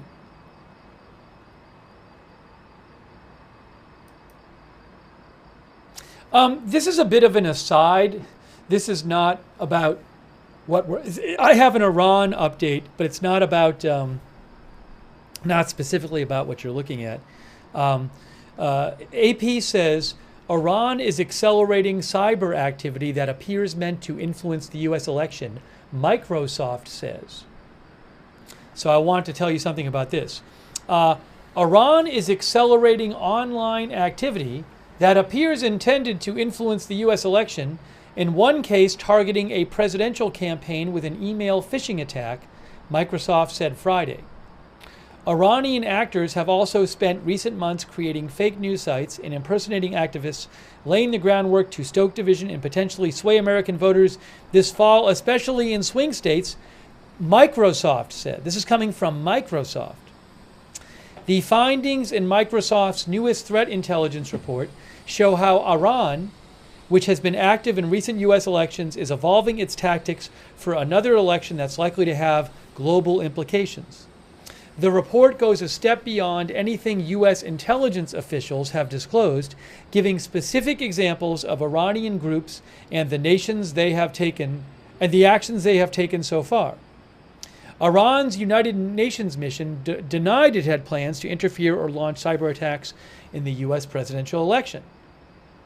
The report does not specify Iran's intentions, besides sowing chaos in the U.S., though U.S. officials have previously hinted that Iran particularly opposes former President Trump. U.S. officials have also expressed alarm about Tehran's efforts to seek retaliation for a 2020 strike on an Iranian general that was ordered by Trump. This week, the Justice Department unsealed criminal charges against a Pakistani man with ties to Iran who's alleged to have hatched assassination plots targeting multiple officials, potentially including Trump. Microsoft's report identified 4 examples of recent Iranian activity that the company expects to increase as November's election draws closer. First, a group linked to Iran's Revolutionary Guard in June targeted a high-ranking U.S. presidential campaign official with a phishing email, a form of cyber attack often used to gather sensitive information, according to the report, which didn't identify which campaign was targeted. The group concealed the email's origins by sending it from the hacked email account of a former senior advisor, Microsoft said. Days later, the Iranian group tried to log into an account which belonged to a former presidential candidate, but wasn't successful, Microsoft's report said. The company notified those who were targeted. In a separate example, the Iranian group has been creating websites that pose as U.S.-based news sites targeted to voters on opposite sides of the political spectrum. One fake news site that lends itself to a left-leaning audience insults Trump by calling him raving mad and suggesting he used drugs, the report said. Another site meant to appeal to Republicans centers on LGBTQ issues and gender-affirming surgery. A third example Microsoft cited found that Iranian groups are impersonating U.S. activists, potentially laying the groundwork for influence operations closer to the election. Finally, another Iranian group in May compromised an account owned by a government employee in a swing state, the report said. It was unclear whether that cyber attack was related to the election interference efforts.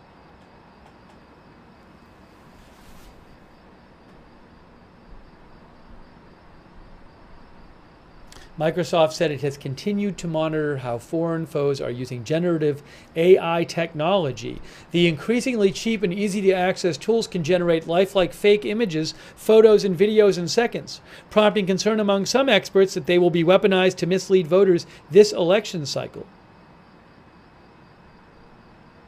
Microsoft's report aligns with recent warnings from U.S. intelligence officials who say America's adversaries appear determined to seed the internet with false and incendiary claims ahead of November's vote.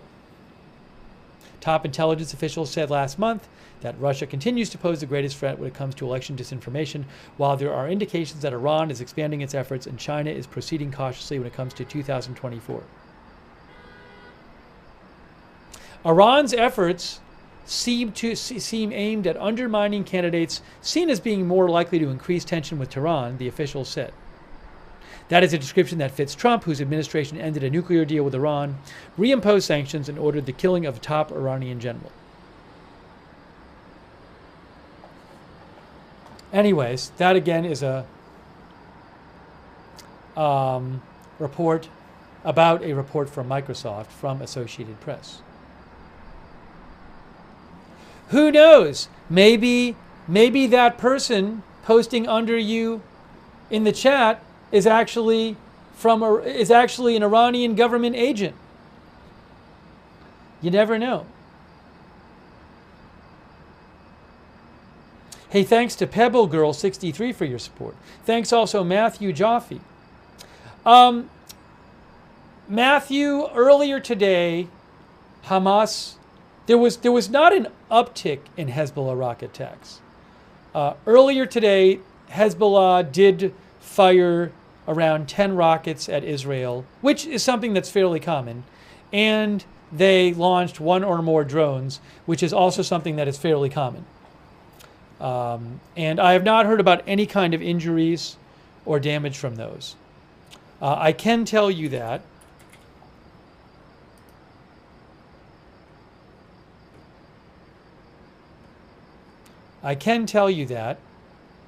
Manny Fabrian from the Times of Israel said, earlier tonight in Israel, a barrage of 10 rockets was fired from Lebanon at the Western Galilee. According to Israeli Defense Forces, all the rockets struck open areas, causing no injuries. The IDF said that troops shelled the launch sites with artillery. Hezbollah took responsibility for the attack, claiming to have bombarded the northern community of Elon with Katyusha rockets in response to recent Israeli strikes in southern Lebanon. So that seems like kind of more of the back and forth. Then one or more drones were sent by Hezbollah into Israel, and Hezbollah claimed the responsibility for that, and they said they were responding for some sort of Israeli attacks in Lebanon. So it's not really an uptick, it seems to me. It's more of that back and forth that's been going on since last October between Hezbollah and Israel. Thanks so much, Matthew Jaffe.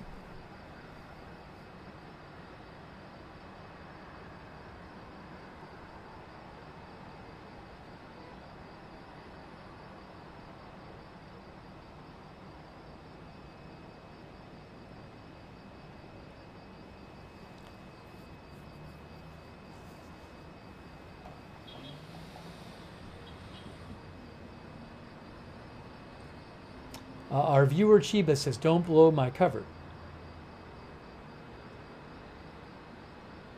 Cajun Shrimp says, all spies in the chat room leave now.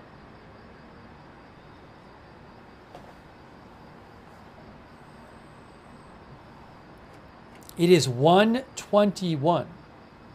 1:21 a.m.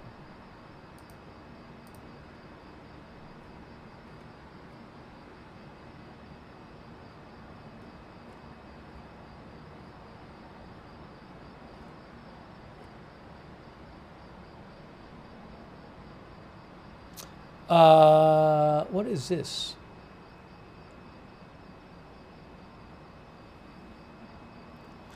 War Translated Dmitry, who is a good count I follow for updates from Ukraine and Russia, at War Translated. He says an evacuation has been announced in the Belovsky district of Kursk, Russia. This is despite Millie blogger claim the incursion was overblown. So Russia has already evacuated 76,000 people after this incursion by Ukraine in the last 5 days. So that looks like maybe a new evacuation.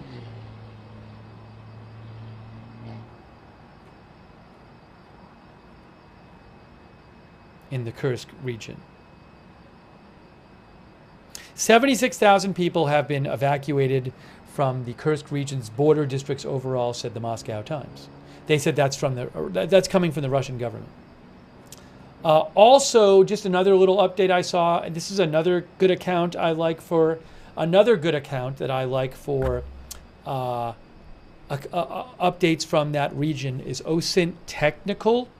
And OSINT Technical said a number of rumors swirling through Russian milli-blogger channels tonight about a new Ukrainian push in Kursk aimed eastward at the towns of Belitsa and Belaya and their railroad junctions. The eastern town Belaya is now reportedly under a mandatory evacuation. Again, lots of rumors tonight about what's going on in Kursk. It's hard to get good information from there. We'll find out more eventually, but it's not like you don't have reliable real-time information coming out of this incursion into Kursk, Russia by Ukraine.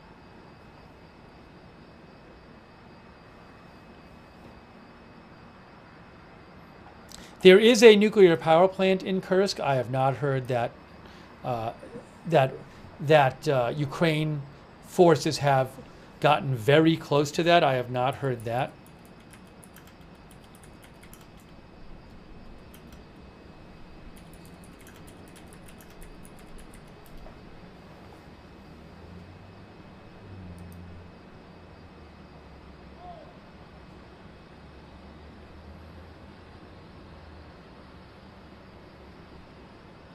That is near the town of Kurchatov. It's in the Kursk region.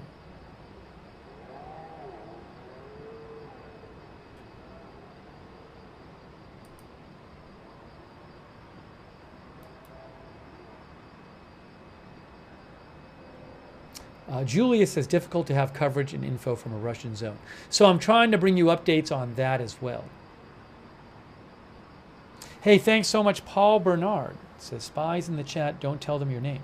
Thank you, Paul Bernard, for your support. Thanks also. Hey, you know what? Relila gave out a bunch of community subs in the Twitch chat. Thank you, Relila, for gifting those subs in the Twitch chat. Also, thanks to Aaron Weirdo for the bits and Rue Alar for subscribing on Twitch. Thank you.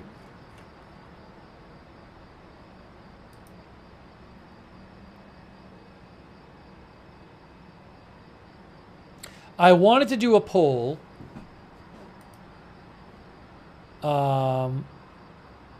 in the chat, and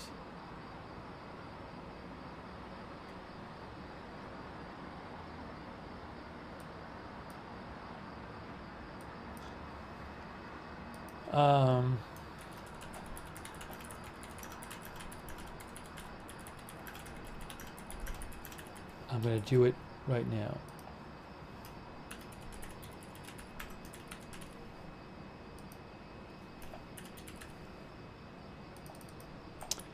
Assuming there is an attack, will it be by Hezbollah? Oh, well, I got... will the first attack...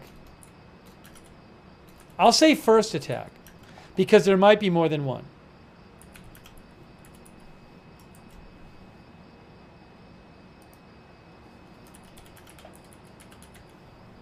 Will the first attack be by Hezbollah, Iran, both, or no attack? That's what I'll ask.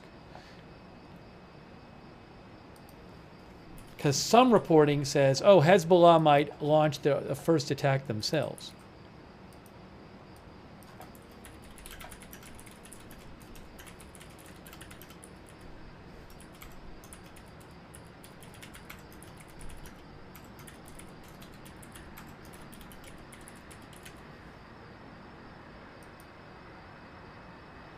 All right, let's see what our viewers have to say about this. Hey, thank you so much, Haunted Bagel, who I really like Haunted Bagel's avatar. It's like a ghost inside a bagel.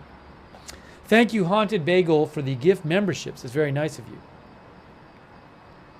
All right, here's what our YouTube viewers have to say. What is their opinion on, assuming there is a first attack, who will it be by? So, 48.6% of our viewers on YouTube think that the first attack will be just Hezbollah, not Iran. Now, if there is an attack and it's just by Hezbollah, I think it'd be safe to assume that you're going to have a second attack involving Iran. Now, Hezbollah is a big supporter of Iran, probably is working with Iran, working with Hezbollah, maybe even telling it what to do. I would not be surprised about that. But That is what our YouTube viewers think. About half of them think it'll be Hezbollah by themselves. Only 9% say Iran by themselves. And over there on Twitch, let's see what they have to say. Interesting. Fairly similar on Twitch. On Twitch, you guys say Hezbollah, 54% of you say the attack will be by Hezbollah only. First one. Only 9% say by Iran, 16% say both, 22% say no attack.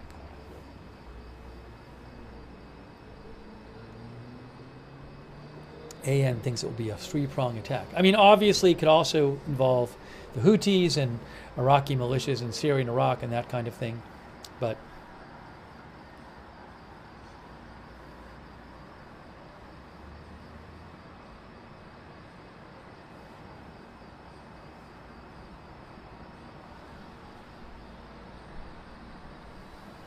all right. I appreciate you voting.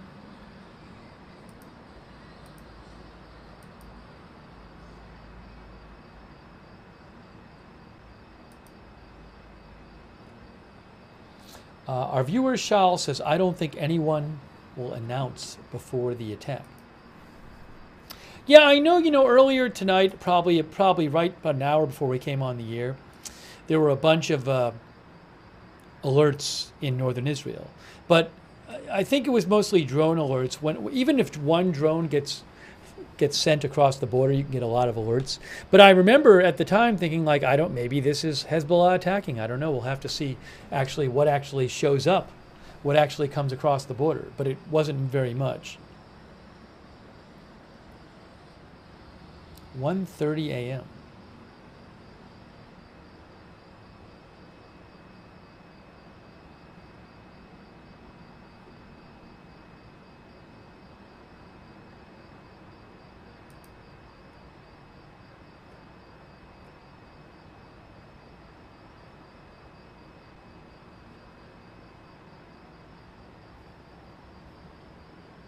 Again, Barak Ravid reports that President Biden was asked by reporters on Saturday what his message to Iran was. He replied, "Don't."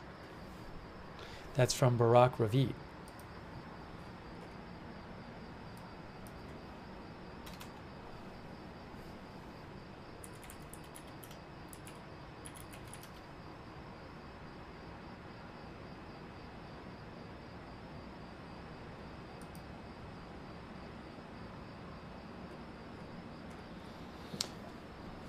In case you didn't hear it, I want to read you this story too. Hey, quick thanks to hey, that's so kind of you, Henrik Sand from Norway. That's very generous of you, Henrik. Thank you, Henrik Sand from Norway. I really appreciate your support. Henrik Sand. Thank you, all the way from Norway. I'd love to visit Norway someday.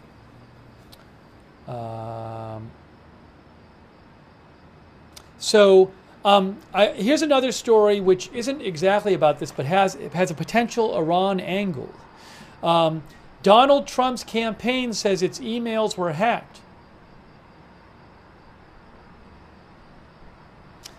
This is from AP. The original story came from Politico. Former President Trump's campaign said today that it had been hacked and suggested Iranian actors were involved in stealing and distributing sensitive internal documents.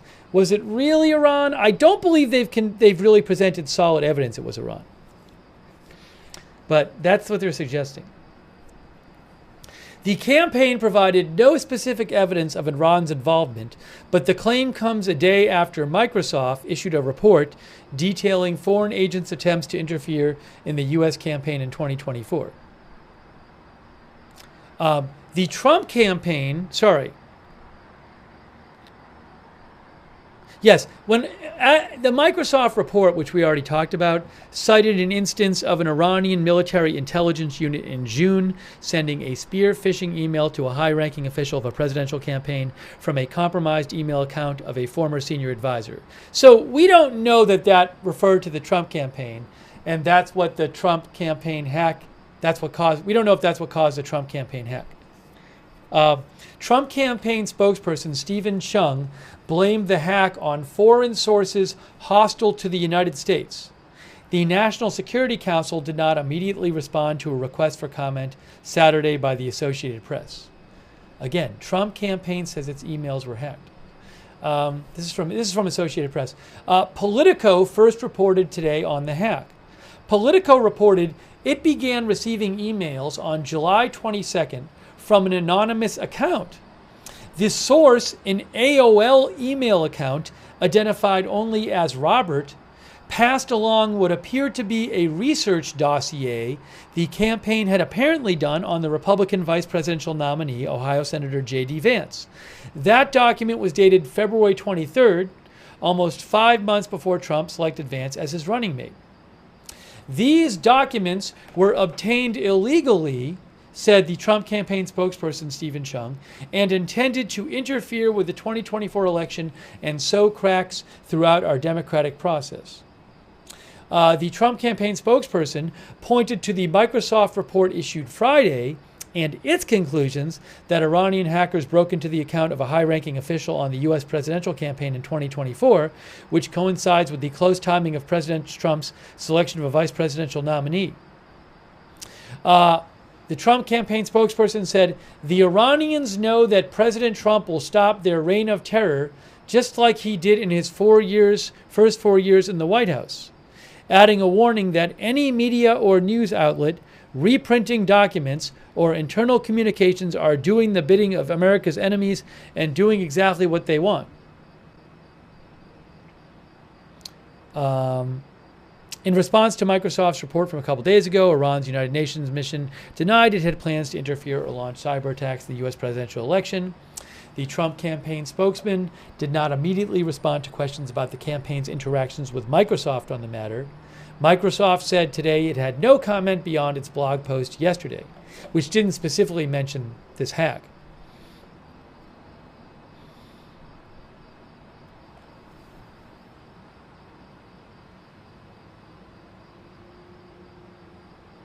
So, who knows what more material, if any, we'll hear about from that hack of the Trump campaign.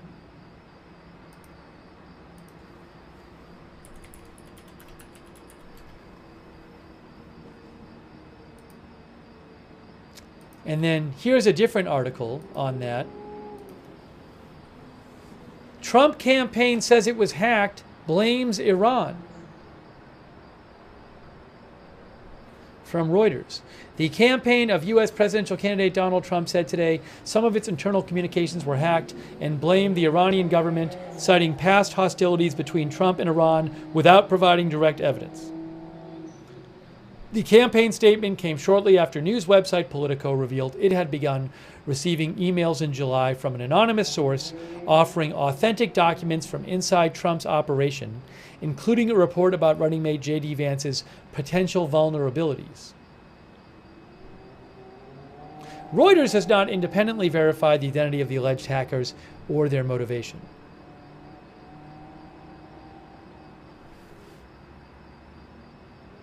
Trump had tense relations with Iran while in office. Under Trump, the U.S. killed an Iranian military commander, Qasem Soleimani, in 2020 and withdrew from the Iran nuclear deal.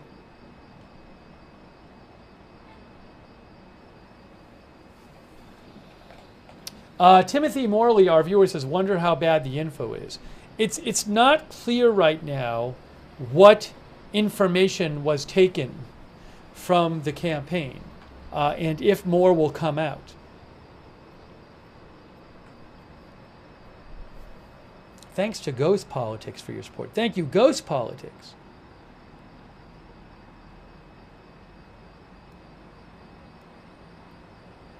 Winding Road says, why is everything Iran now?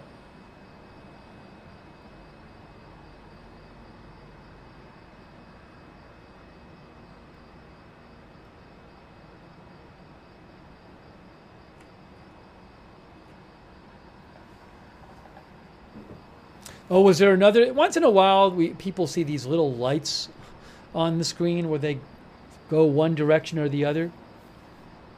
You can always, if you see something, put it in the chat, put an exact time code in the chat, and I can peek at it here. I assume that if something like a missile or a drone was actually there, we'd be hearing about it. That would be my assumption. Thank you so much, Elvir Tutor. Sorry, I want to pronounce Elvir Tutorijali. Elvir Tutorijali. Thank you so much, Elvir, for your support.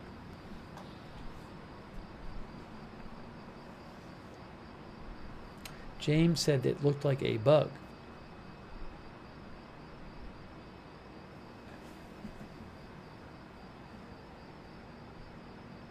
Panda thinks it's bugs close to the lens.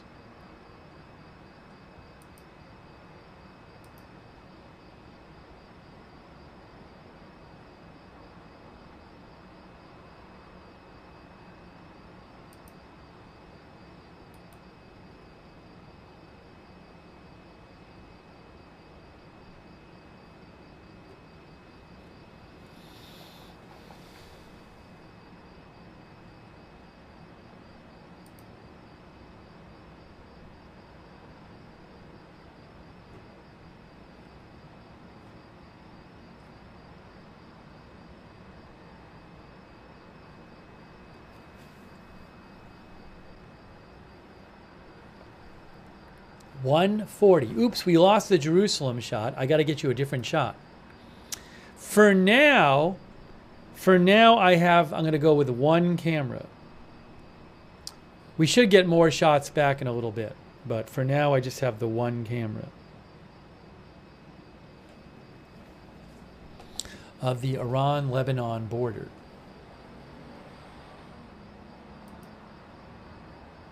They come in and out.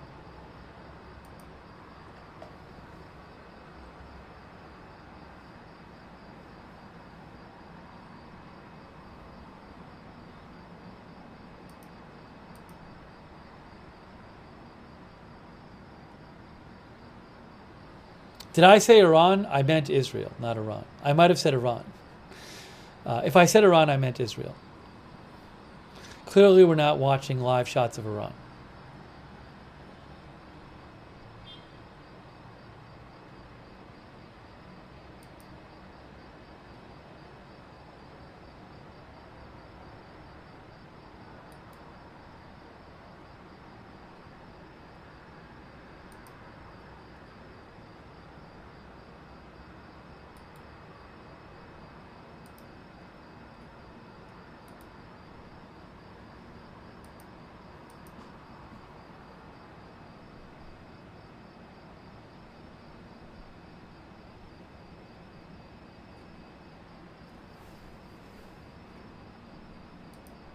I don't know if Trump has commented on the hack yet.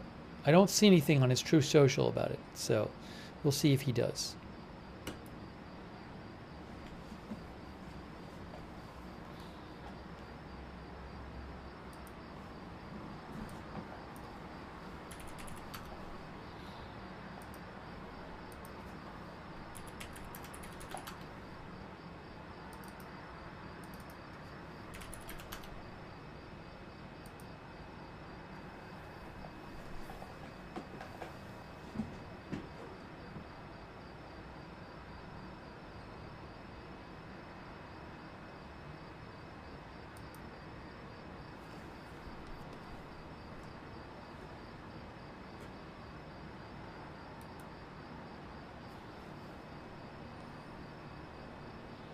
Trying to find some more updates here. Thank you to our member, Mr. Hammond, our new member, Mr. Hammond. Thank you. Oh, so I see there's an update. I have an update about the drones launched earlier because the IDF said something about it. Previously, the IDF had not commented about it. Before we came on the air, there was some drones, I guess, launched at Israel by Hezbollah. Yes. So I'm sorry, you know, they came out with this update like 2 hours ago, and I think the last time I checked, it was right before that, and they hadn't posted anything. So here's what the Israeli Defense Forces had to say about the drone the drones that were sent over by Hezbollah shortly before we came on the air today. They say, following the sirens that sounded in northern Israel between 7:27 p.m. and 7:44 p.m., a number of drones were identified crossing from Lebanon into Israeli territory. Several interceptors were launched toward the drones. One drone was intercepted and several falls were identified. Damage was reported. No injuries were reported. I don't know the specifics on that. Earlier today, anyways, so that's what happened with the drones that were fired before. Again, that's not part of their attack for the assassination of a Hezbollah commander last week. That's not part of the response. That's just, I think, part of the regular back and forth.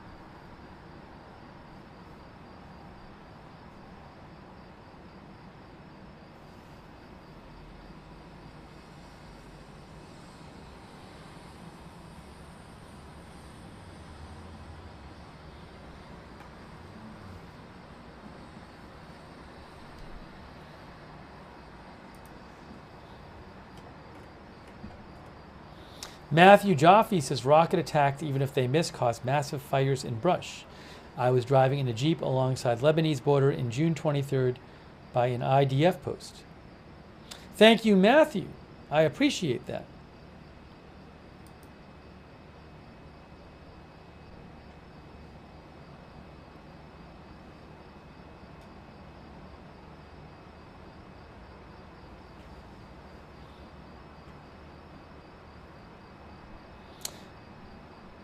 Oh, Matthew says they were testing out a machine gun and the rounds caught the brush on fire.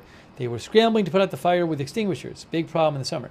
Thank you so much, Matthew, for your support and you relaying that story. Thank you so much, Matthew Jaffe. 1:46 a.m., by the way, guys.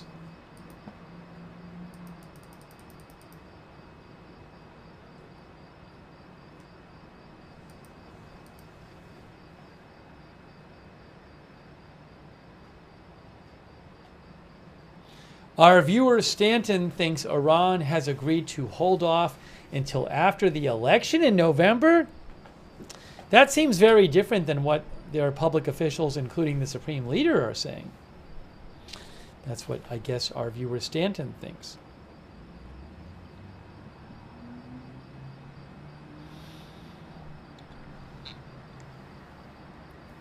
Starhopper says unless they plan to wait a long time, they will probably attack on Tisha B'Av, Monday, Tuesday. They like symbolism, and it's a loaded time for that because it is a day of fasting in the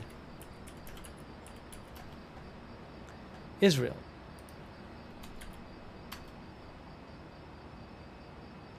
As Wikipedia says, an annual fast day in Israel in which a number of disasters in Jewish history occurred.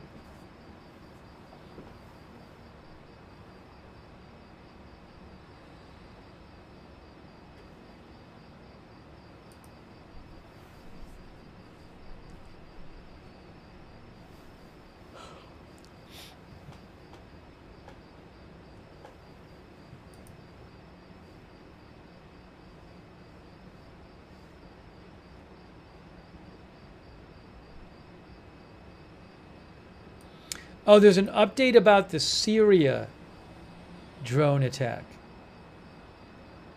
That's interesting. Let me show you this. Is that yesterday?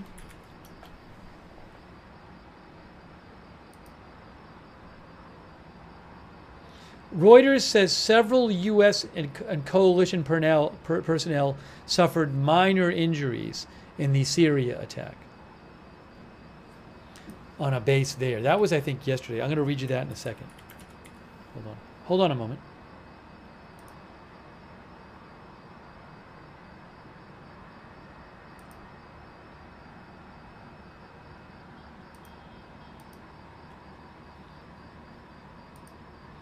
Here is that report from Reuters. I'm going to show you this now. Several U.S. and coalition personnel suffer minor injuries in Syria attack, U.S. official says. Several U.S. and coalition personnel were wounded on a drone attack yesterday in Syria, a U.S. official told Reuters, in the second major attack in recent days against U.S. forces amid soaring tensions in the Middle East.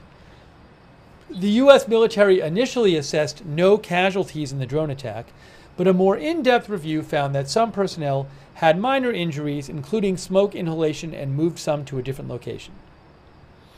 The official said none of the injuries were serious, but some personnel were also being examined for traumatic brain injuries. Maybe concussion or something, I'm not sure. Remember, since October of last year, Iranian-backed militias in Syria and Iraq have repeatedly attacked U.S. forces in Syria and Iraq.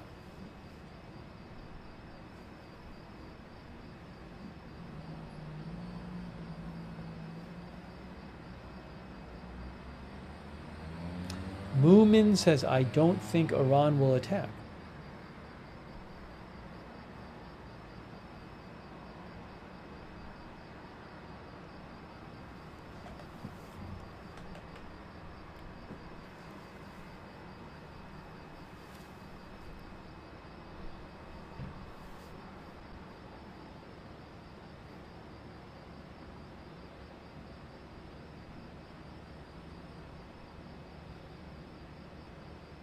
People keep asking at the White House last night. Nothing happened at the White House.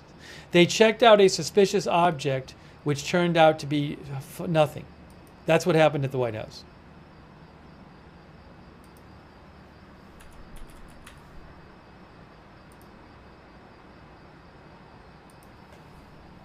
Secret Service.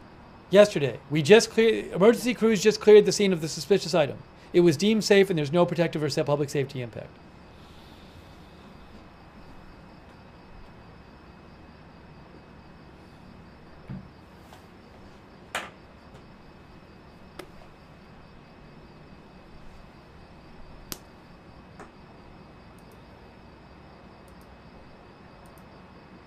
I don't even have, at this moment, I'm guessing I'll get them in, but at this moment, I don't have any other live shots to show you. I have an Israel-Gaza border one, but I don't think that's particularly helpful at the moment. But aside from that, nothing.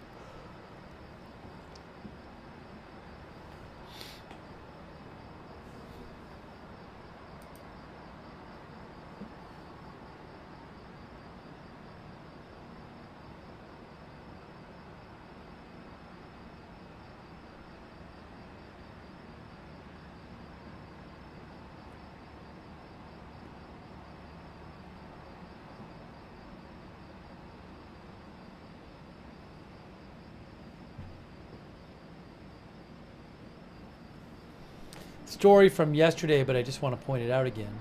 Quds Force chief says Iran will avenge killing of Hamas leader. From Associated Press.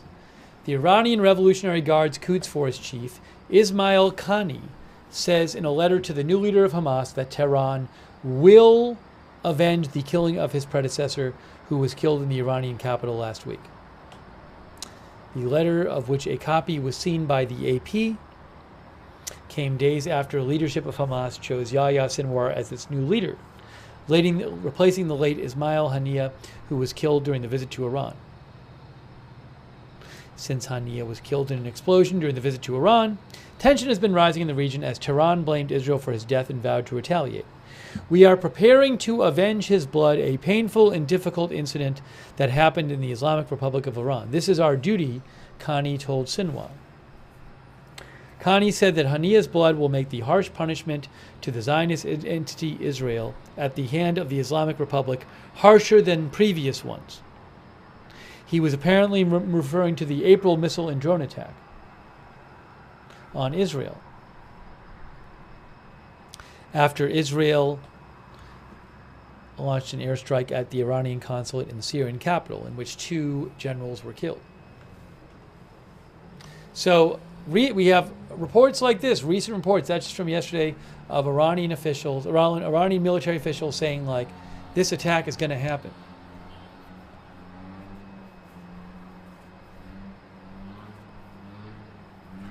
Sicilian thinks they're better at talking than fighting.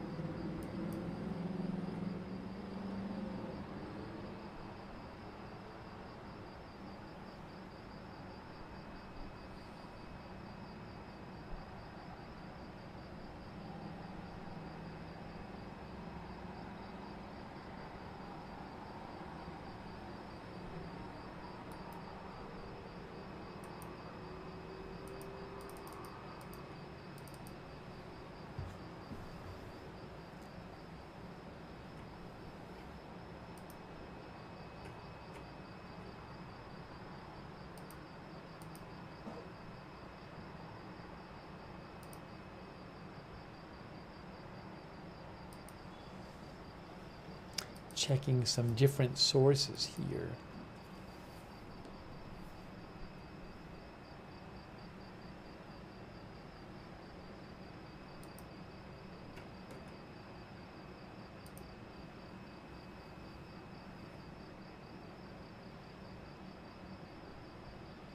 Joe Bob is wondering what city they will attack. Well, it's not clear they'll attack a city. That would be more provocative and risky than attacking something not in an urban area, because it would be, especially if Iran or Hezbollah were to attack or hit a civilian target, that would likely lead to a more escalatory response by Israel.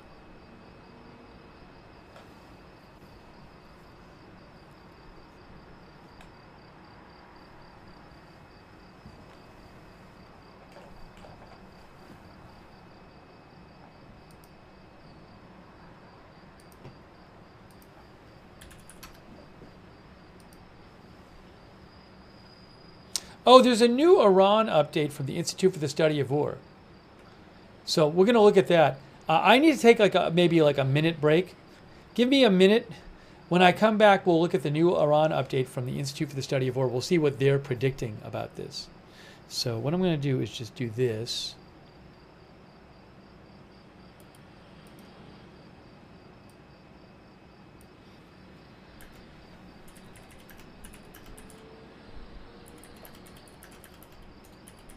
It's almost 2 a.m. local time.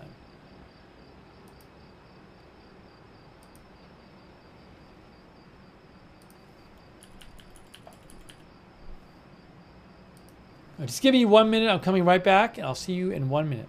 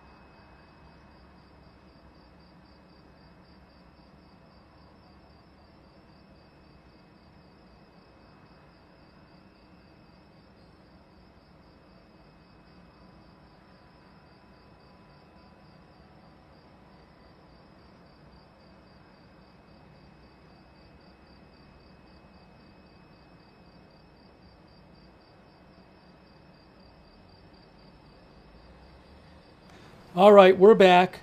We are back live. Appreciate you being here with the coverage. Big thanks to our moderators. We have moderating right now. Sabrina is moderating. Beezy is moderating on YouTube. Thanks so much. Ruth Krafasi is there. Big thank you. Linda Belk and Larry on X. On Twitch, we have Big Ball of Yarn, David Green, LB Prairie Dawn, I Got That Fire, McBritches, Papa Bear, and Surly Dev. And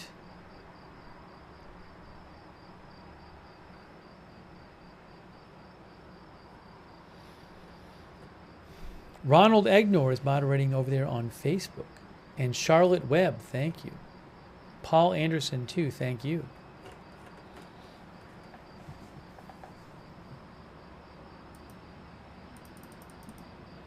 I'm going to read you the some of the Institute for the Study of War report in a moment.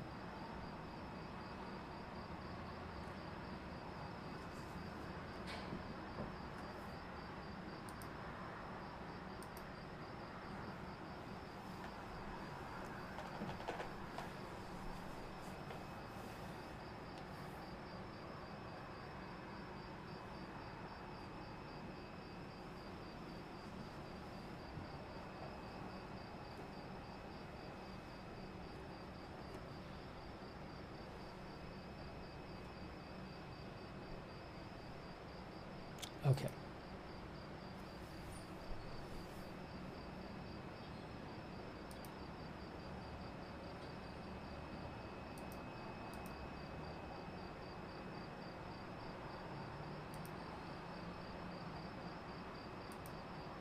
So this website is,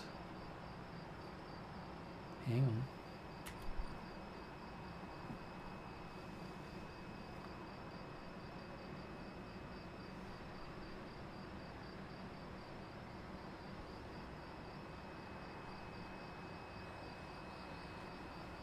This website is the Institute for the Study of War, which is a group that offers a really good analysis of military conflicts on their website. And they are posting daily updates about the Iran situation and the Ukraine situation, by the way. You can find them at understandingwar.org. So they came out with their daily update on Iran. So I want to see what they have to say. So I'm gonna post the link in the chat to the article if you want to look at it. I appreciate them letting me show it.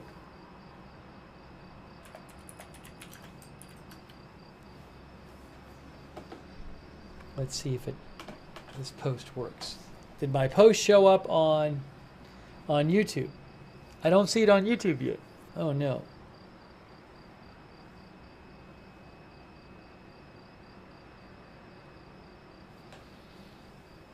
I might have to post it separately. Nope. I don't know why that has... Just sometimes it just doesn't work. I don't know why. All right, I'm going to post it. I'll post it. It'll work now because I'm posting it directly there. It's so stupid. Works and then it doesn't work. I just posted. Well, it's there because I posted it again. That's why it's there, not because it worked. Okay.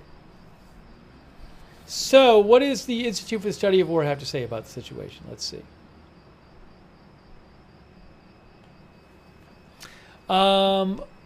Point one, they say different elements of the Iranian regime have advocated for varying responses to Israel's killing of Hamas Political Bureau Chairman Ismail Haniyeh in Tehran on July 31st. The different messages across the regime are likely emblematic of differences in opinion between different camps in the regime. The messages may also reflect changes in position within these camps. Senior Iranian military and security officials, as well as Iranian armed forces and IRGC-affiliated media, have suggested that Iran and its axis of resistance seek to conduct a coordinated large-scale attack on Israel. The Iranian Supreme Leader Advisor, Ali Shamkhani, for example, said on today, on August 10th, that Israel only understands the language of force. Iranian armed forces-run outlet Defa Press separately published an article today speculating that Iran could attack Tel Aviv and Haifa. The publication of this article does not necessarily mean that Iran will attack Tel Aviv and Haifa, and more likely reflects the Iranian armed forces' general desire to strike Israel directly. Other elements of the regime, including moderate President Masoud Pezeshkian, have advocated for attacking secret Israeli bases in Iraq, Kurdistan, or Azerbaijan to avoid a direct conflict with Israel. It is not possible to conclusively determine from individual statements how and when Iran will respond to Israel, given that these statements intentionally and unintentionally obfuscate, make hard to see regime discussions, and Iran's intent behind a potential attack. But they think that there's different groups arguing for different kinds of attacks in Iran. Excuse me. Again, this is the new Institute for the Study of War report on update from today. You can get it at understandingwar.org. They also say the general trends reflected in Iranian rhetoric, however, support our ongoing assessment that Iran and its axis of resistance will most likely conduct a coordinated, large-scale attack on Israel. The number of Iranian official statements vowing a harsh and forceful response to Israel far outweigh the number of statements calling for a more limited response. Our assessment is also not only based on Iranian rhetorical statements, but on our prior assessments about Iranian objectives and perceived strategic requirements. We previously assessed, they say, that Iran likely seeks to restore deterrence. Deterrence is where somebody restrains themselves because they're afraid of what you will do of what someone else will do if they do something. So if somebody's deterred from doing something, they don't do it because they're scared of the consequences. So Institute for the Study of War believes that Iran likely seeks to restore deterrence after its unsuccessful April 2024 attack, while simultaneously trying to avoid a large-scale war with Israel. In April, Iran and its allies fired around 170 one-way attack drones, 30 cruise missiles, and 120 ballistic missiles at Israel. The U.S., Israel, and their allies intercepted most of the projectiles, and the Iranian attack did significantly less damage than Tehran intended. We previously assessed, they say, that Iran could modify its April attack in several ways, including by increasing the volume of projectiles or changing the number of locations and targets to increase the likelihood of inflicting serious damage on Israel. We will track and report the general trends in Iran rhetoric across different elements of the regime while highlighting which elements of the regime likely have the most influence. So they still think that the most likely attack is a coordinated large-scale attack by Iran and proxy groups. Hassel Dahaf says, not happening, I'm thinking they won't do it.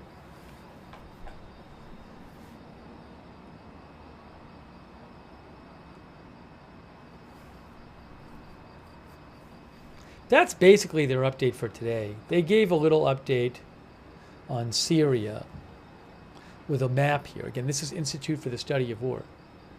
So they said the drone attack in Syria was in northeastern Syria. We just heard from Reuters several people got minor injuries in that. They said, Institute for the Study of War, unspecified Iranian-backed Iraqi fighters conducted a drone attack. And you might say, Iraqi fighters, which would be a good question. But if you can see, the drone attack happened right near the Iraqi border.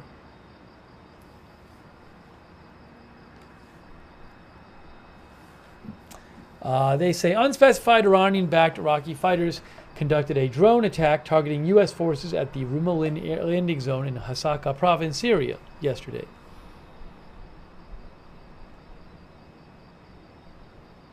They say, we assessed on July 17th that Iranian-backed Iraqi militias appear to have resumed their attack campaign targeting U.S. forces in the Middle East.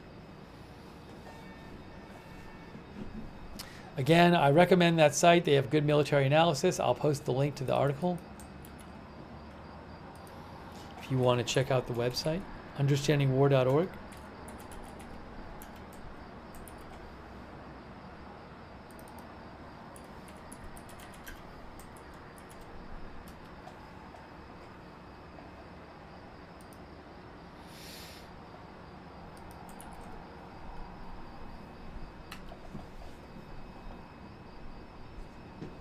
Paul Callahan Fowler says they are well worth the reading time. I agree.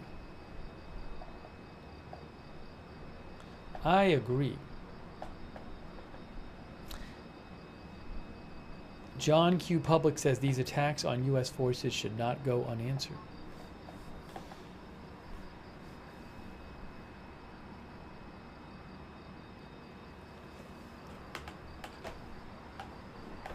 Oh.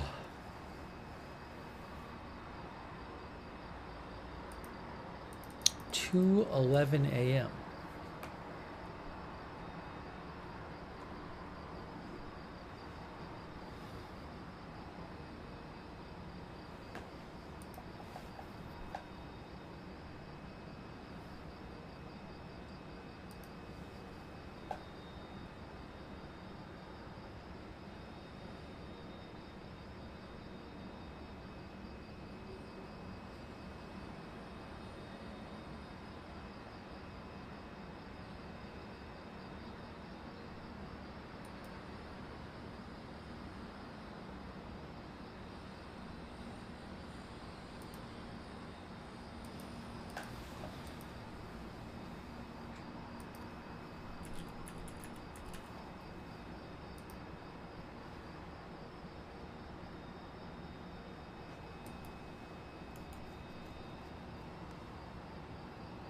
Some viewers are mentioning reports of a new notice to airmen in Iran.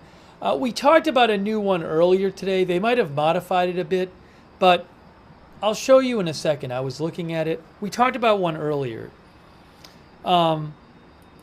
It's not an airspace closure for like the whole country. It's one of these. It's a NOTAM that talks about upcoming military exercises, similar to one they had a few days ago.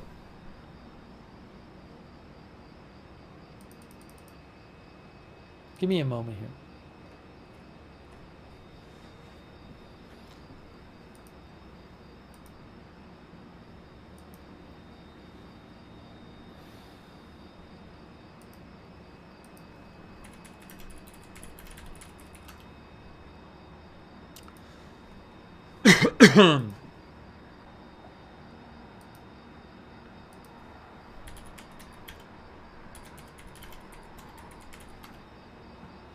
Let's see if I can find the one that I'm looking for.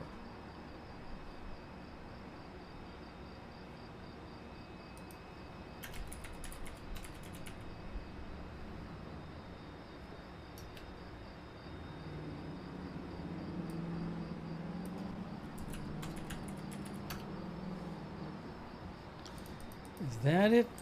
Let's see.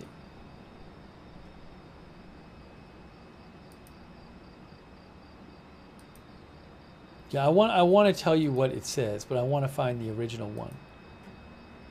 The original one, and then I can show it to you.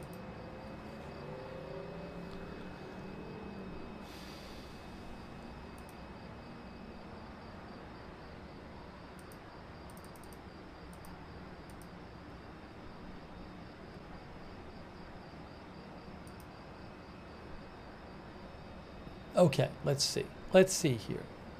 Let's see here.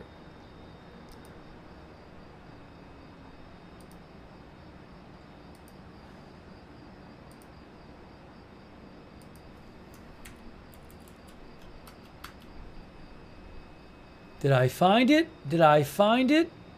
It is 2024. I think I found it. Yes, I found it. I found the NOTAMs for Iran.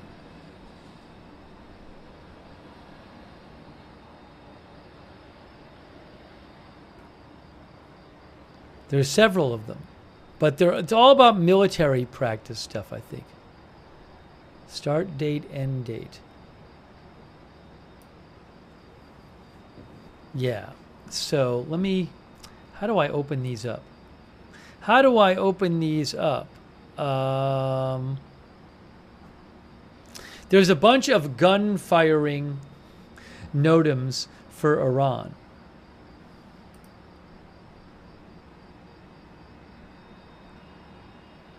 So, and then, just to be clear, oh, did I get it right here? Hold on.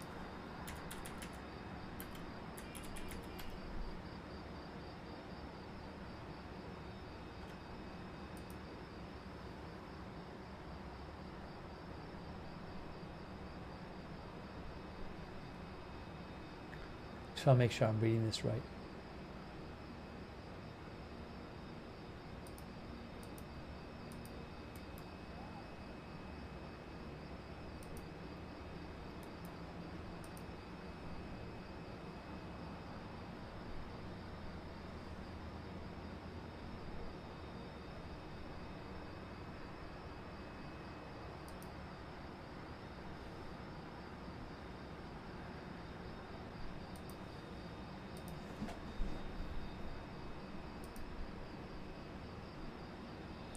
Tehran, OIIX, that's what it is. Tehran Flight Information Region.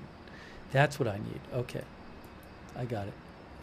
I'm going to show you these current, I'm going to the FAA NOTAM search, and I'm searching for NOTAMs on the FAA site. I got it. All right, so here is one of them. You can look at this with me.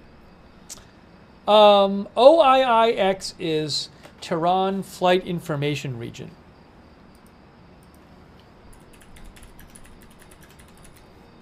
Which is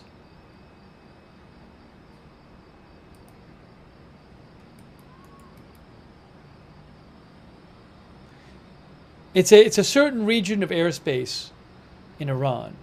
So it says here, gun firing will take place with lateral limit of OID 29. Looks like from ground to 10,000 feet. From the time would be, that would be, looks to me like that would be in universal time. So that would be 8 a.m. to 8 p.m. And that goes from August 11th to August 14th. I don't think that's, you can find, there already have been things, NOTAMs like this in Iran. Remember, like the jet passenger planes that fly over Iran, they're flying at like 30,000 feet. So this is not going to apply to that. Yeah, our viewer Baby Dougie says, not for civilian airlines that fly at a much higher altitude. So I'll show you one of the other ones too. That one is for 4 days. That one is between 8:11 and 8:14. I just, none of these scream out to me as like, oh my gosh. Like, look at this one. It's another one. OIIX is for Tehran Flight Information Region. From ground to 5,000 feet, gun firing will take place within a circle. Radius 5 kilometers centered at, and it gives a location. And that is from 7 a.m. to 7 p.m. On the 13th and 14th of August. So these are the ones I'm finding. These don't sound to me like, none of these say like no airlines fly over our airspace. They're all gun firing ones. I have a whole page of gun firing NOTAMs. There's one in effect from July 22nd to August 15th. I mean, these are literally all gun-firing NOTAMs for the Iran airspace here, OIIX. So there's just a lot of these things. And some of them were existing before today. Gun-firing, gun-firing, gun-firing. Sorry, if I see or hear of one which is very different from that, I'll let you know.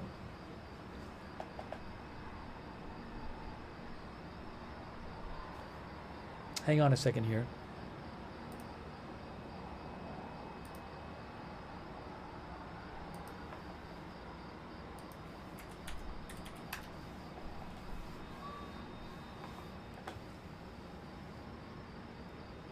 Amit says it's pronounced NOTAM.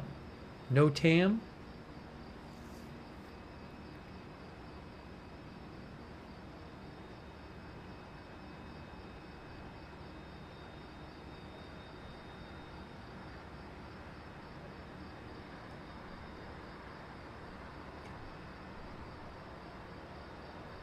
Anyways, I'll keep a lookout, but these gun-firing ones, there's a bunch of those already. So, it's notice to air missions.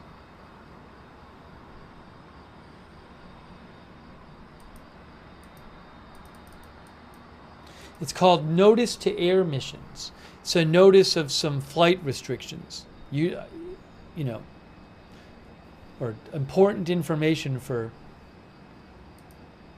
flights to know about.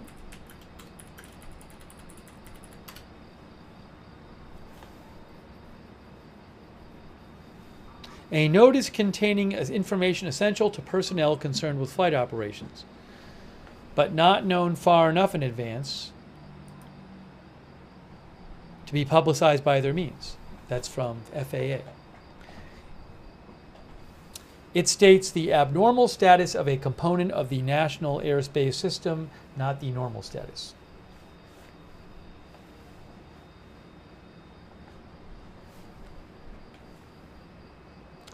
Thank you, Back Garden Astronomy,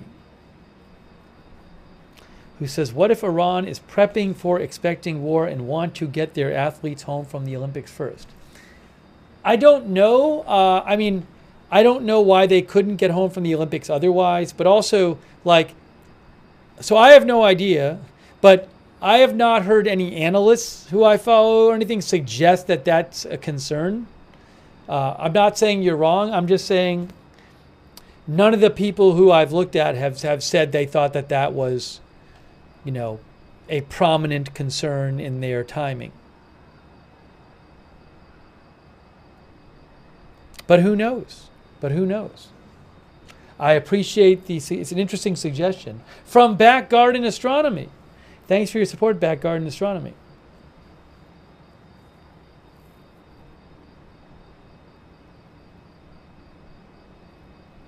Fishing says it would look bad for anyone who would detain an athlete.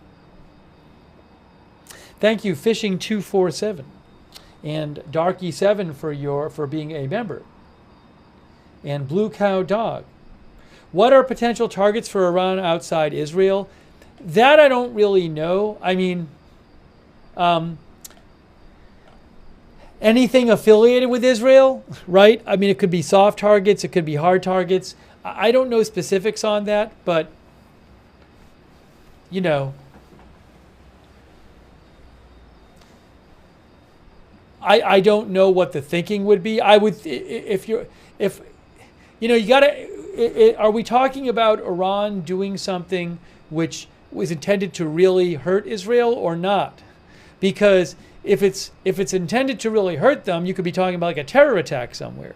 If it's not, then maybe they just pick something with some loose affiliation with Israel and they fire something on it and say, look, we're attacking Israeli interests somewhere, you know. So I haven't seen a detailed discussion of that kind of question.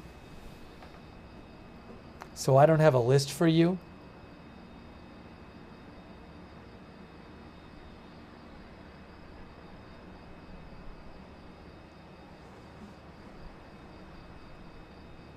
Perfectly good question.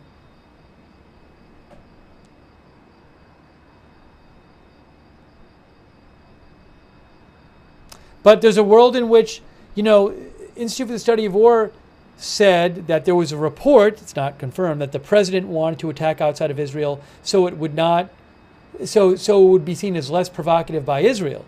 But there's a whole other possibility, which is that they think an attack in Israel is not going to do anything, and they want to attack outside of Israel to actually hurt Israel more.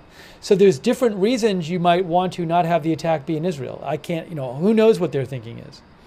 Thank you to Chapstick for your support. And our new member, Sean. Thank you, Sean, for our new member. And Fishing247. I missed your super chat before. Thank you, Fishing247.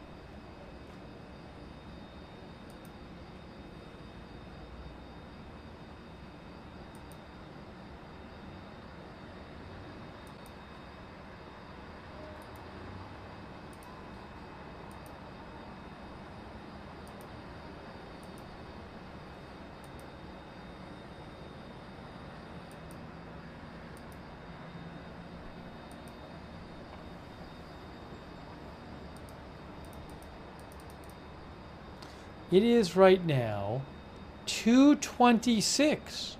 Guys, it's 2:26 a.m.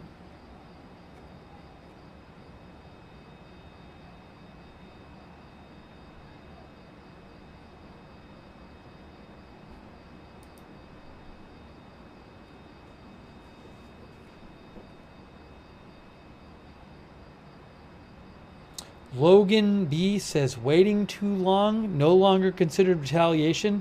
Well, thank you, Logan. I don't think that we're at that point yet. They have not even waited as long as they did in April. In April, it was 12 days.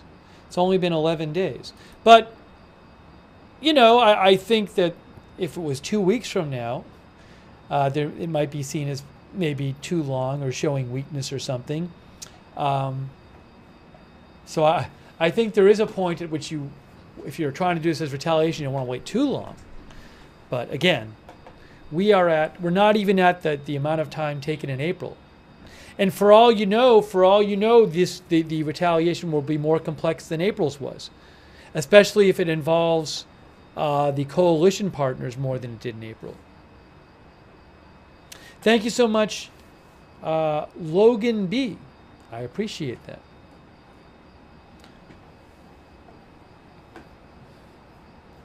The closing ceremonies for the Olympics are 3 p.m. tomorrow Eastern Time.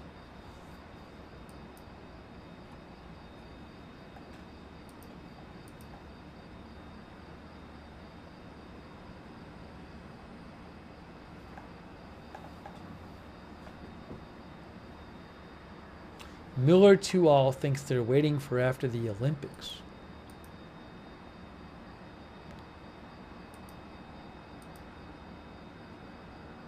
It's not obvious to me why they'd be waiting for the Olympics to end, but who knows?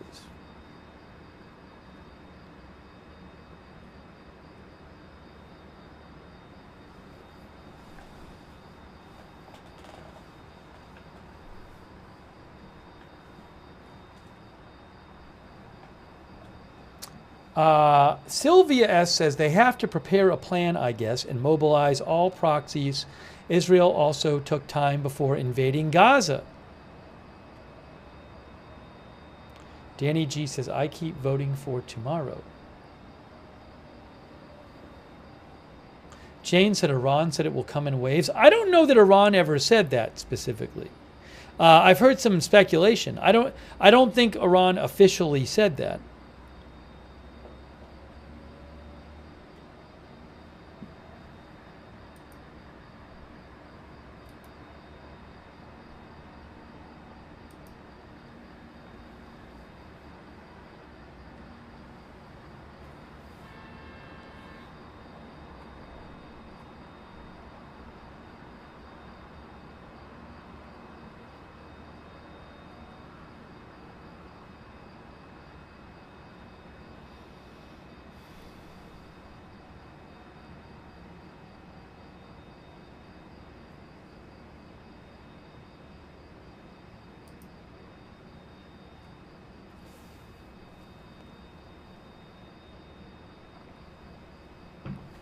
Susan Priest Buchner thinks it will be in 2 waves.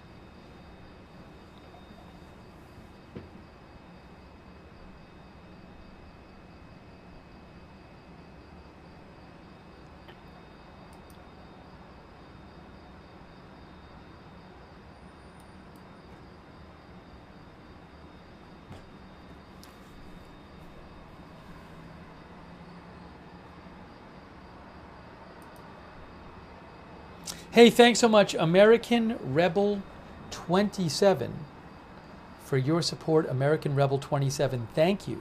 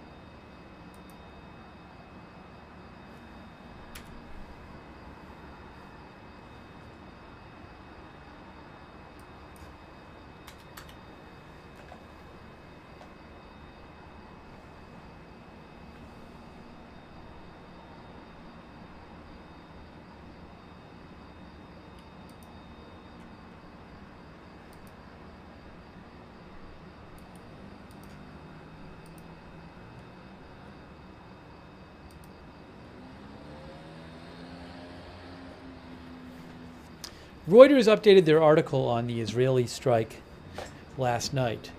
I might check out this article again. Remember, Israel overnight launched an airstrike on a school that was being used as a shelter in Gaza. Palestinian officials say nearly 100 people were killed. Israel says that they were targeting a militant what is the word they used? Like a militant, a stronghold or headquarters or whatever it is called, and they said they killed a bunch of militants, and they said that they didn't do as much damage as Hamas is saying they did.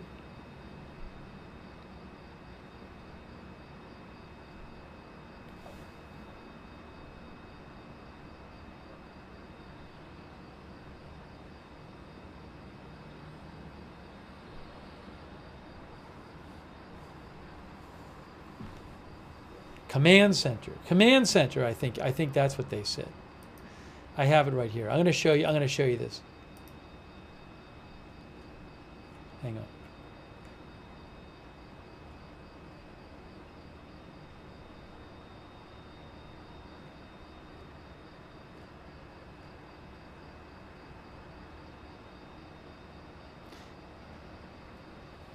Or a compound. A command and control center, a Hamas command and control center. Anyways, let me just say something about this. The article is called "Israeli Strike Kills Nearly 100 in Gaza School Refuge," civil defense officials say. It's an updated article from Reuters. See, we'll just check it for a second. An Israeli airstrike on a Gaza City school compound housing displaced Palestinian families killed around 100 people, the Gaza Civil Emergency Service said today, while Israel said the toll was inflated and 19 militants were among the dead. Some really terrible video from that incident, by the way. Graphic. Awful. Video from the site, says Reuters, showed body parts scattered among the rubble and more bodies being carried away and covered by blankets. Empty food tins lay in a puddle of blood, and burned mattresses and a child's doll lay in the debris. In another video, a man prayed over a dozen body bags laid on the ground of the Tabin school complex. The Israeli strike drew condemnation from Arab states, Turkey, France, Britain, and the European Union in an expression of deep concern by the U.S., which has been working with partners to prevent the 10-month-old Gaza conflict from escalating into a regional war. Vice President Harris said, yet again, far too many civilians have been killed. She said in Phoenix. Although I don't know if that was like, I don't know when she was asked that. I guess after the strike happened, she must have been asked it. Reiterating U.S. calls, the Democratic presidential candidate running for election in November told reporters, we need a hostage deal and a ceasefire. Gaza's Civil Emergency Service, which has a credible record in stating casualty numbers, and the Hamas-run government media office said in separate statements that the complex had been attacked while its occupants were performing dawn prayers. So far, there are more than 93 martyrs, including 11 children and 6 women. There are unidentified remains, said the Palestinian civil defense spokesperson Mahmoud Basal. Tens of thousands of displaced Palestinians have sought shelter in Gaza's schools, most of which have been closed since Israel's war against Hamas began. Around 350 families had been sheltering at that compound, Basel said. Some of the hundreds of thousands of Palestinians displaced by Israel's onslaught on Gaza, the upper floor housing families, and the lower floor users a mosque were both hit, he said. The Israeli military said the death toll was inflated. The strike was carried out using 3 precise munitions, which cannot cause the amount of damage that's being reported, the military said in a statement. The military said no severe damage was done to the compound and provided aerial photos and videos, which it said proved this. A spokesperson for the Israeli military said that the compound and the mosque that was struck within it served as an active Hamas and Islamic Jihad military facility.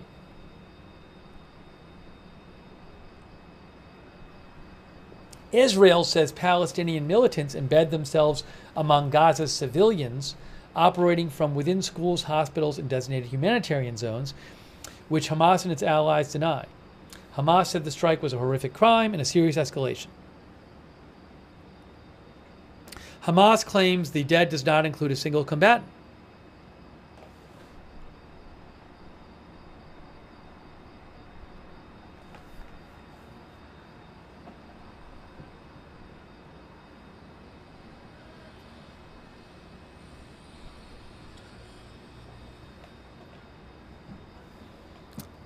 I'm going to play you in a second. So again, there's really graphic video of what appears to be the aftermath of that attack last night, which some of you, I'm guessing, have seen. The Israeli military also released a video statement, which I'm going to play you again in a second. Hey, thanks so much to West Decker. Sorry, West. And thanks for shouting out the mods. Thank you, Wes Deckard.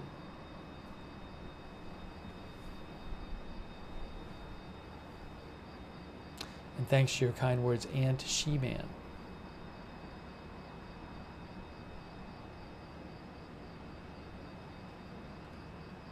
Also, Rick1111. Thanks, Rick, for your support.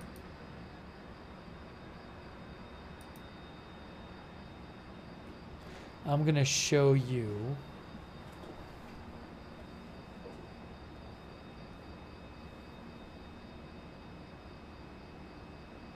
now Joe Truzman.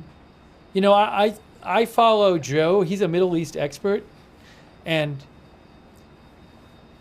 he doesn't just say things lightly. It's interesting. What Joe says is, this is why Hamas distributes inflated numbers so quickly. Members of governments and many in the media go along with what they say. Hamas and its allies in the Gaza Strip are terrorist organizations. Quoting their figures as fact is irresponsible. That's what Joe says. I don't know what the exact number is. Guys, a number of people in the chat are talking about a new NOTAM from Iran. We actually just addressed this extensively about 15-20 minutes ago. I looked up the NOTAMs.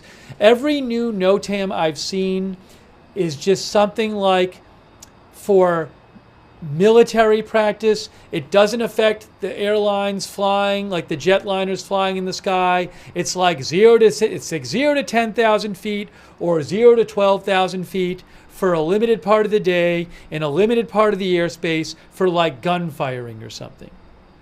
They're not closures of Iranian airspaces. They don't say that all the jets, the civilian jets that fly over Iran can't still fly there because those are flying like 30,000 feet. So I have not seen a single NOTAM from Iran that suggests that an attack is imminent.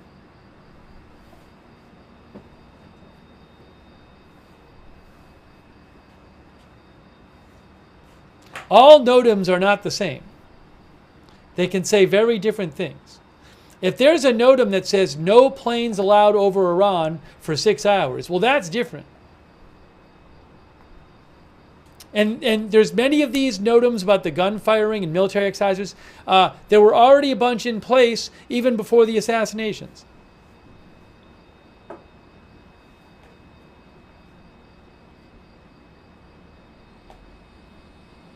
Freedom is Pepsi or Coke says, why would they telegraph an attack with a NOTAM? Well, the one thing is, if they're going to be firing stuff which might hit civilian airliners, they're probably not going to want to hit civilian airliners. So either they got to not fire that way, or they have to tell civilian airliners to not be in a certain place.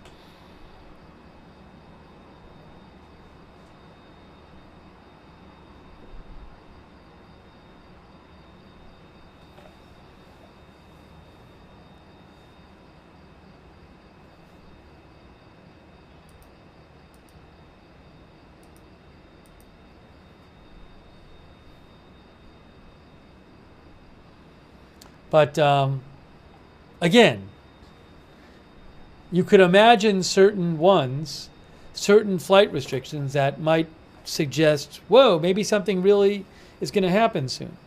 None of these new ones I've seen from Iran suggest that to me.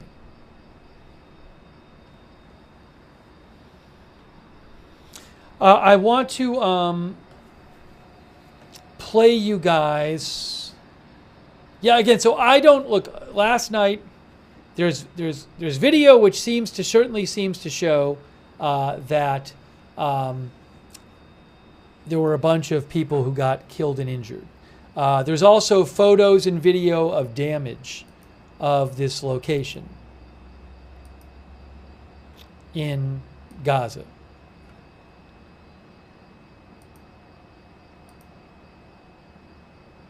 But what exactly happened, I can't tell you.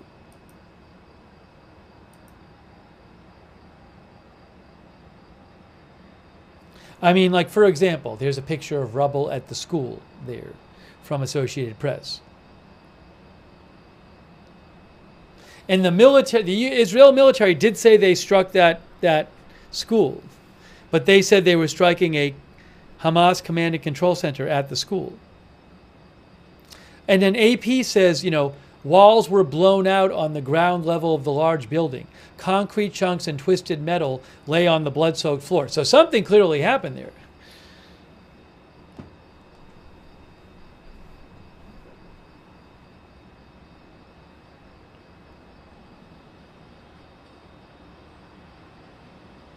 A camera operator working for the AP said a missile appeared to have penetrated the floor of the classrooms and to the mosque below and exploded.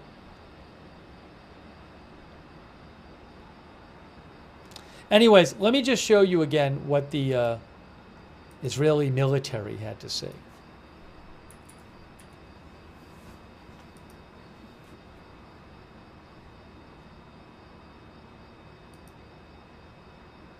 I'm going to play you this. So, multiple sides to this story.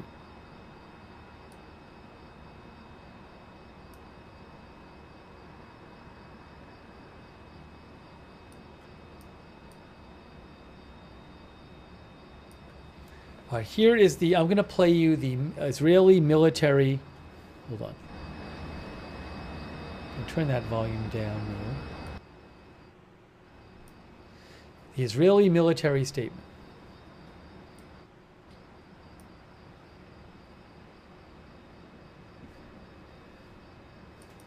Since the beginning of this war, The Hamas and Islamic Jihad terrorist organizations have been systematically abusing civilian population and infrastructures in Gaza for their terrorist activities against the State of Israel. This includes Hamas' massive network of underground tunnels which go under towns, hospitals, mosques, schools, and UN facilities, and are used by terrorists to command attacks, store weapons, and hold Israeli hostages captive. It also includes hospitals across the Gaza Strip, which have been repeatedly infiltrated and weaponized by Hamas and Islamic Jihad, and where terrorists' tunnel shafts were found. Increasingly, in recent months, Hamas has focused on exploiting school buildings, often where civilians are sheltering inside, to use them as military facilities, command and control centers, for storing weapons and to execute terror attacks. Over the last few weeks, our intelligence has been closely monitoring an active Hamas and Islamic Jihad military facility, where approximately 24 Hamas and Islamic Jihad militants were operating. The names of 19 of these terrorists operating in this compound were published by us today. We also have intelligence indications that the terrorist Ashraf Judah, Islamic Jihad's brigade commander of the central camps, was at the compound. This military facility was embedded inside the Al Tabain school building in Gaza City. After we received clear intelligence of the threat posed by these terrorists, and in accordance with international humanitarian law, we took numerous steps to mitigate the risk to civilians, including using aerial surveillance prior to the strike, and selecting very precise munitions to avoid civilian casualties.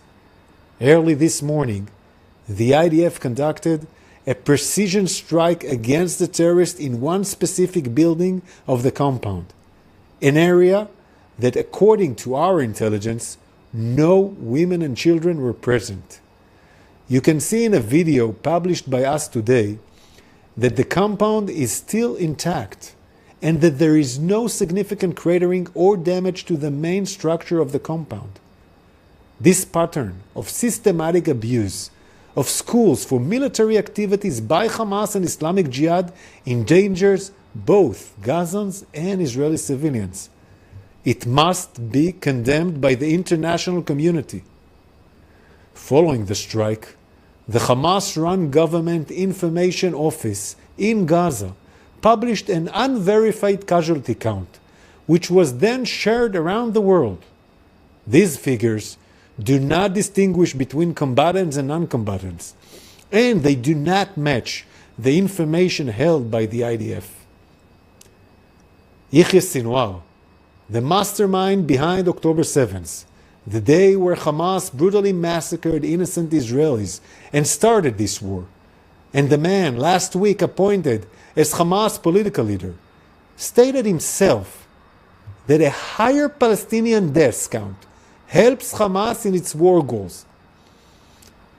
Where Israel sees harm to civilians as a tragedy, Hamas sees harm to civilians as a strategy. The IDF will continue to operate in accordance with international humanitarian law in order to dismantle Hamas military capabilities and in order to bring back home all our 115 hostages, men, women, children, and the elderly, who are being held in captive for over 300 days in horrific conditions. We are operating to create the conditions to bring them back home. We call on the international community to do everything they can to fulfill this goal.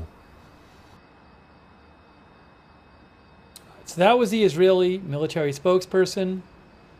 As I mentioned, there are multiple sides to this story. Hamas claims one thing, Israel claims another thing. So I'm not telling you what to think, but you've heard the different sides. We've been giving you some summaries of the different sides.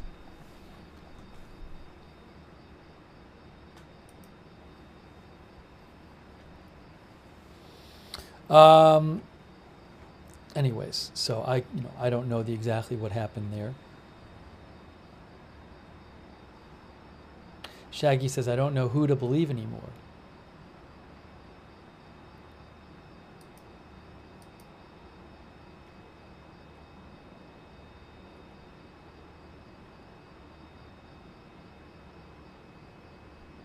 I mean, I don't know, I don't know if they're really that far apart. If you told me like what happened is that they had a target, if you told me what happened was that there really was a Hamas meeting place there and that Israel targeted it because they thought that, well, there's a lot of people on our want list there, but unfortunately there's other civilians there, but we think it's worth it for the collateral, even though unfortunately there'll be collateral damage. I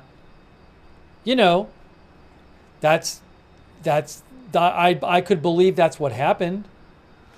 And at a certain point, whether it was whether the numbers of people killed was 60 or 30, I mean, I know the people are important, of course, but in terms of of what happened, and I mean, is it going to change a lot of people's minds if 25 innocent people got killed versus 60? I don't know for most people if that's going to really change their minds. So, I mean, I don't, so I don't know like how exactly how far different they are, because again, if all they're arguing over is how many innocent people got killed, the number, that just seems kind of like a minor argument as opposed to the larger issues there. So.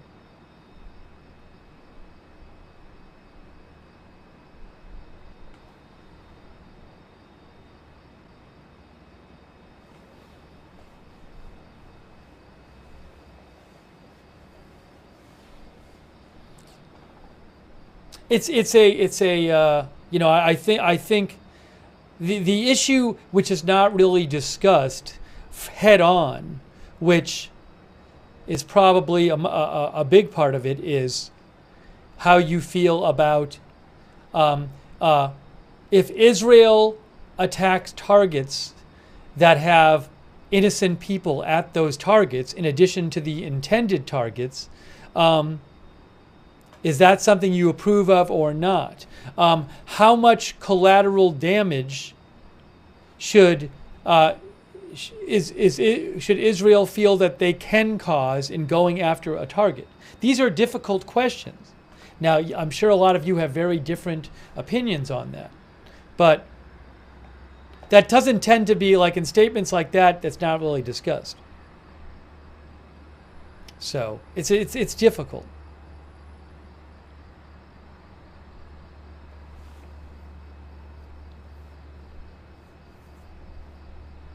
But again, I mean, because like it feels like some of the public debate is they inflated their numbers or not. But again, at a certain point, whether it's 20 innocent people or 60, is it really, for most people, is that the real issue? I don't know. Anyways.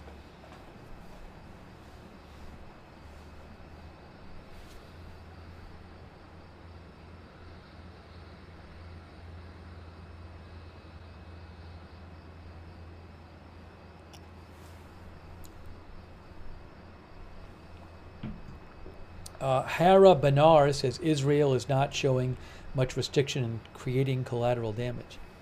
I don't have specifics on everything, and I'm not going to tell you what to think on it, but that is part of the debate about all this. I know one of the statements I saw, it might have been the White House statement, but I think it talked about proportionality. But there's this idea of like,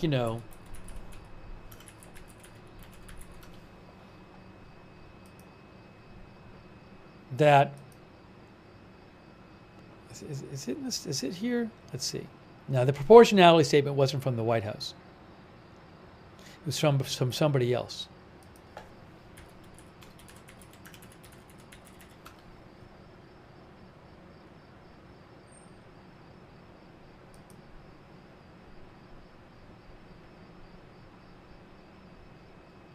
I can't find it. Anyways. Squishy Bubble says, yes, it's complex. But for sure, says Squishy Bubbles thinks we've had nowhere near the same amount of sympathy from media outlets or the public for Israel and the horrible attacks on October 7th. That's what Squishy Bubbles thinks.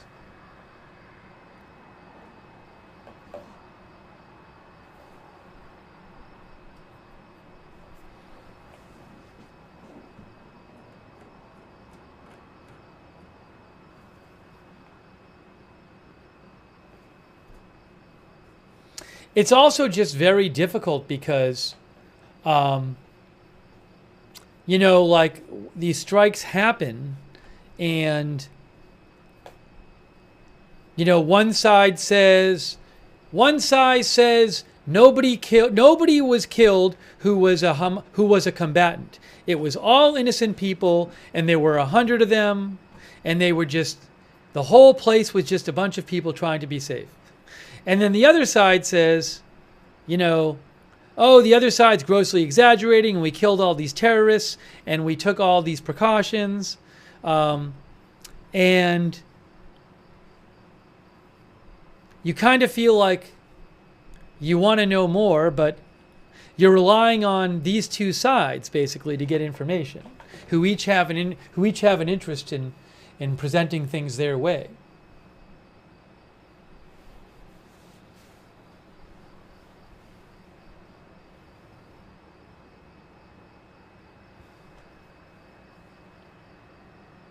But, so, I mean, clearly there was a strike there. So anyways, I've just been telling you some of what the different sides are saying.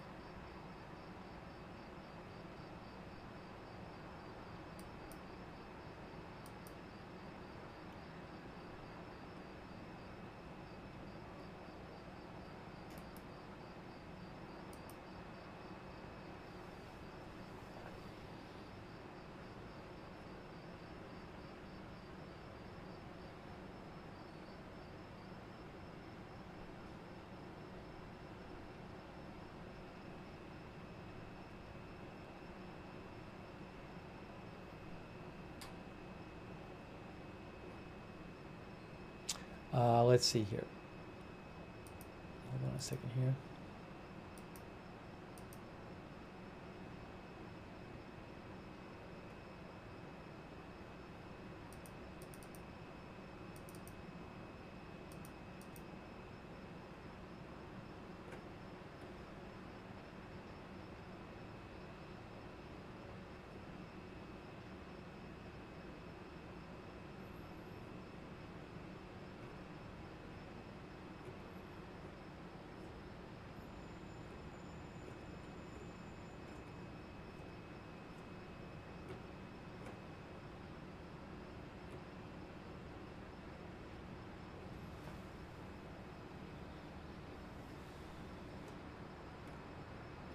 It is almost 3 a.m. It's almost 3 a.m., guys. Local time in Israel.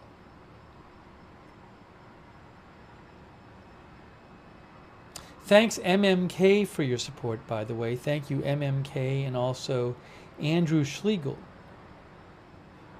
Thanks, Andrew. Andrew thinks they won't attack as long as we're live. Maybe they're watching your stream. Andrew's joking. Thank you, Andrew. I appreciate that.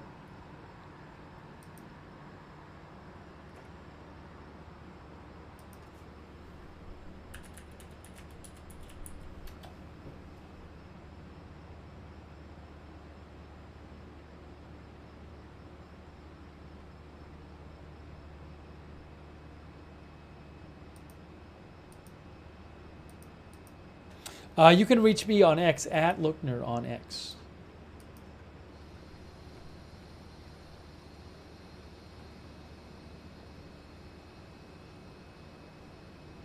Brand writes in and says, are you as surprised as I am about the length of this delayed response?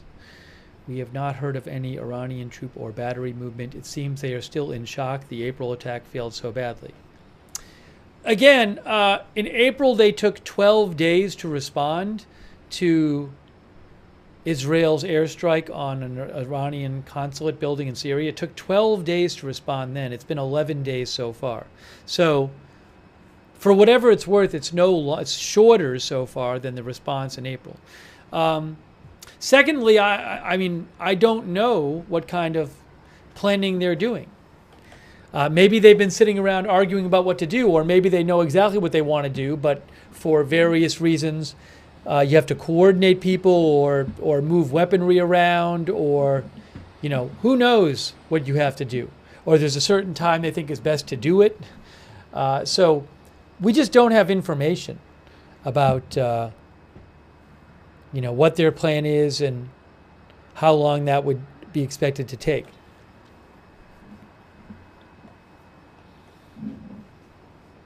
I mean, if they end up doing something that's fairly simple, then you might say, oh, why did that take so long? But maybe they won't. Thank you, Brand, for writing in.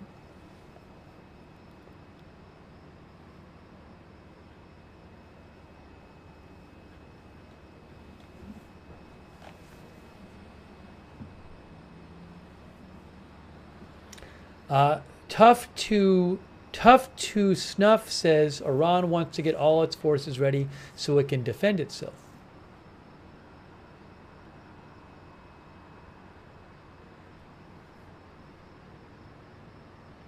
Thank you, Francois Lapointe, for your support. Thank you. Thank you to Peter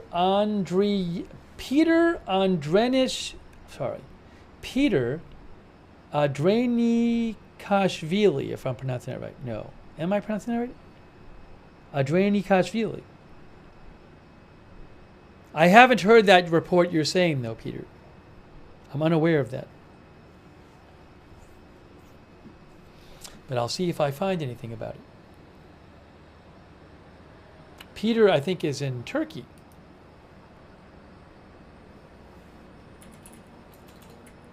Am I right about that? Let's see. Yes.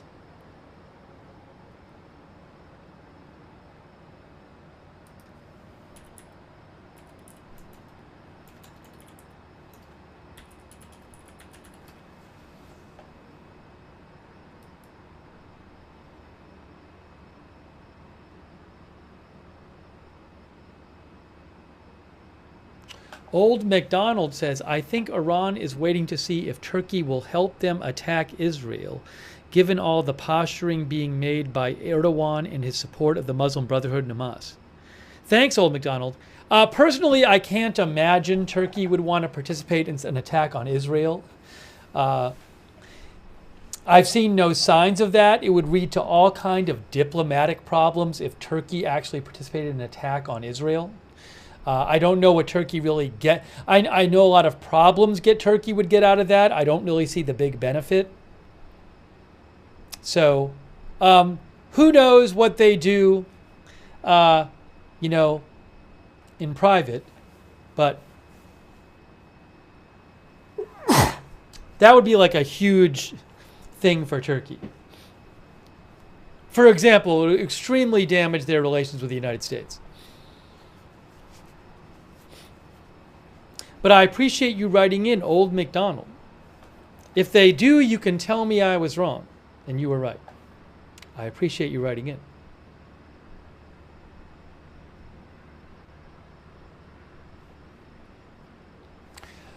Please, I beg of you, please stop sending me messages about an Iranian NOTAM. You need to understand what it says before you send it to me. And I think if you look at it, and you can do a little research, you will see it says something like planes flying from 0 to 10,000 feet in a certain part of Iran. Don't fly from 0 to 10,000 feet in a certain part of Iran at a certain point in time because we're practicing gunfiring. Planes, that's not a really big deal. The planes that fly over Iran, the jetliners, fly at about 30,000 feet. So telling planes that you're firing guns for practice from 0 to 10,000 feet at a certain time of the day in a certain limited part of Iran is just not a big deal.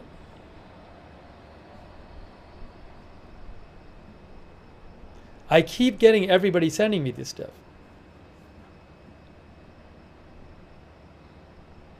Not all of the flight restrictions are the same. They say different things.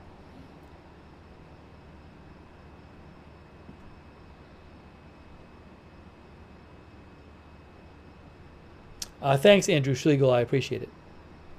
Now, what I think happens is I think it's sometimes the fault of the original source that doesn't explain what it says. But just the fact that there's a NOTAM issued is not in itself a big deal. It's what it says that could be a big deal.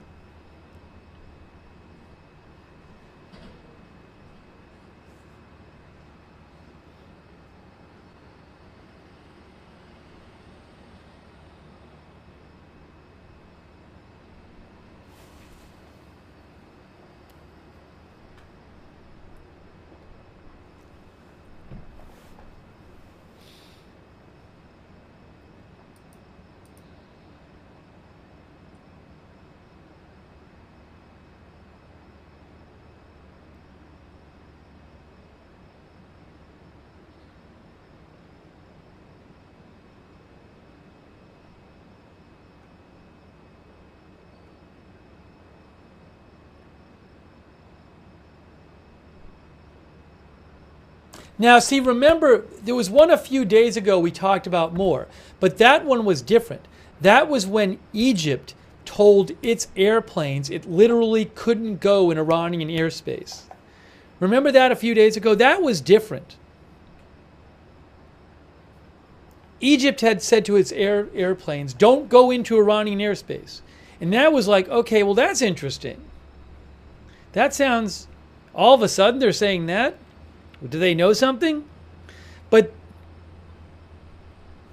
if you know, this is not these are not closures of Iranian airspace, general closures.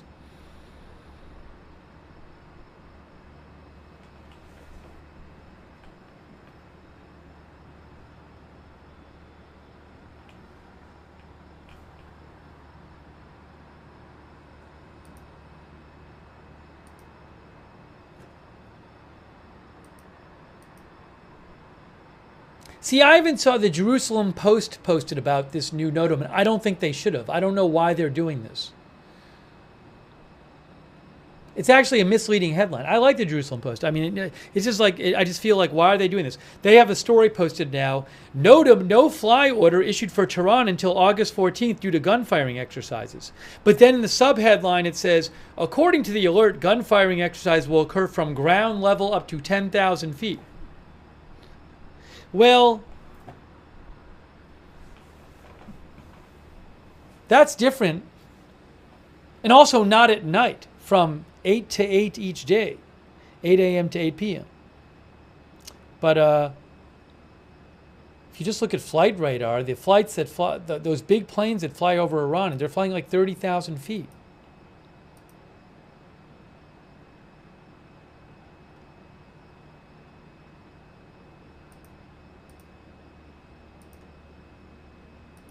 I'll show you.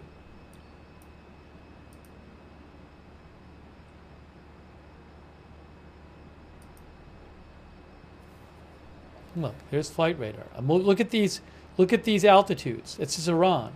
That plane is at 37,000 feet. 37,000 feet. 34,000 feet. 35,000 feet. 33,000 feet. 37, you get the idea here. It's from Flight Radar 24. So these planes are multiple miles above in height where this gunfiring will be taking place.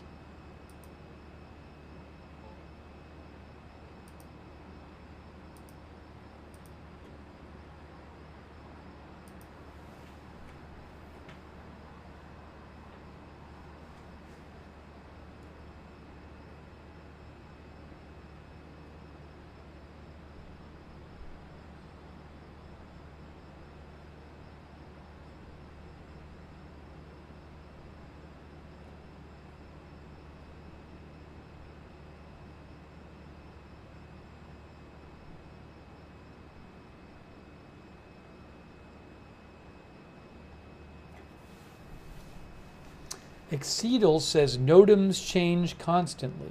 Check the NOTAMs and danger boxes over and around the U.S. They are everywhere. There's actually a lot in Iran, too, that were there even before this whole thing happened.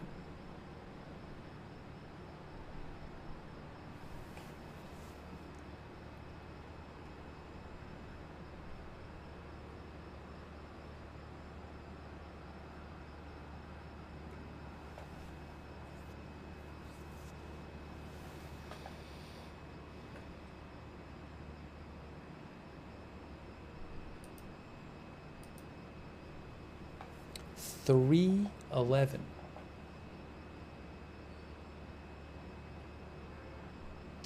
Eamon Stuff says, when will Iran strike?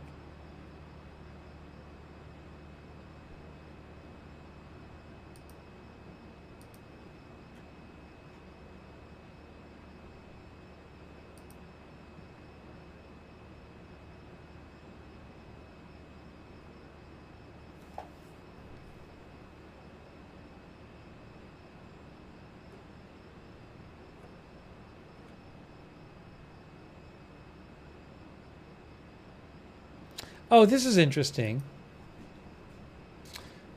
Jason Brodsky posted this from the Jerusalem Post. The Jerusalem Post has a story that says, oh, see, it's, all right, let me get the original version. Everybody's posting somebody else's story. This is what happens. Who said this? Hang on.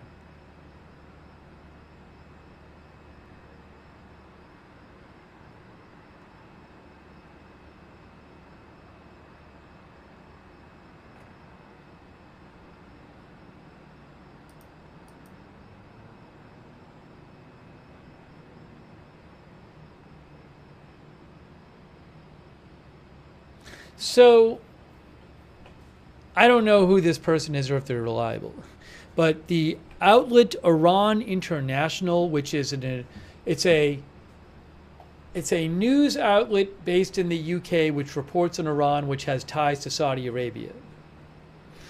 Okay, they said that this person, a member of the Iranian Parliament's National Security Commission, Ahmad Bakhshayeh Ardestani, who's I believe, a member of Parliament. I don't know if he's reliable. He said that Iran's air operations against Israel could last 3 or 4 days. That's what he said. I did Google him, and I found an article from MEMI.org that said that same guy said Iran is slowly making preparations to announce it has a nuclear bomb. Now, I don't know if that's true. That was in May 15th. So it's possible that he is someone who just says big things all the time that end up not being true. Or maybe, I don't know that. I'm just saying, my point is, it's not like this was like the Iranian foreign minister saying it. It's like one member of parliament saying Iran's operations could last 3 to 4 days. Could last. So I'm not reading too much into that either.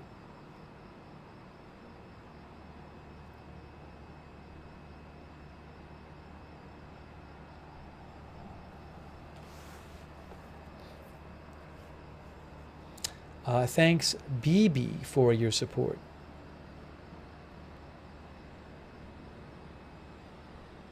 How will this attack affect the peace talks?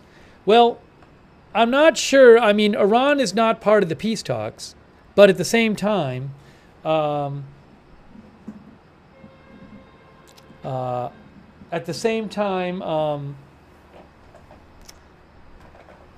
who knows what the attack will be like. If there's a regional war going on as a result of this attack, that probably could affect peace talks. So I don't really know. I guess it depends on what happens.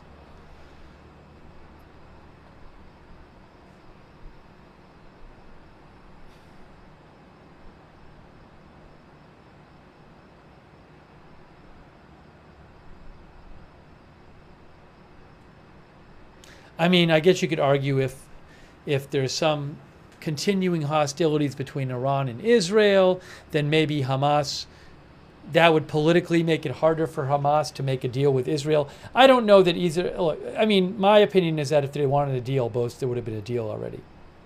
So, as I've said repeatedly, I will believe there's a ceasefire when I see it.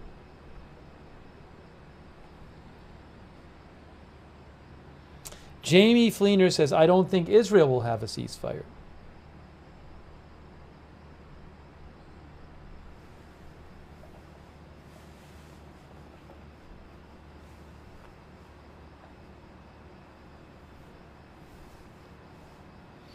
Hara Banar says, ceasefire deals must be really hard when things are still happening.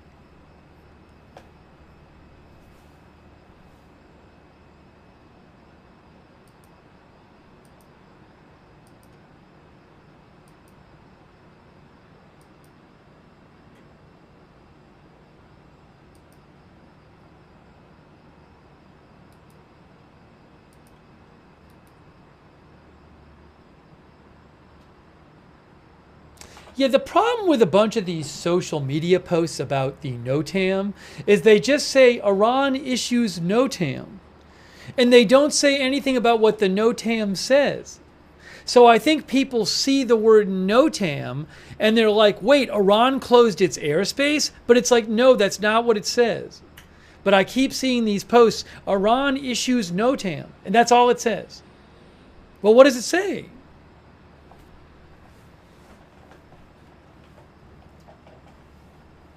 Thank you, BB, for the gift membership.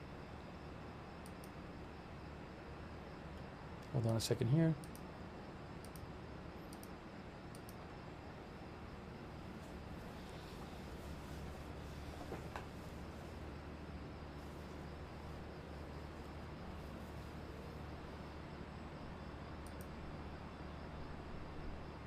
I feel like some people have said, I don't know if we've talked about this before, this idea that like Iran could just wait until that they wait until it seems like they wait several weeks until it seems like until people are like not. I mean, I don't think Israel's going to like really let down its guard, but do they maybe think, well, if we wait longer, Israel will be less vigilant or something? I don't know.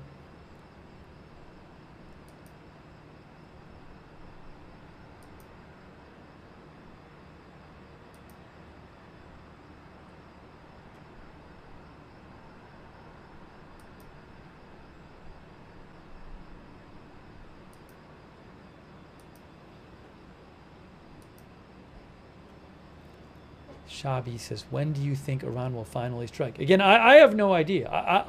I have a hard time thinking we'll be here in 2 weeks and they haven't done anything, but who knows? And it's not just them. Hezbollah could strike too.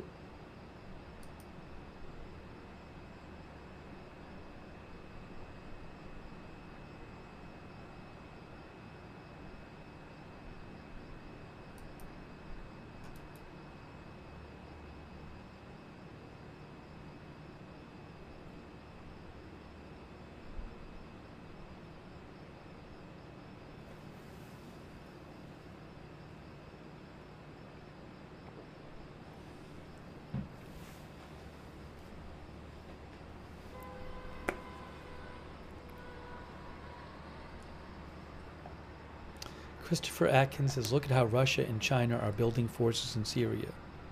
Now, I know Russia has had forces in Syria since the Syrian civil war, although I don't know about before that.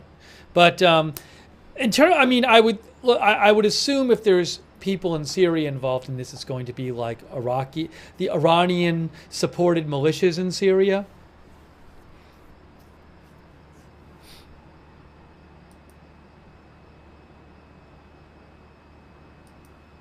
Iran does have proxy forces in Syria and Iraq. Thank you, Christopher, for writing in.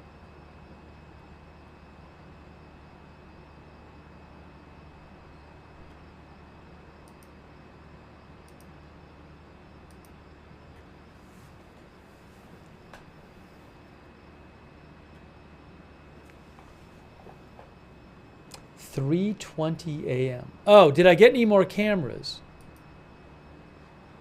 No, I haven't gotten any of the other cameras back. Normally I would have a like a Haifa camera or a Jerusalem camera. But I don't have one right now. We just have this one. I have this one and one that doesn't really help us, which is on the Gaza border.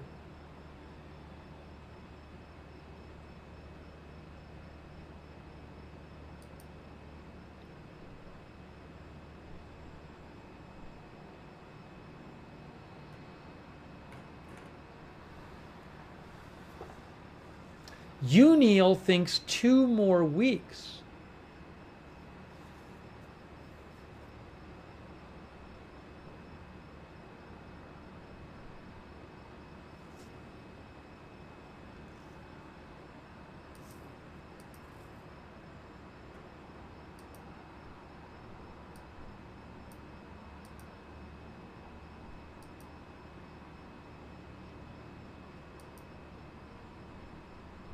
As Aaron Dooley mentioned, we talked about this before. The Israeli paper Maariv was claiming that Hezbollah was going to attack before Israel and that Hezbollah wanted to do it in the next day. There's all kinds of different reports. At this point, I don't know that anybody really knows what's going on because we've seen so many different reports about different things happening over the last week or so. Thanks, Aaron, for writing in.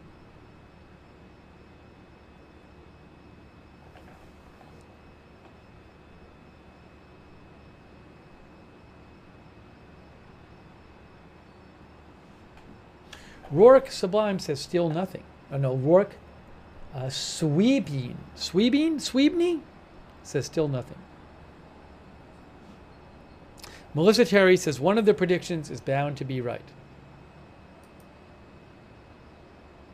The Fawn says maybe there is infighting in the leadership on the scope and scale of their response.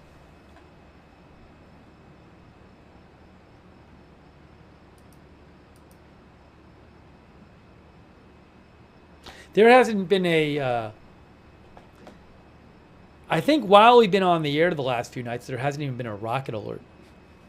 It's been very quiet during the nighttime.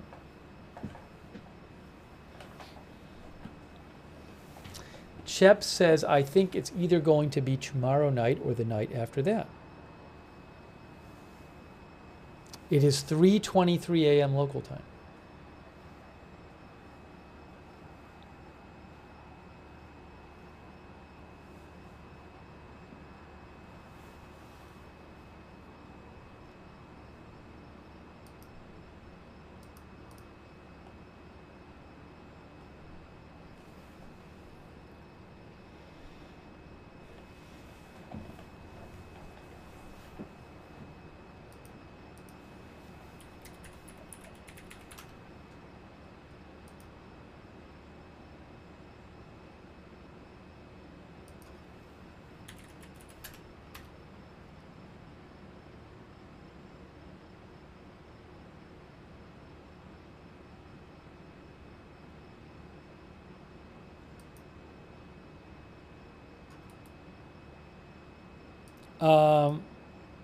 So we looked at this yesterday, but this is from Poly Market. It's a gambling site, and you can see it's, people can bet on current events there.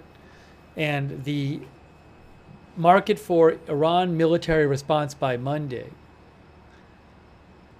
So, about a week ago, this was at 81% chance. So you wouldn't, if you bet 81 cents and there was a military response by Monday, you basically win 19 cents on your 81 cents. But now it's gone down to 16% chance. Obviously, because we're closer to Monday. But most of the money coming in a week ago was saying, oh yeah, there'll be an Iran military response by Monday.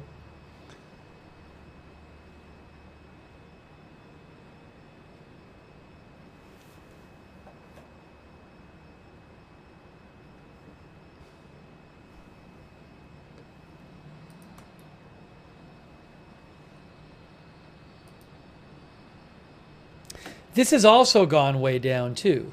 A week ago or so, I mean, this is just 5 or 6 days ago. 5 or 6 days ago, it was 79% chance of Israel military action against Iran in August, and now it's down to 33% chance. Just over the course of 5 days.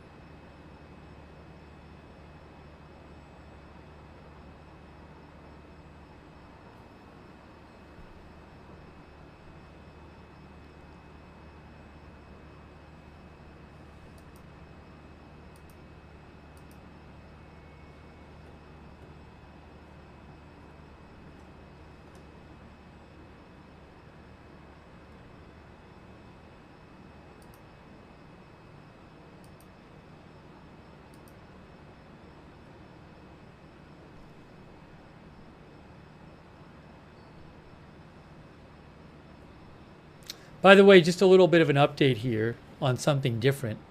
The National Hurricane Center says this disturbance has a 90% chance of becoming a tropical depression within 70 days. Within 7 days, and then it could eventually become a tropical storm or a hurricane. But worth keeping an eye on there. But the chance of it becoming a tropical depression, which is a step below a tropical storm, is 50% in 48 hours and 90% within 7 days. So I just wanted to let you know about that.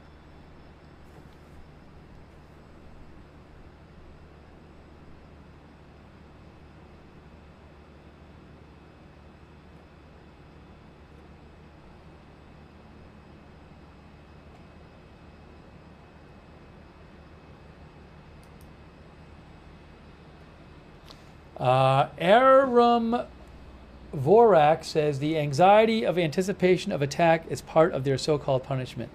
The leader of Hezbollah did say a few days ago that the waiting is part of the punishment. Hey, thank you, Camus. Camus thinks Iran is scared and won't attack.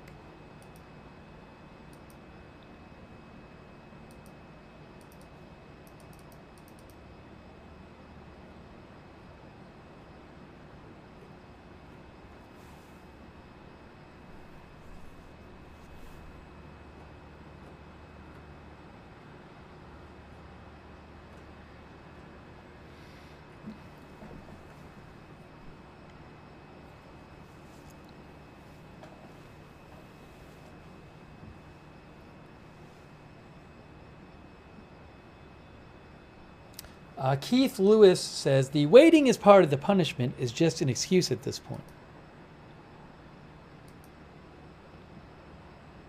Chris Atkins believe Polymarket blocked U.S. traders. I don't know about that. I honestly don't know. I haven't heard that, but I don't know.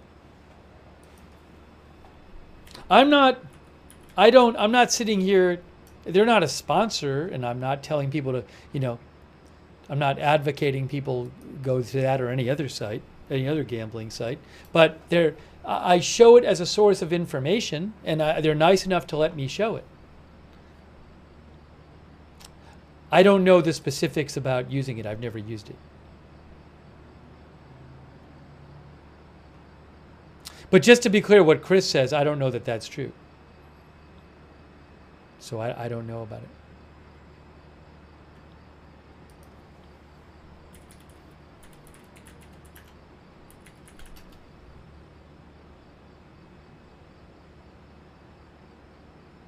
A lot of different news outlets like look at their site. Like Wall Street Journal 2 days ago had a little story that says Trump and Harris for deadbeat for presidency, Polymarket betting shows. That's literally a headline from the Wall Street Journal.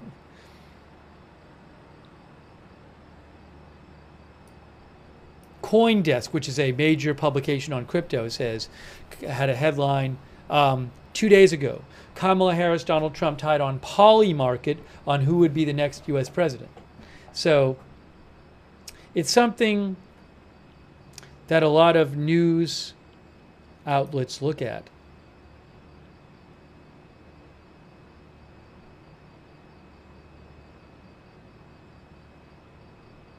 Yes, so Axios had an article about Polly market in July, and the Axios article said Polly market has quickly risen to become one of the world's most popular prediction markets for U.S. elections, but it does not yet allow U.S. users to make trades off its predictions. That's what the Axios article says. And I believe there's a quote from the Polly market vice president in that article, David Rosenberg, who said to Axios, all of the trading is happening outside the U.S., but we are exploring offering a regulated U.S. product soon. That's what he said in that article from, that was in July. That was last month in Axios.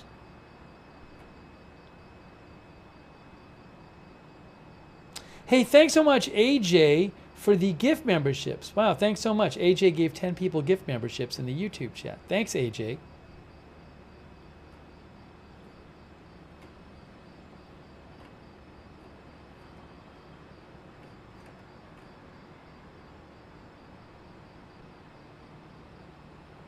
Joseph Gladkowski says, I wonder if this time around a ground incursion would be in the mix. Not as easy to track by satellite compared to moving missile launchers into position. I don't know enough about that. I don't know.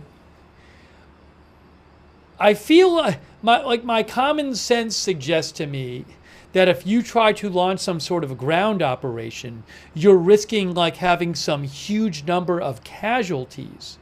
And I don't know what the purpose of the ground operation is going to be. I mean, I assume you're not going to like take territory, because then you'd be like an international outcast country because you're trying to take territory.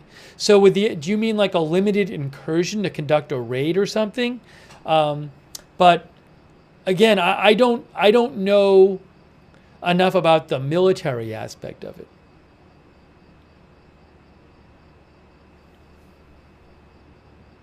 But that also seems like, unless you're talking about a small like raiding party, it's like a huge undertaking. Also, it just seems like if you're going to do a significant ground operation, wouldn't Israel and the U.S. know you're doing it in advance? But if you told me, I mean, there was some reporting like a week ago saying that Israel, if I remember right, was concerned that you might have, during an attack, you might have, say, small groups of people from the West Bank try to cross over into Israel, infiltrate, and take some kind of, harmful actions. So if by ground operation you mean that, it's something I've seen talked about.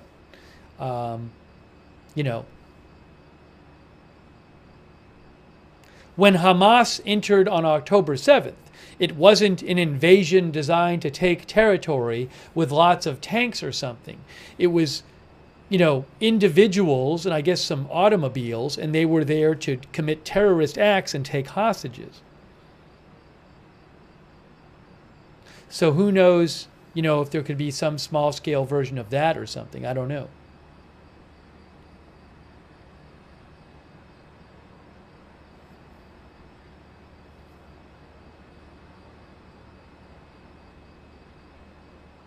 Right, now obviously, I wasn't even thinking of this, and this is a perfectly obvious good point by Sloth on Shins, who says it would be logistically nearly impossible for Iran to do ground operations due to the distance between the countries and the superiority of the Israeli Air Force. Now, in theory, if Iran was going to somehow go on the ground or have representatives go on the ground, they would have to be like in Lebanon or Syria, which has a border with Israel.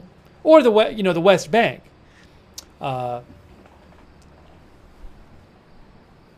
But again, I think it's different talking about some big force with tanks versus, people, small groups designed to wreak havoc.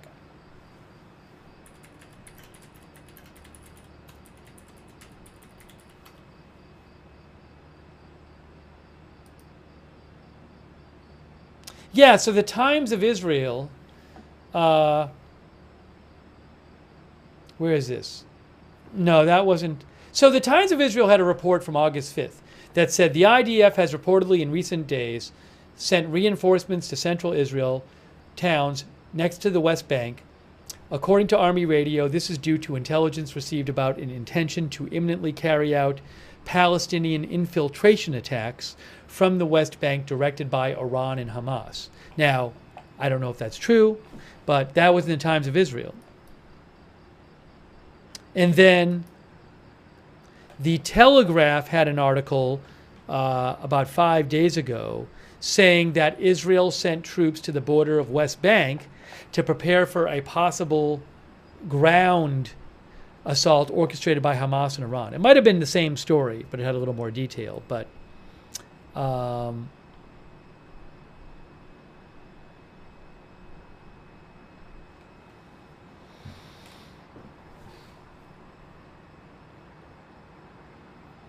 that's a different type of ground operation.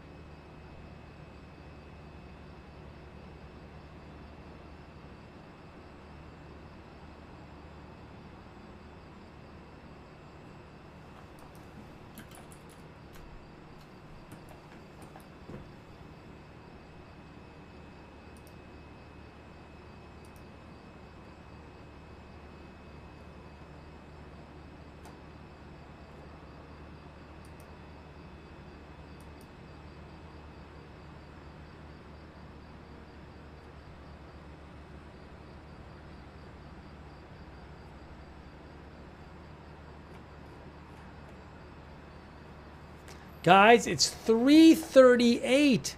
3:38. We are over 11 days now since the two assassinations, one in Lebanon, one in Iran, which Hezbollah and Iran are expected to retaliate against Israel for.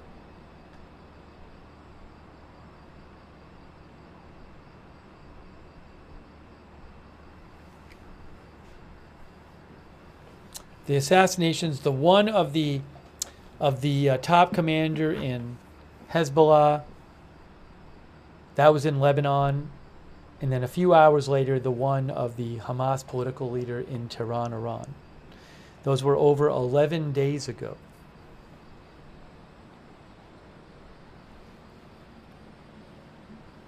Justin thinks it's not happening today.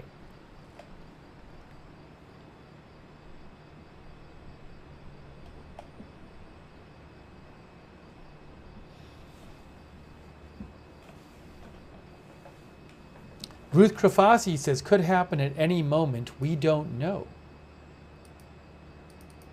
Michael Anthony thinks it's going to happen tomorrow evening.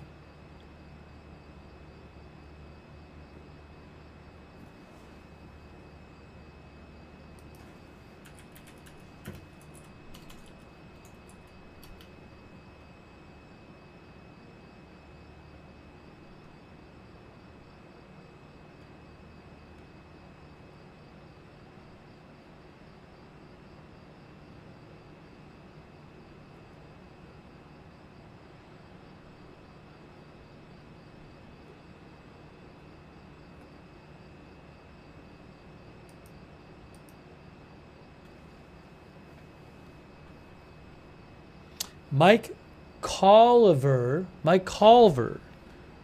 wrote in and said, it seems the Iranian lion has no teeth. That's what Mike said.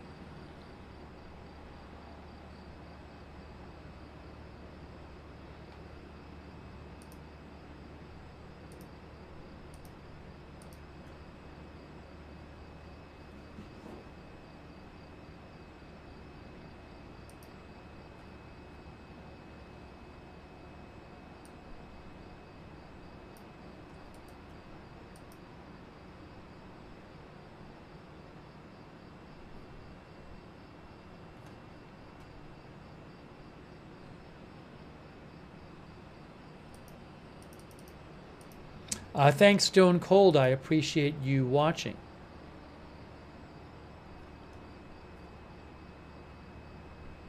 Hey, if I knew there were certain times during the day or night where they definitely weren't going to launch a strike, well, then I wouldn't be covering it. I think we genuinely don't know, honestly. We really don't know.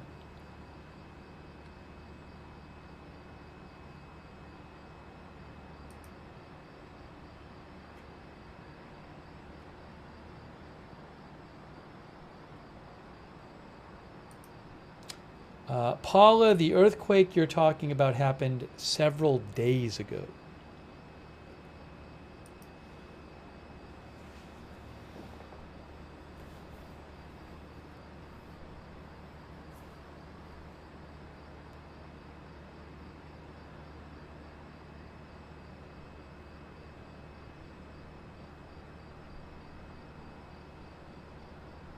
Huge thanks to our mods, by the way. Ruth is here, Ruth Krafasi. We have Big Ball of Yarn, David Green, McBritches, Sarah, Papa Bear, Surly Dev.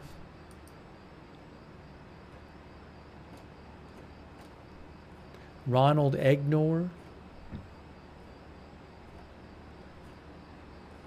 Charlotte Webb, Paul Anderson, Linda Belk and Larry, thank you so much.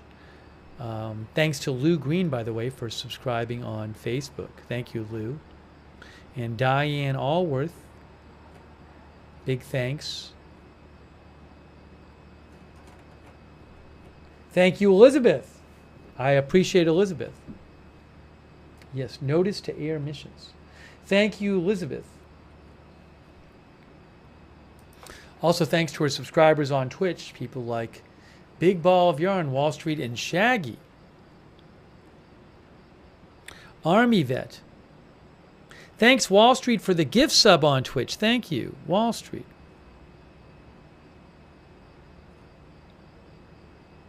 Sarah, thanks for subscribing over there.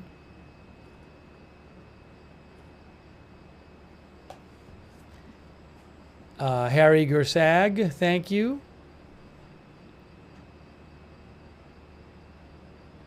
Aaron Weirdo, Ghetto Force, UK Batman, and all of our other subscribers over there. Oh, Jessica's modding. Hey, Jessica's our new moderator, Jessica S. Thank you so much, Jessica S, for helping out in the chat. Welcome to our new moderator, Jessica S, over there on YouTube.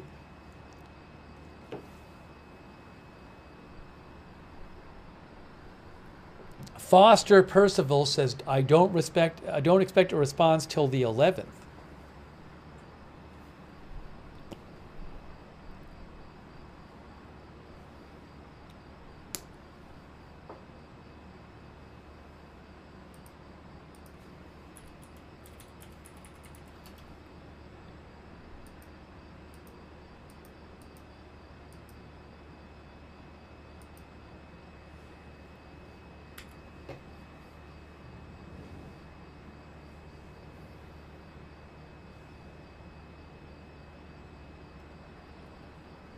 Chris N says, "Oh no, well it's the 10th. It's the 11th in Israel right now.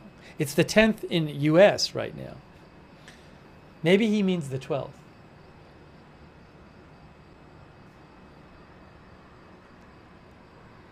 The Hidden Rail fan says it might not happen. RJN says next 72 hours. Before we came on the air, there were a bunch of alerts because there was like a drone, and a couple of some drones were fired from by Hezbollah. I thought that might be it when I started seeing the the alerts, but it was not. Crash Coming thinks in 20 minutes. Ask DFJW thinks 2 more weeks. Evgeny thinks it will start tomorrow night for the next 3 to 4 days.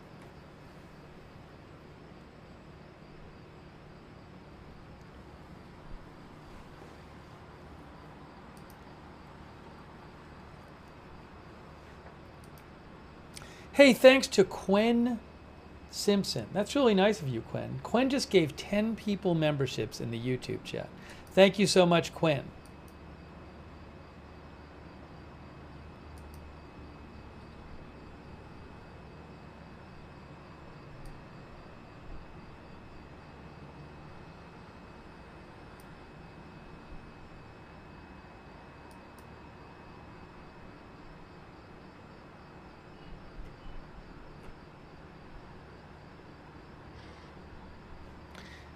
Elanton says, is there any indication that Israel would retaliate to Iran's retaliation? Yes, Israel has threatened they would. Israel has certainly made it known that they will respond if they are attacked. I can't remember the exact words they've said, but they have made that known.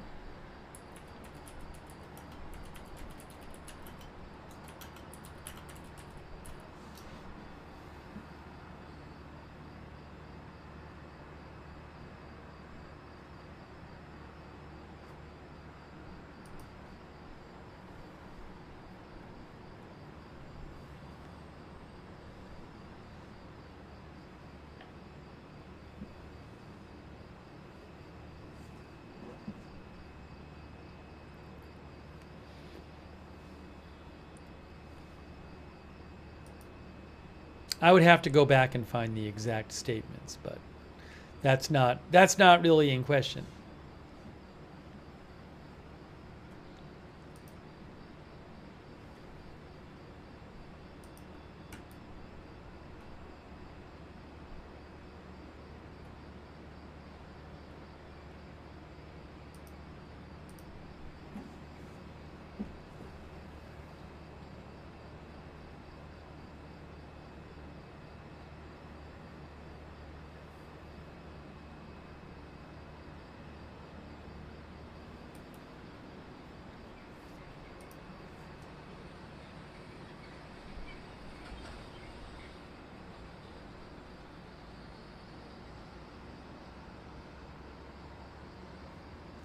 I mean, this is from the Institute for the Study of War from their April 8th update on Israel and Iran at understandingwar.org.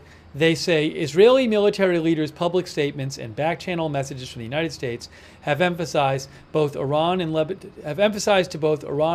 Hezbollah that Israel would respond forcefully to an attack that kills Israeli civilians or causes significant damage. So there you go. Oops, sorry. That is from the article that I'm posting a link to in the chat, the Institute for the Study of War article from August 8th.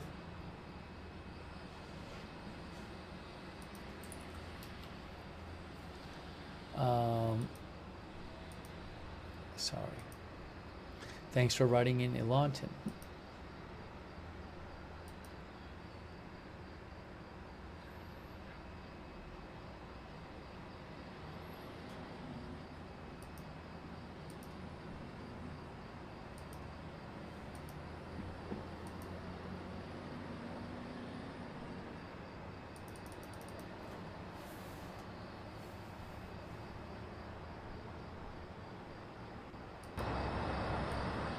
I had the volume kind of down. I can turn the volume up a bit, sorry.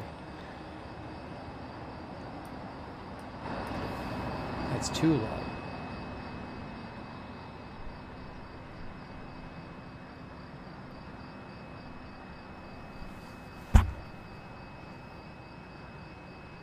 Thanks, K Rando. K Rando says thinks things are heating up and tonight doesn't feel like the night. That's what K Rando says. I wonder how the U.S. will respond to the leaked documents. You mean from the Trump campaign hack? We don't know that that was Iran. Yeah, well, in case you didn't hear, the Trump campaign was hacked. But we don't really know what the extent of the document hack was. There was a big research file on J.D. Vance, which was hacked from them, and other documents of some sort. Yeah, Bob from AOL, Robert from AOL, right? The guy had an AOL email address. Thank you, K. Rando.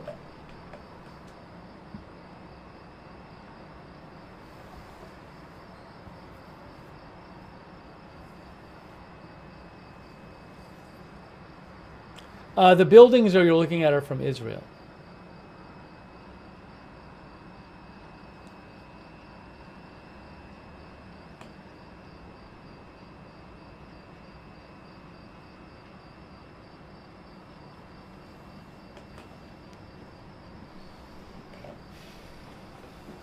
It's almost 4 a.m. Almost 4 a.m., guys.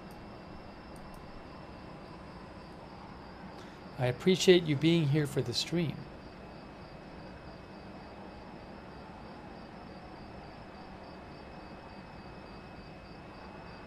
Oh, so Dylan Wells reports that at the Harris rally in Las Vegas, okay? There's a Harris rally in Las Vegas. They had to shut the doors because I guess of the heat. Dylan Wells, who is with Washington Post, says that the Harris campaign said there are over 12,000 people in the arena. Law enforcement made the decision to close the doors to the event due to people becoming ill while waiting outside to go through security in the 109-degree heat. And approximately 4,000 people were in line when the entrances were shut down. People were becoming ill while waiting outside to go through security in the 109-degree heat.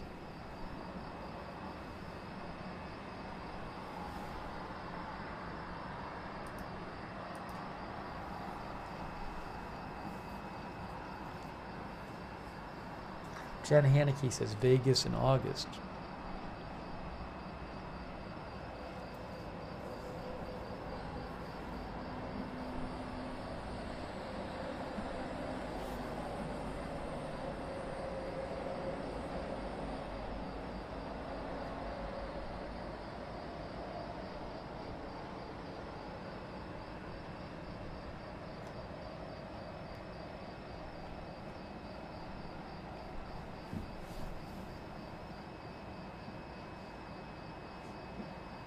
The election is in less than 3 months, you know. Less than 3 months till the election.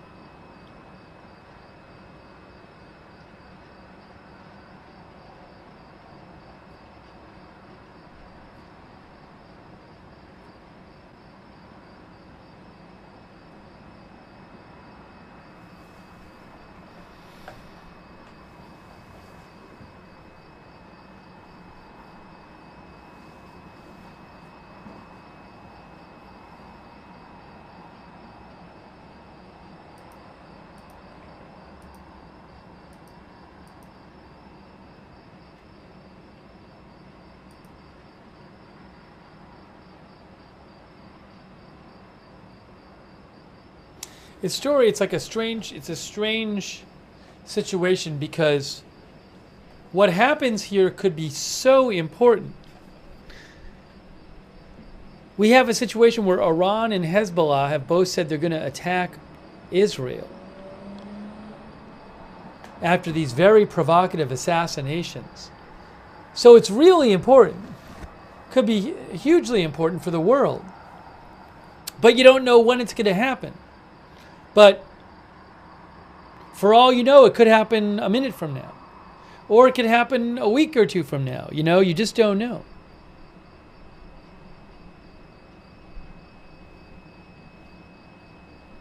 Thank you, Ruben. I don't have a good sense. I would think it's going to be in the next week. But I don't know. Who knows? Who knows?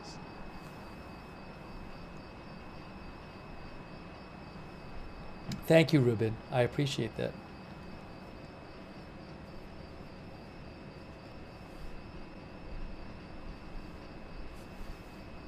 Hang on a second here.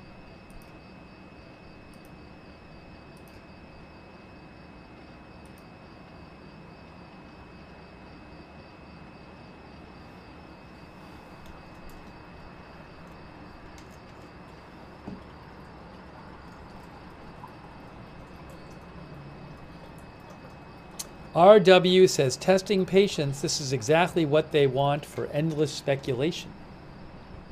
Twitter page, it said it will happen when it happens.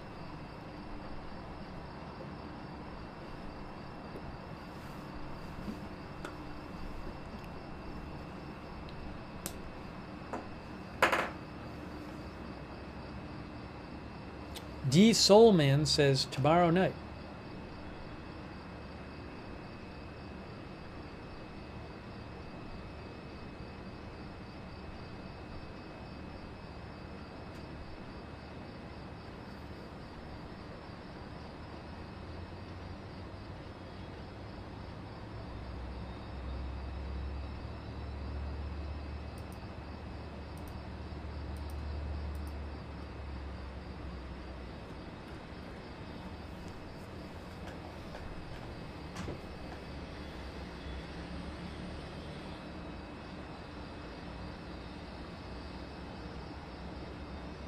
Chaotic Chicken says not going to be tonight. Takes about an hour for drones to get there, so they would have to launch now to be there for sunrise. Well, a couple things. First of all, from Iran, it actually takes multiple hours for drones to get there. But if it's Hezbollah, it would take just minutes, because Hezbollah is right across the border in Lebanon. So when Hezbollah, if Hezbollah launches drones, it would just take minutes to get to Israel. Also, I don't know that they'll do it when it's dark out.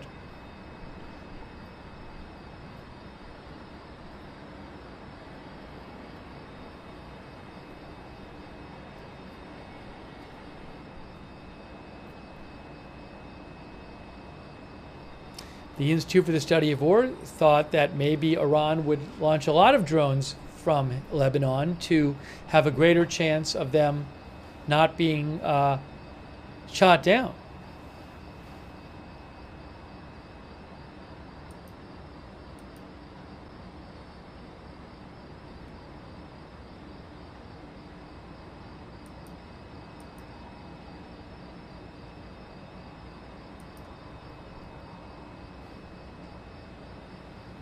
Thanks to our new member, Snicker Beams. Thank you, Snicker Beams. Thomas Hood thinks Iran won't do anything.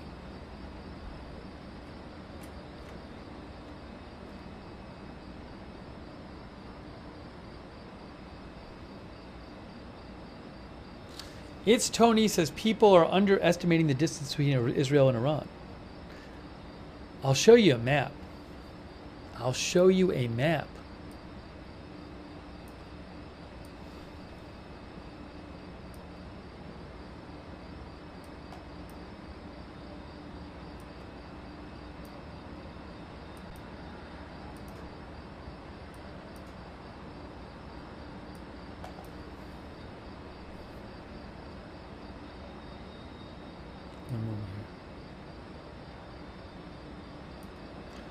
There's Iran right there.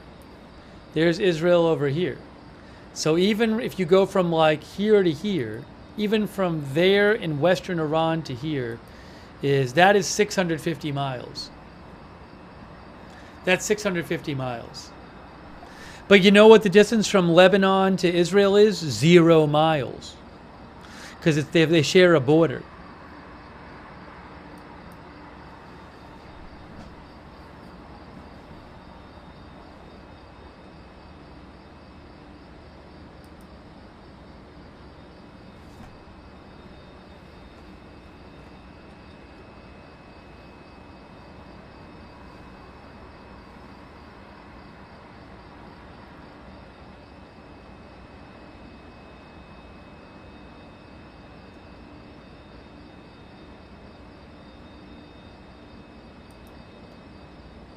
Yes, the travel time from ballistic missiles, from Iran to Israel is not long.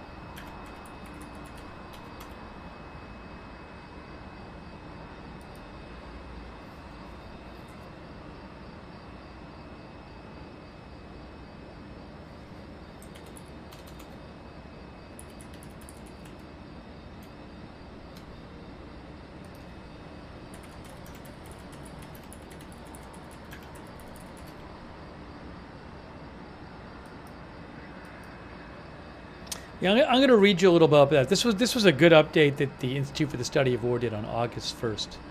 The Iran update they did at understandingwar.org. They said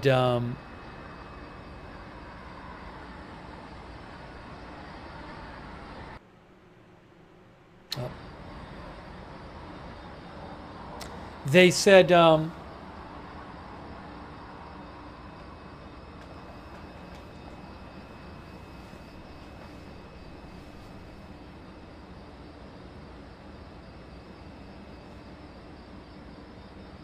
me read a little of this to you about what happened in April and how time it takes things to get to Israel. Iran and its allies fired about 170 one-way attack drones, 30 cruise missiles, and 120 ballistic missiles at Israel in April. Iran designed the strike package to inflict serious damage on Israel. Iran specifically targeted 2 remote Israeli targets, an air base in the southern Israeli desert and an intelligence center in the Golan Heights. Also, Lebanese Hezbollah fired dozens of rockets, while the Houthis launched a few drones and missiles. But the U.S., Israel, and their allies intercepted the vast majority of the projectiles, so the Iranian attack did significantly less damage than Tehran intended. The U.S. and Israel benefited from the fact that Iranian attack drones took hours, plural, hours to fly from Iran to Israel across nearly 600 miles. That hours-long period gave the U.S., Israel, and their allies time to prepare their defenses and intercept all the drones, as well as many of the subsequent ballistic and cruise missiles. Iranian leaders likely calculate they failed to deter Israel with their April 2024 attack because they did not inflict serious damage. Iran is likely now planning for its next attack in order to establish deterrence with Israel, while still avoiding a large-scale war. One of the most dangerous but increasingly likely scenarios is that Iran and the Axis of Resistance launch a combined large-scale drone and missile attack that incorporates lessons from the 2024 attack, says the Institute for the Study of War. Iranian leaders in this scenario could increase the volume of projectiles fired at Israel by launching more from Iran, from the surrounding countries, or both. Hezbollah, the Houthis, and Iranian-backed militias in Iraq and Syria could launch simultaneous attacks to further strain Israeli air defenses as well. Drones and missiles launched from Iraq, Lebanon, and Syria would be much harder to intercept than the ones from Iran, given the shorter distances and flight times to Israel. U.S. and Israeli forces would have significantly less time to intercept these projectiles. It would take Hezbollah drones about 15 minutes to reach Haifa and around 40 minutes flying on direct paths to reach Tel Aviv, for instance. Iran could alternatively exploit the short flight times to concentrate a smaller volume of fire against a single target in Israel rather than against 2. Shorter flight times for the drones could make it easier to coordinate them with ballistic missiles fired from Iran, whose flight times are generally less than 10 minutes. It generally takes them less than 10 minutes for a ballistic missile fired from Iran to reach Israel. If Iran and its partners can concentrate drones and missiles on Israeli targets simultaneously, they may have reason to expect the distractions caused by the one can facilitate penetration by the other. So I think that's an interesting analysis from Institute for the Study of War. I'm going to post a link to that article in the chat right now, so you can see that article if you'd like.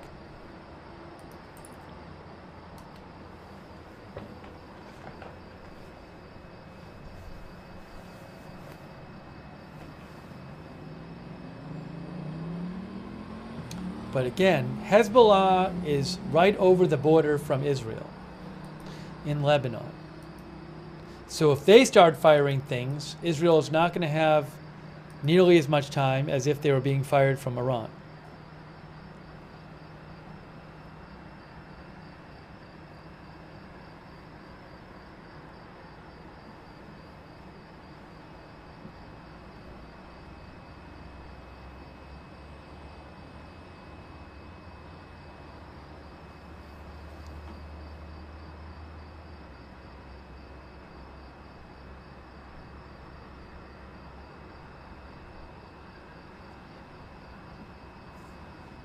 4:07 a.m. 4:07 a.m., guys.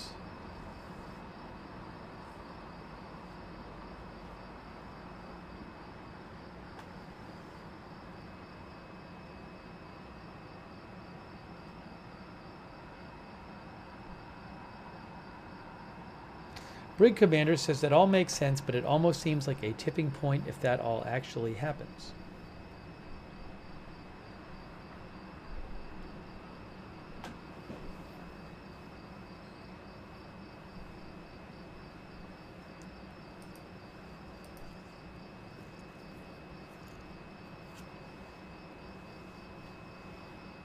Kenneth Freeman says for some reason people aren't grasping the significance of Saudi Arabia and Jordan not allowing Iran to shoot over them. Steve, look at the map again. Well, first of all, I don't think Saudi Arabia and Jordan are shooting down cruise missiles shot by Iran, first of all.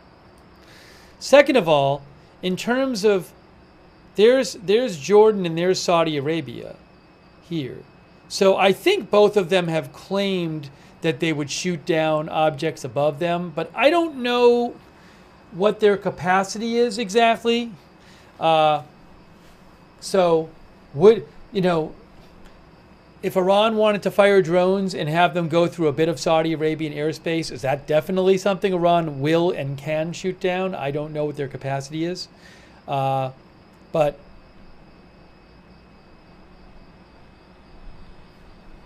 again, Jordan has said they're going to shoot down things over its airspace. But again, I also don't know what their capacity is. So it's an interesting question of how it affects possible drone firing from Iran if Jordan and Saudi Arabia say they're going to shoot down stuff. I don't know that they have the capacity to shoot down missiles. I mean, ballistic missiles go way up high, so that might not be an issue. But even cruise missiles, I don't know if they can shoot down on their own, or if they would. So,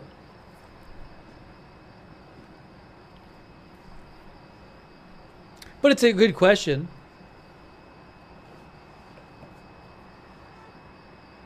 Most of the projectiles shot down in April were shot down by the U.S.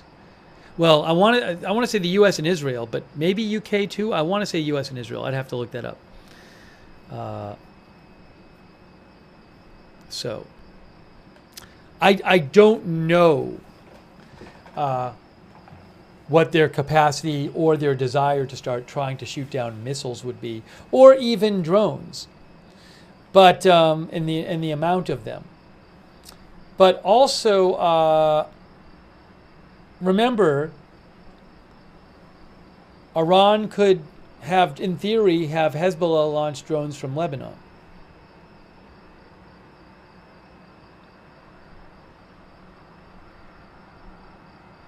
But I think that's a good question to bring up. I have not seen an analysis of how the Saudi Arabia and Jordan saying they would shoot down objects. I mean, another thing is our Saudi Arabia and Jordan have both said that they're looking out for themselves and they're not doing it to protect Israel, right? So does that mean that U.S. aircraft will not be allowed to go over Jordan and shoot things down, or will not be allowed to go over Saudi Arabia and shoot things down?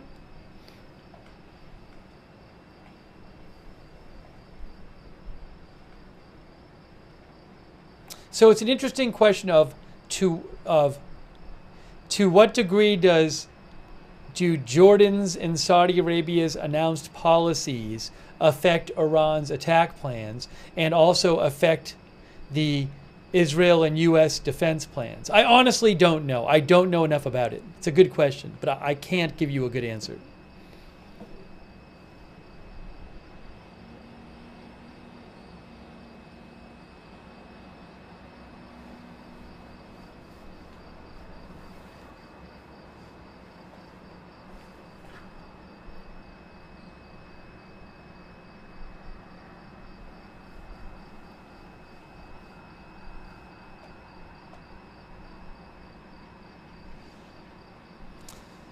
The Hidden Rail fan says Arrow 3 can deal with those.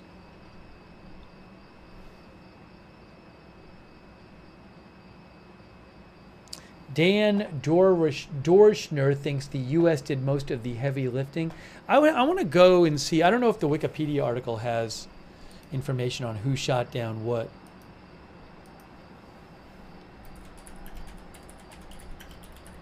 Live Life says Jordan can't stop 1,000 missiles. Well, I don't know if you'll see thousands. You could see hundreds.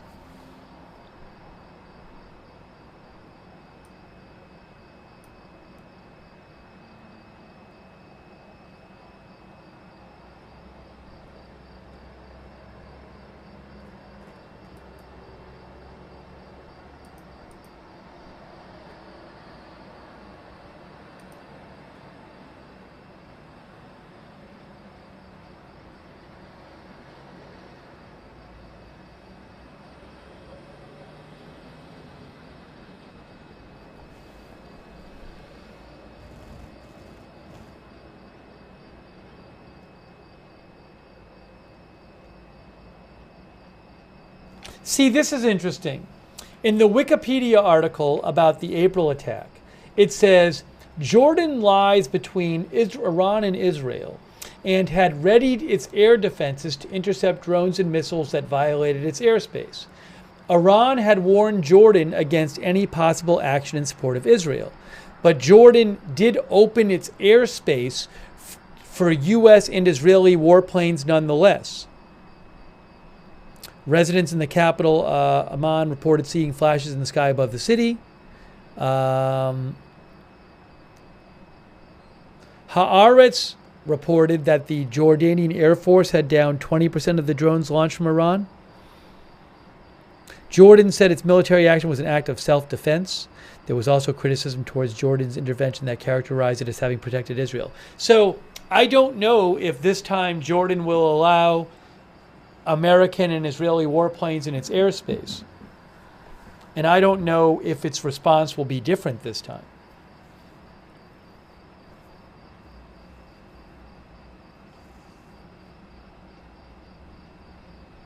Wikipedia says American aircraft reportedly destroyed more than 80 Iranian weapons, more than half of those threatening Israel, before they reached their target.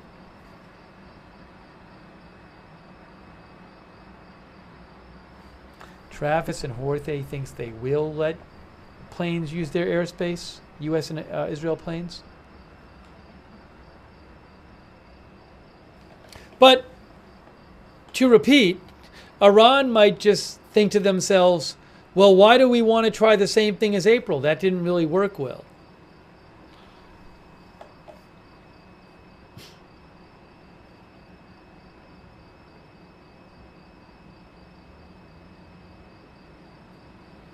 Or maybe Iran fires some token amount of weapons from Iran, but has its partners in Iraq and Syria and Lebanon and Yemen fire lots of weapons.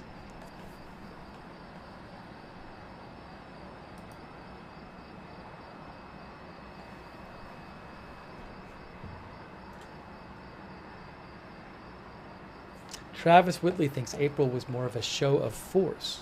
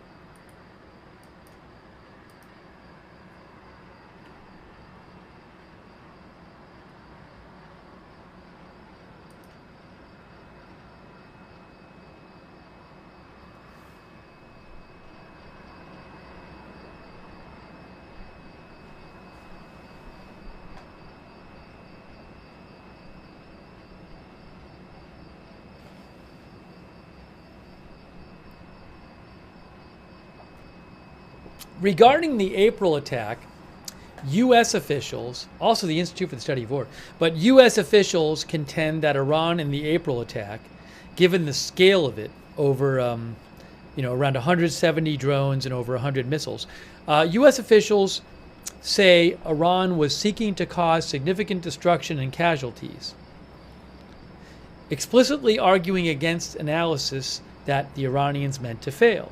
Those who align with the latter viewpoint contend that Iran could have used more drones and missiles and or more advanced variants, and that Iran telegraphed the attacks in advance, which made them easier to deter.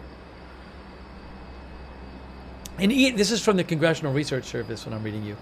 In any event, they say, Iran's demonstrated ability and willingness to launch missiles and drones directly at Israel marks a new watershed in the two nations' conflict. Iranian military officials have said the April attack creates a new equation, with the IRGC commander stating, from now on, if Israel attacks Iranian interests, figures, and citizens anywhere, we will retaliate from Iran.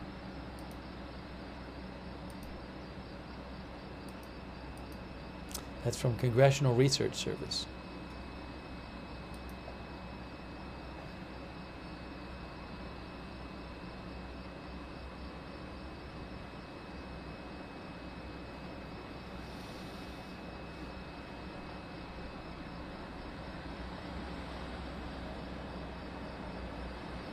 Melissa Terry says they will do it when they are completely ready to do it.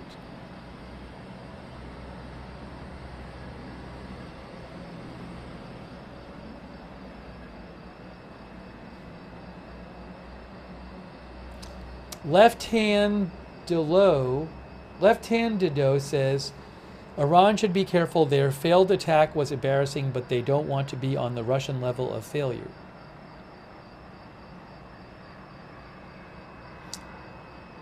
Melissa says, I think it will be the same for them this time as it was last time. They are just stuck.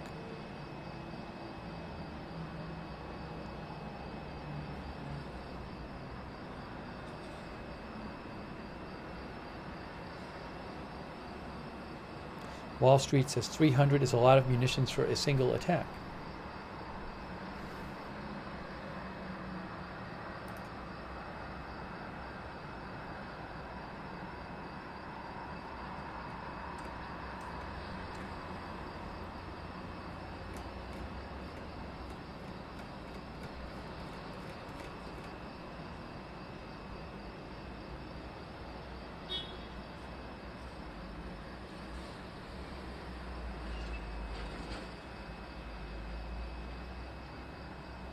It is 4:20. Everybody in the chat is very happy because it is 4:20.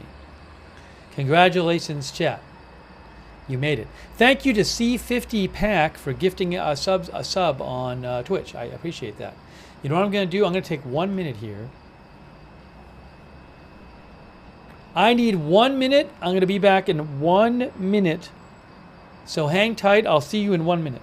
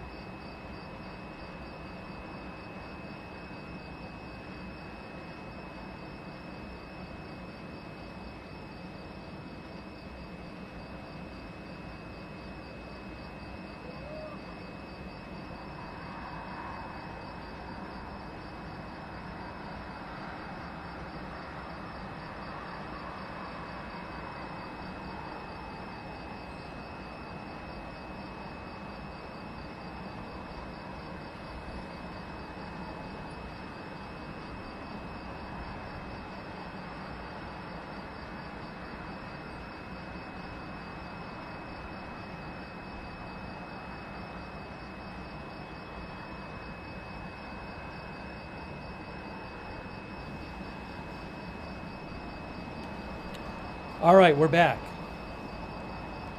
4:25 a.m. 4:25 a.m. on Sunday, Israel time, August 11th.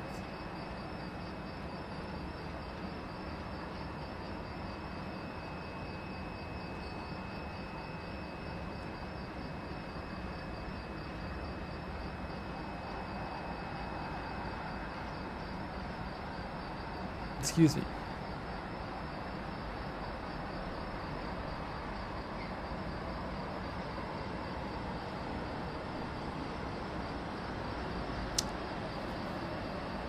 Edward Wright says, my bet is before the convention.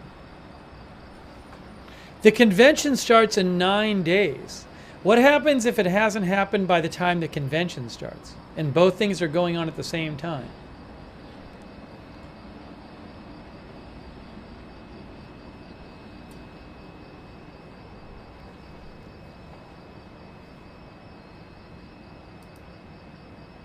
We never got any of the other cameras back. I don't know what happened. Normally we have more cameras.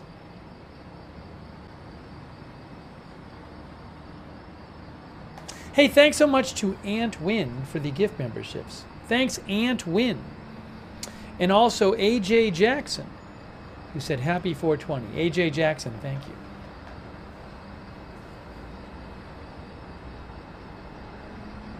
Mark Steinhauser says it's a war of nerves. Thanks, Dan the Man, for watching.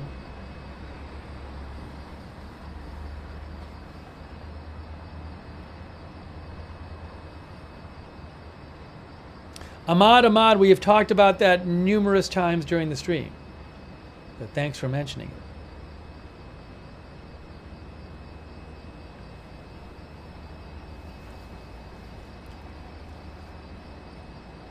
One sec. Got to put in a couple eye drops.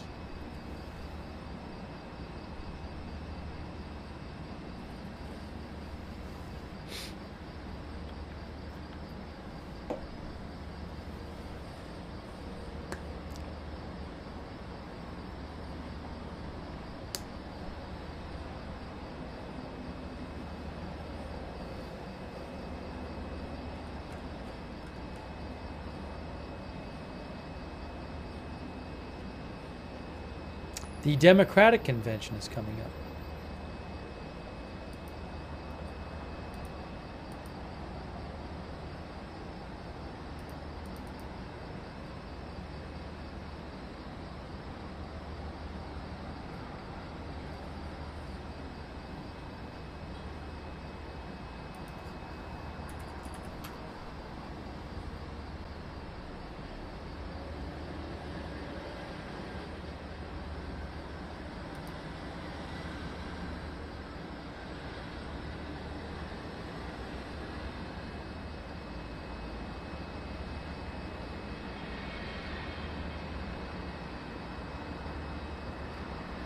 Oh, thank you, Aunt Win. Aunt Win gave 5 more people memberships. Thank you, Aunt Win. Make sure you thank Aunt Win there in the YouTube chat if you got a membership from him. Also, Ants the Man gave a membership. Ants the Man, thanks so much for giving a membership in the YouTube chat.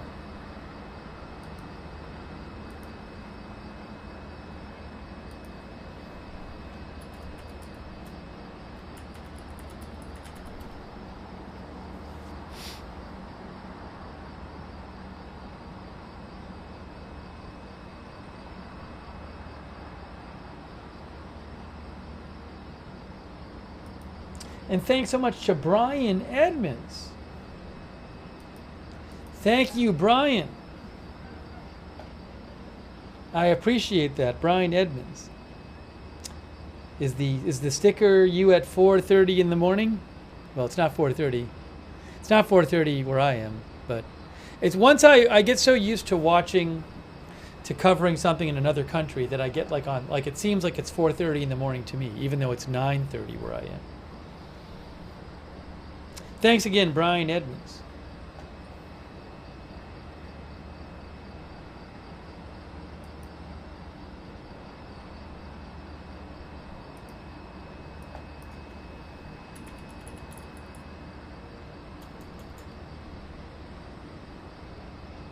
Oh, and thanks Ruth, our moderator, who gifted a membership to somebody there in the chat. Thank you, Ruth. Thanks to all of our moderators, too, for moderating.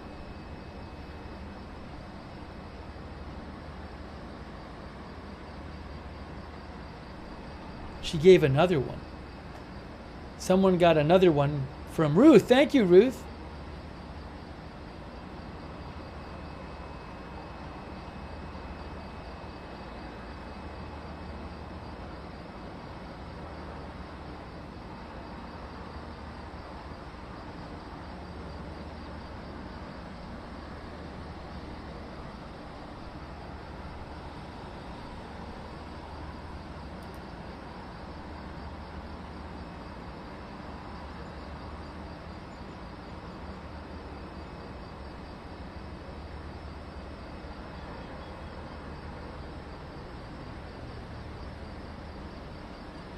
You know, I found an article from like a week and a half ago from AP, but it looks kind of interesting, so I want to show you a little of this. It says, for Iran and Hezbollah, calibrating response to Israeli strikes leaves no room for error. I'm not going to read the whole thing, I'll just read you a little bit of it. It says, 2 back-to-back strikes in Beirut and Tehran, both attributed to Israel and targeting high-ranking figures in Hamas and Hezbollah, have left Hezbollah and Iran in a quandary. Analysts agree that both strikes hit too close to home to pass without a response, and were serious security breaches for Iran and Hezbollah. Calibrating that response to restore deterrence without sparking an even more damaging escalation may be the most delicate balancing act in nearly a year of teetering on the brink of regional war. The strike in Beirut suburbs killed a top Hezbollah commander. While the target of the strike in Beirut was a military figure, it hit a densely populated urban neighborhood on the outskirts of the capital where Hezbollah has many of its offices, killing at least 5 civilians. Less than 12 hours later, the group, a Palestinian militant group Hamas, a Hezbollah ally also backed by Iran, announced that the chief of its political bureau, Ismail Haniyeh, had been killed in Tehran, where he was attending the inauguration of the new Iranian president. Israel has neither claimed or denied responsibility for that strike, but it is believed, I'm saying now that it's widely believed they did it.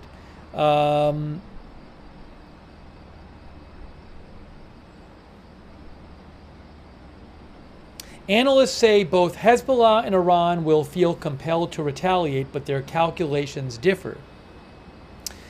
Mohanad Haj Ali, a senior fellow at the Carnegie Middle East Center who researches Hezbollah, said that although Israel also struck in Beirut suburbs in a January attack that killed Hamas official Saleh Aruri, the strike that killed the top Hezbollah commander the strike from last week killed a top Hezbollah commander and killed civilians. This time we're too far into the war, and a Hezbollah commander is the new target. Hezbollah has to respond, and if they don't, this would be a new rule. Killing civilians on the Israeli side would lead to targeting of the Beirut suburbs, he said. Hezbollah cannot afford this. What he's referring to is that the killing of the Hezbollah commander came after a Hezbollah rocket landed on a soccer field, killing 12 young people, according to Israel.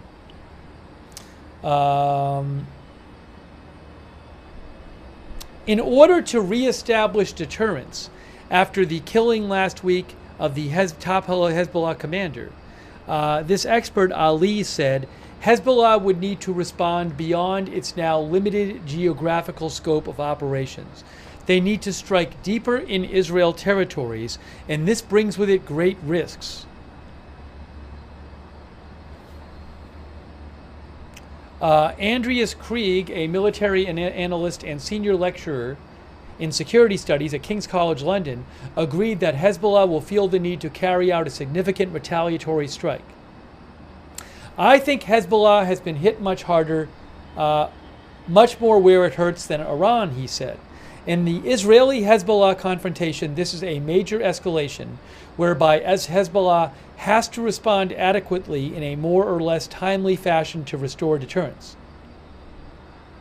However, the militant group will probably hit a significant military target, such as an Air Force base near Haifa that appeared in a video of a surveillance drone footage the group released in July, rather than a civilian target, he said, and will most likely try to calibrate the attack to cause only material damage to limit further escalation.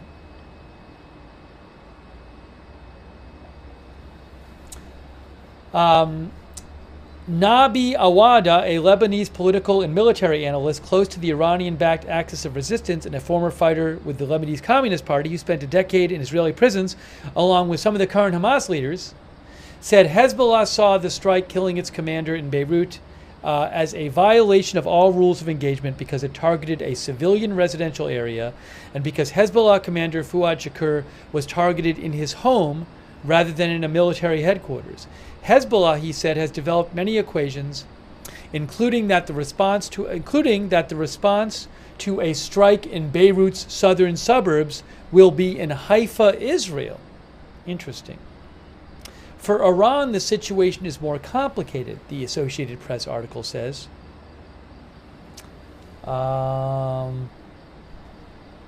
In some ways, the current moment mirrors the time in April when Israel and Iran risked plunging into a war after Israel hit an Iranian consular building in Damascus, killing 2 Iranian generals. Iran retaliated with an unprecedented direct strike on Israel. At the time, diplomatic efforts managed to contain the escalation. But there are key differences. The assassination of Haniyeh last week took place on Iranian soil, embarrassing Tehran and making clear that Israel can easily hit targets there. While some analysts believe that will be mitigated by the fact the target was not an Iranian figure, Iranian officials have vowed a harsh response. Krieg said that while Haniyeh's death was damaging reputationally for Iran and humiliating because it showed that Tehran was unable to protect high-profile visitors, Haniyeh is not an integral part of the Axis of Resistance. His death has no strategic implications for Iran other than it being a slap in the face because you're the host and your guest was killed while you were on watch, he said. As such, he said he believes Iran could choose to mitigate to lessen its response. Nomi Bar Yaakov, an associate fellow in the International Security Program at Chatham House, said Iran might turn to its proxies to retaliate. They have got their people training, arming, planning everywhere, and they can reach anywhere in the world, she said. They can also hit Israeli or Jewish targets globally. Trita Parsi, executive vice president of the Quincy Institute for Responsible Statecraft, said he expects Iran's response to be another direct hit on Israel. The strike on Haniyeh wasn't just on Iranian territory, it was in Tehran, he said. It was at the inauguration. It doesn't matter who was targeted and whether or not the target was Iranian. Iranians, he said, are likely feeling that if the demonstration of force in April managed to restore deterrence in the short run, that deterrence is now gone, and they are going to have to do way more than what they did in April in order to be able to restore the balance of power. The exchange in April did not spiral because of the diplomatic intervention by the U.S. and others, and the Iranian strike itself appeared carefully choreographed to cause minimal damage. Still, Parsi said, there's also a lot of luck that went into keeping the escalation limited. It's a pivotal moment in this conflict, she said. I don't think we've been in as difficult a moment in this conflict because given that we've seen what Iran is capable of in April, Ben Yaakov said. If the response to the strike does not cause Israeli casualties, a wider war could be avoided, he said. But, he added, we are in the territory of too many ifs to avoid a war, and this doesn't bode well. Anyways, that gives you some sense of some possibilities for how the response might go. But also it's interesting to hear that,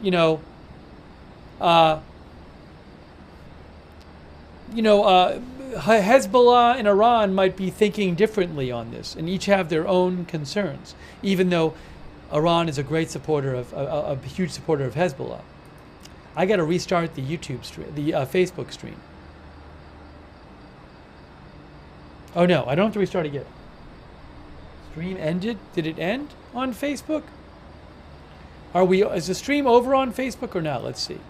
Yes. All right, let me restart the Facebook stream. On Facebook, the stream ends after 8 hours. It's the automatic ending on Facebook. I'm going to restart it. That article was from Associated Press, by the way.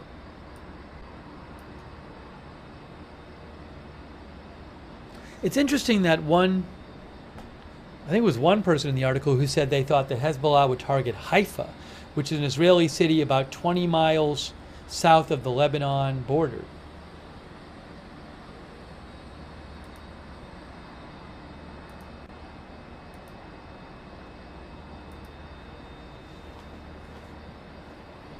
Let me read some of your comments. By the way, thanks to Antwin, who gave 10 of you memberships. Thank you, Antwin. That's so nice of you.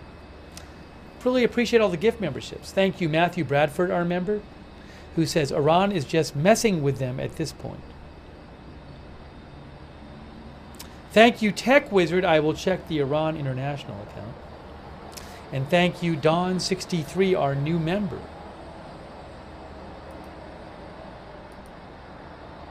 And Hera's daughter, thanks for subscribing on Twitch.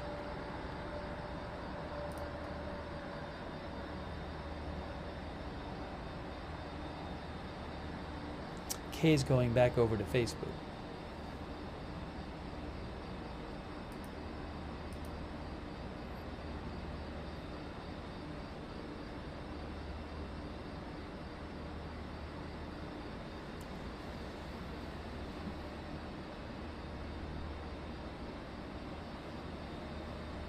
And thank you also, Bama Fan 1. So many people giving memberships to other chatters. Very nice of them over there on YouTube tonight. A bunch of gift memberships on Twitch as well. Thanks, Bama Fan. Bama Fan 1.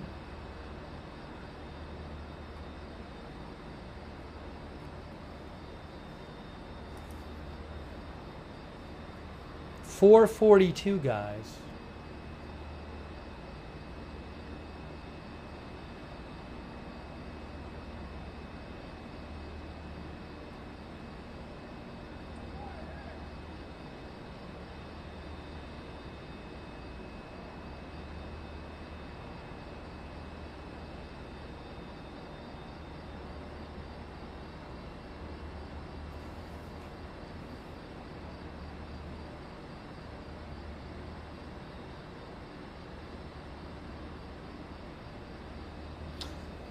Chandra, that is very kind of you. Wow. Jeez.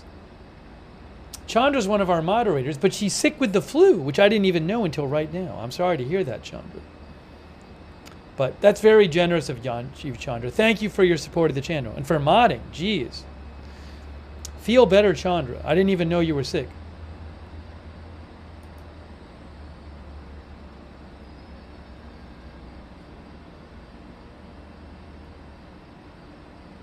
Yes, as Anonymous Nobody says, this is a Reuters video. I do pay Reuters and AFP to use their videos.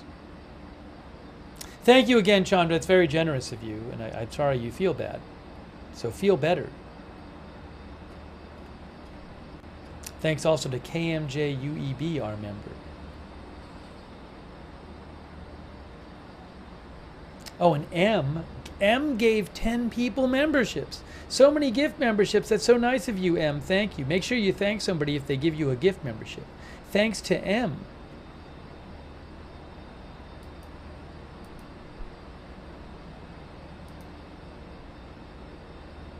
Christopher Atkins says it'll be a day strike as missiles won't be as visible during the day.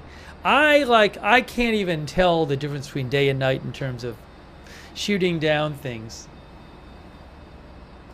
I'd like to find a good article on that. I haven't seen anything yet. Thanks, Chris, for writing it. Strong Wolf says, could Iran try and plan another October 7th style of attack because it was devastating to Israel? The problem with that is you're basically guaranteeing there'll be a regional war. Basically, I think Israel said something to the effect of like any civilian casualties are going to be a huge escalation. So anything that, even if civilians are accidentally targeted, the Institute for the Study of War said even if civilians are accidentally targeted, that would risk a huge war. But intentionally targeting civilians in whatever way, I think, is a recipe for this thing to really escalate, which in a way that I think Iran might not want.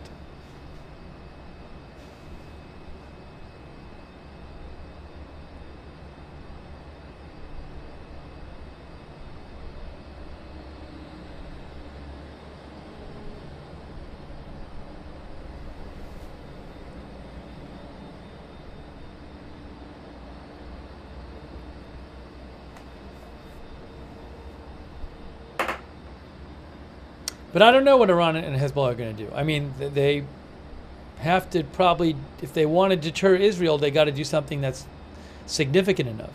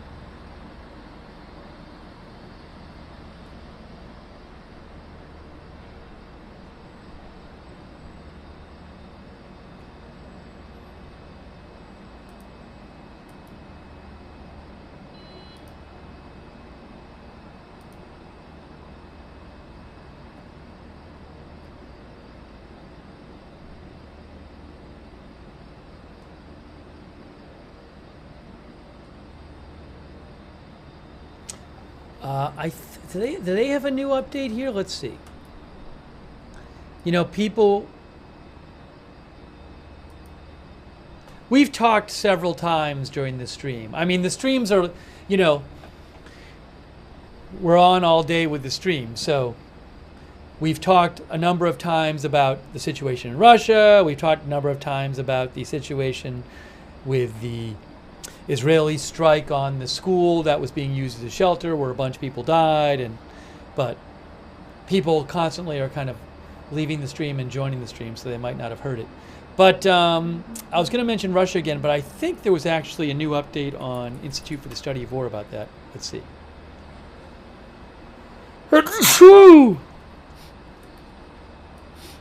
Sorry. Let's see if I can find one from today. Is there a Russian update from today yet posted?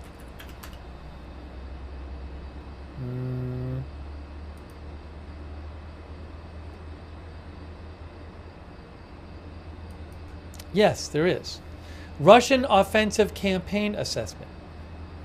But this is going to talk about Ukraine.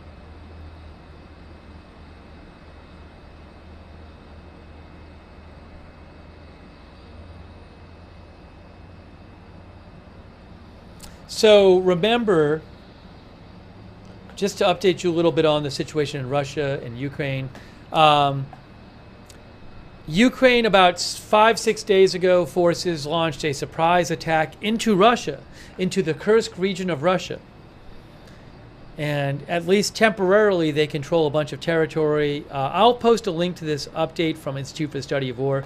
They have a map there where you can see this is in northeastern Ukraine, across the border into Kursk, Russia. So I'm going to post a link to this article from the Institute for the Study of War, which is a really good site.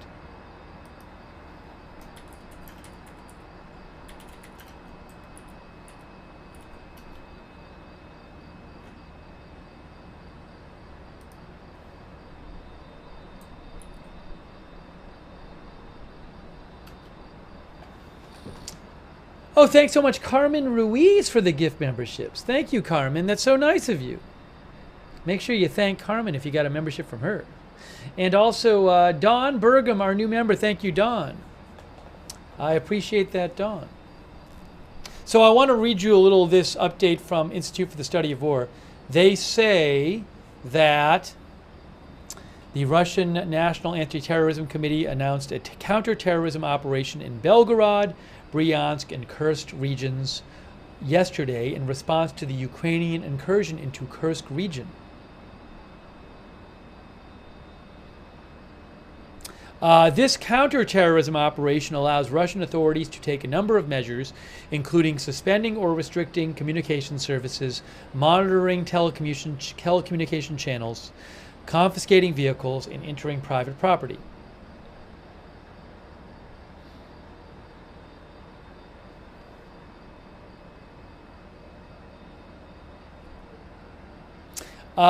The Institute for the Study of War says the Kremlin likely decided to declare a counter-terrorism operation as opposed to a state of war or martial law to downplay the scale of the Ukrainian incursion into Kursk region and prevent domestic panic or backlash, demonstrating the Kremlin's reluctance to take more drastic measures to respond to the situation.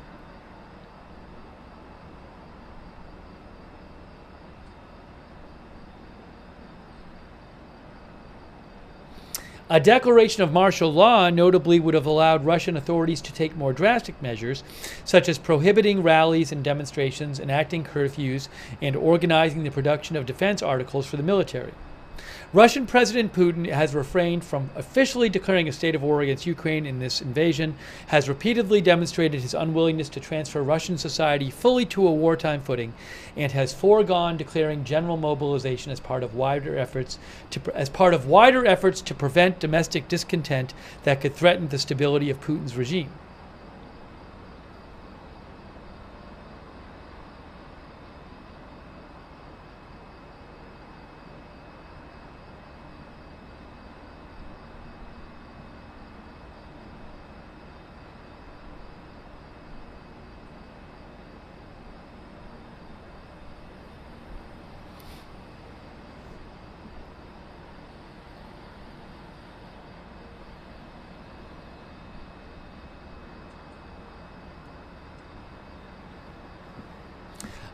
They also pointed out, the Institute for the Study of War, Ukraine's cross-border operation into Kursk region threatens the Kremlin with a potential political crisis regarding casualties among Russian conscripts, whom the Kremlin has increasingly relied upon to defend the Russian state border with Ukraine.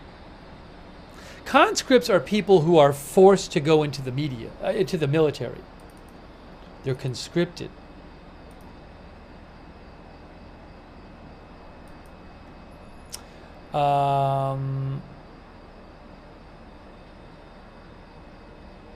The Kremlin previously faced notable societal backlash in the spring of 2022 for illegally committing Russian conscripts to the front lines in Ukraine, and faced criticism for relying on conscripts to repel previous pro-Ukrainian border raids and respond to the Wagner Group mutiny. Let's see.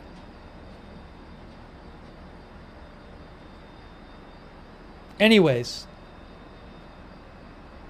they talk about a lot more, they give a lot more detailed analysis of this. If you want to read the article at the Institute for the Study of War, it's right there. Russian Offensive Campaign Assessment, August 10th.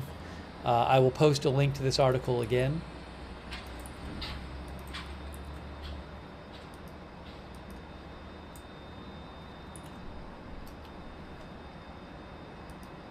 I'll also give you a little summary of what's happening in Russia, in case you're not caught up on that.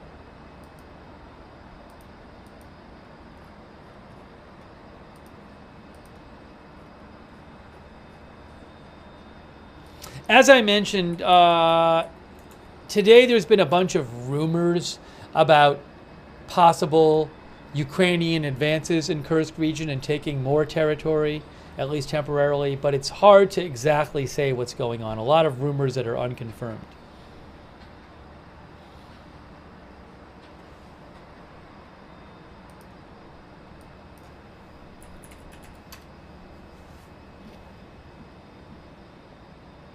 Oh, this is interesting.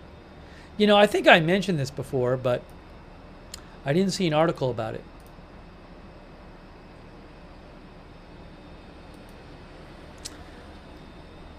Downed Ukraine-launched missile injures 13 in Russia's Kursk region, regional officials say.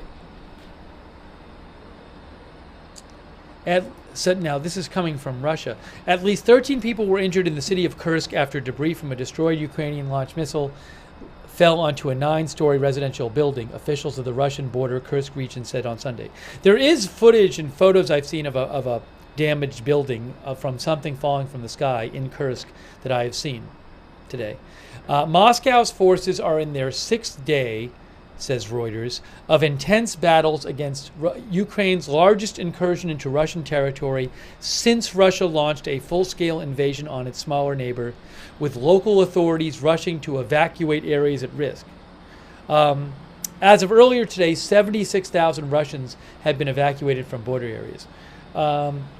Alexei Smirnov, Kursk's acting governor, said in a post on Telegram that 2 of the injured were in serious condition. Residents of the building were to be evacuated to a temporary accommodations center. He said the whole city of Kursk was under air raid alerts. And the mayor of Kursk posted a photo of a residential building with blown-out windows and damaged balconies and a facade of a residential building and damaged balconies and facade at night. Reuters could not independently verify the reports from Kursk. There was no immediate comment from Ukraine.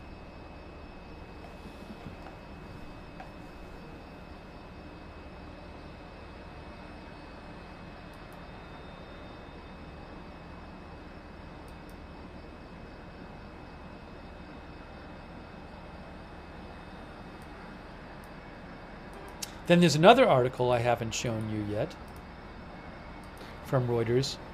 Russia fighting intense battles against major Ukrainian incursion. Russia was fighting intense battles today against thousands of Ukrainian troops as deep as 12 miles inside the Kursk region after Ukraine's biggest attack on Russia's sovereign territory since the start of the war in 2022. Ukrainian forces rammed through the Russian border early on Tuesday and swept across some western parts of Russia's Kursk region, a surprise attack that may be aimed at gaining leverage in possible ceasefire talks after the U.S. election. Supported by swarms of drones and heavy artillery fire, Ukrainian units moved quickly to carve out a sliver of the western Russian territory beside the border, while sabotage units pierced deeper into Russia, according to Russian war bloggers. The Russian Defense Ministry said today the armed forces continue to repel the attempted invasion by the Ukrainian armed forces, and said intense battles were focused around Malaya, Loknia, Olgovka, and Ivashkovskoy, settlements around 10 to 20 kilometers inside Russia. In a sign of the gravity of the situation, Russia imposed a sweeping security regime in the 3 border regions on Saturday, while Belarus said it had repelled what it thinks was a major drone attack from Ukraine. President Putin cast the Ukrainian attack as a major provocation, and through Russia's top general said on Wednesday that Ukraine's incursion, and though Russia's top general Gerasimov said on Wednesday that Ukraine's incursion had been halted, Russia has thus far failed to push the Ukrainian forces back over the border. Russian military bloggers said on Saturday the situation had stabilized after Russian forces to halt the surprise advance, though they said Ukraine was swiftly building up forces. Also, other reports online said it had not stabilized. The Ukrainian attack has prompted some in Moscow to question why Ukraine was able to pierce the Kursk region so easily after more than 2 years of the most intense land war in Europe since World War II. A full-scale military operation is underway against a very serious enemy who are certainly not idiots, said Yuri Podalyaka, a popular Ukrainian-born pro-Russian military blogger. He said Russian aviation had saved the day by pummeling scores of invading Ukrainian units, but also said the truth should be told about the gravity of the situation.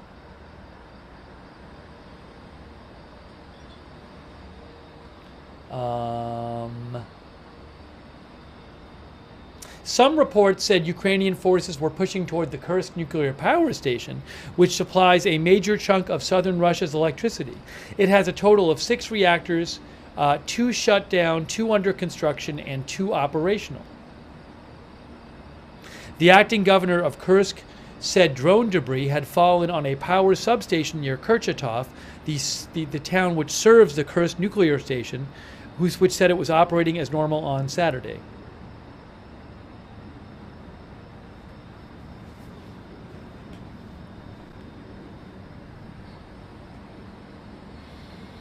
The article also says Ukraine wants to pin down Russian forces which control 18% of its territory, while showing the West it can still muster major military operations that hurt Russia, even if the Kursk front is unlikely to change the outcome of the war.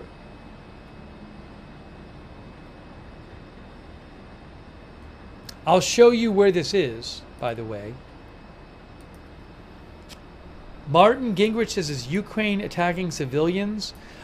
So I haven't seen any confirmed reports, or even any reliable reports, that Ukraine is just attacking civilians. But also, there's so little, it's very hard to tell exactly what's going on there. I don't know why Ukraine, it would seem that Ukraine would have good reason to not attack civilians, and potentially lots of reason, and also that it would be bad for them to attack civilians. So I don't know why they'd be doing it in Kursk, but a lot of civilians have been evacuating, but I can't pretend to know what's happening. The report of the people being injured was a report, I think, of something falling on a building in Kursk, a downed Ukraine-launched missile. So I don't know if that's really what happened. I mean, it could have been intercepted, but at least 13 people were injured in Kursk after debris from a destroyed missile fell onto a 9-story building, said Reuters. And that was said by a Russian government official. But that would suggest that the missile wasn't aimed at the building. So again, I can't pretend to know all the details. It's very sketchy, the information coming out of there. But I have not seen any kind of reliable reporting that says Ukraine is targeting civilians.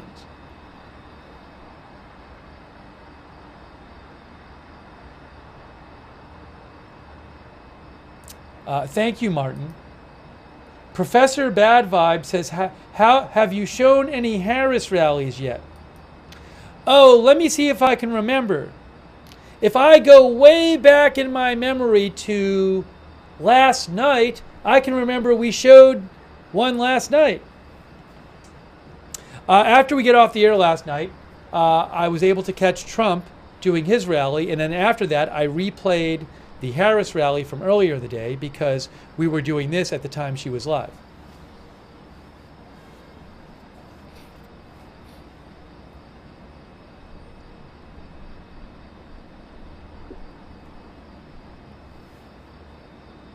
So the answer is yes, last night.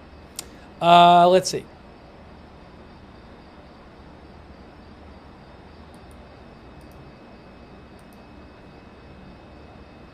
And just another quick thing from Reuters. Russia evacuates over 76,000 in Kursk region amid Ukraine incursion. 76,000 people. So just to show you guys where that is. Oh, I'll go to Deep State Map. Deep State Map.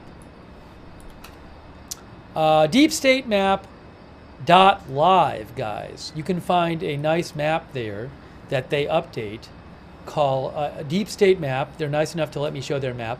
You can see it says Ukraine here, and then you can see it says, where am I looking here? Kursk region is right here. So it says Kursk right there, and then there's Sumy, which is in Ukraine, That's the border.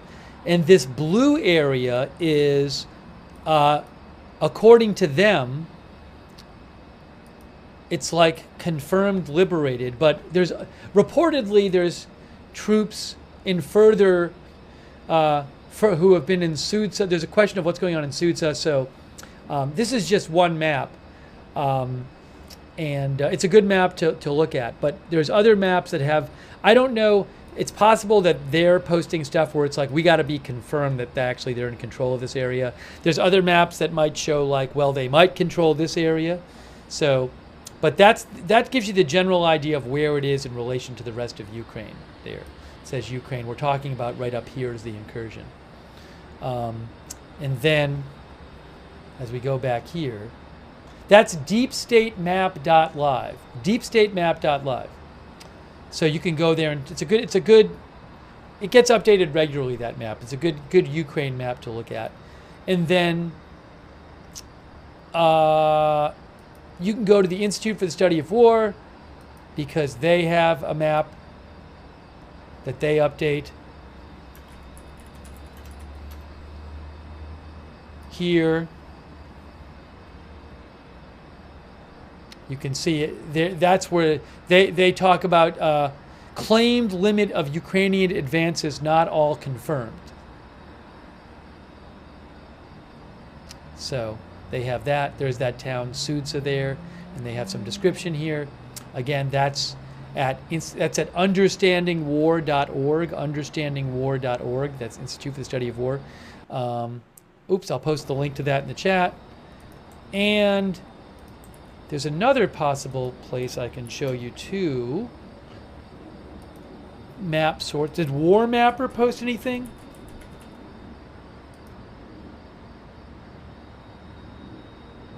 Yes. They last posted on August 8th. They haven't posted in a couple days, but another account to follow for maps, which is good, is called War Mapper, at war_mapper on X. And they will post every so often updated maps.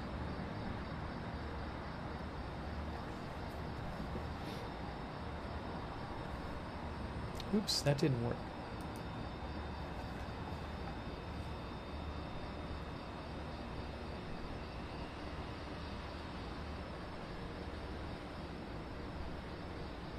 Guys, it's 5:07. 5:07. What is this here? Somebody sent me something over. Okay, so I'm watching a gender-free. Photographer Trent sent me something. What is this, Photographer Trent? What am I looking at here? Photographer Trent is wondering if they caught a UFO. What's the time code there? I got to look at this myself.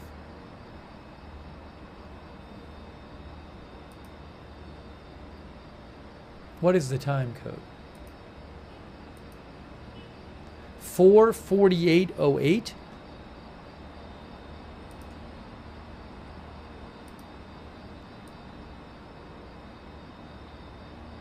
(4:48:03).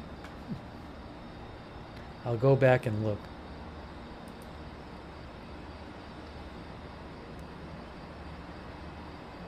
Trent sent me a video claiming there was something he spotted at 4:48:03 or something like that.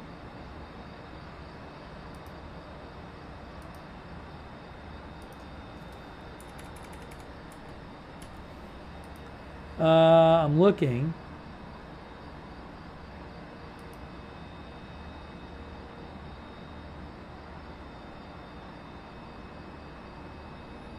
I didn't see it. I didn't see it. What am I looking at? Gotta look again, I guess.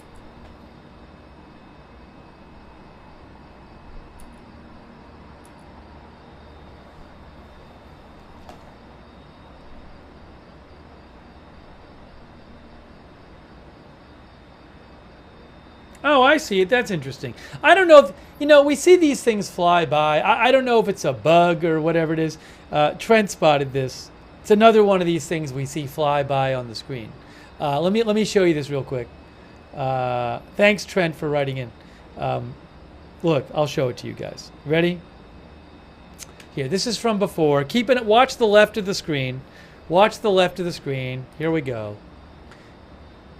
All the way on the left. There it is, right there. See that, guys? It flies right by. It could be a piece of dust. I don't know. Right there. You see that? Bugs. There you go. That's about 20 minutes ago. Okay. So thanks, photographer Trent.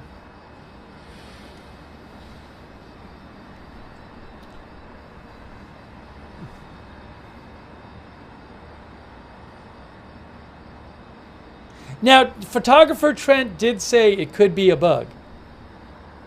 To photographer Trent's credit, photographer Trent said it could be a bug.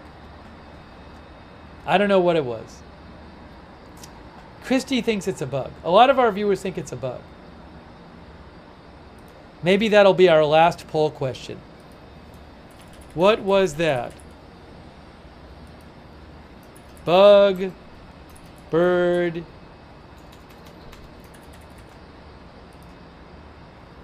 UFO, other. Okay, people can vote. We're gonna have people kept asking me to do another poll, so we'll do one last poll.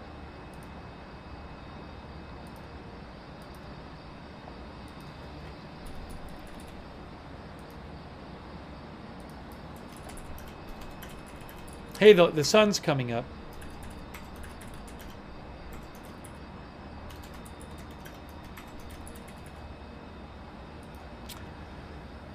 Our YouTube viewers say as to what that thing was that photographer Trent saw.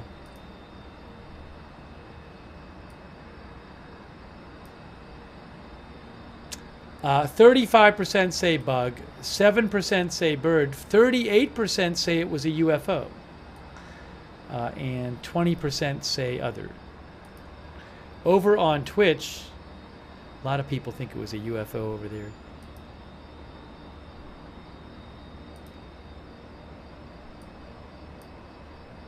59% say UFO on Twitch.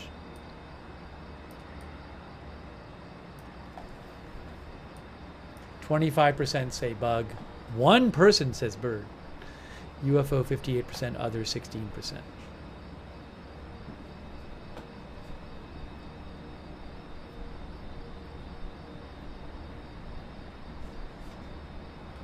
Good eye Trent. Photographer Trent.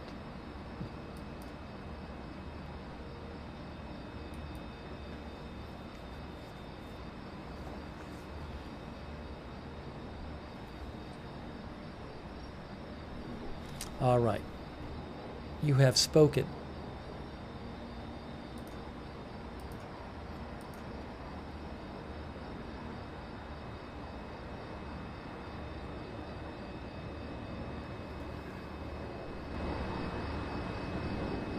Am I hearing a plane? We haven't really heard planes much all night. I think we might have just heard a plane, guys. Sounded like we did. Payman Z, thanks Payman Z, who thinks it was Iranian-made UFO. That's what Payman Z thinks.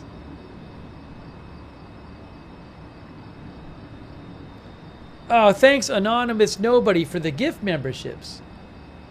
Anonymous Nobody gave 5 of you memberships in the YouTube chat. Thank you.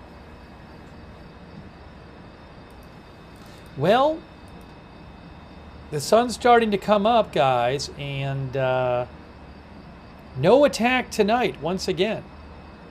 We're now over 11 days. We're 11 days after the 2 assassinations, one in Tehran and one in Beirut, a suburb of Beirut. One of a Hezbollah commander and one of a Hamas leader. Thanks, Ilspacey, for subscribing on Twitch.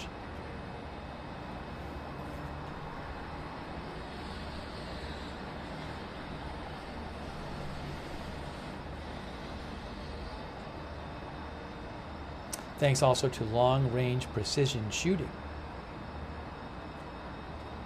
for your support. Thank you.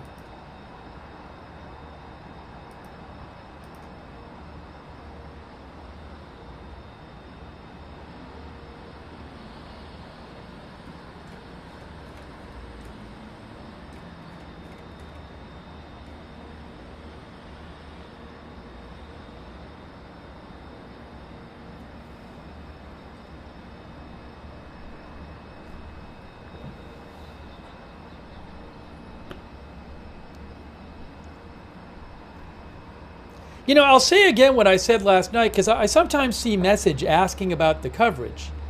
And I'll just explain what I said last night. This is a hugely important event when it happens. Enormously important. I mean, this could be the start of a regional war in the Middle East. I want to know what happens, and I want to be able to report on it when it happens. And we don't know when it's going to happen.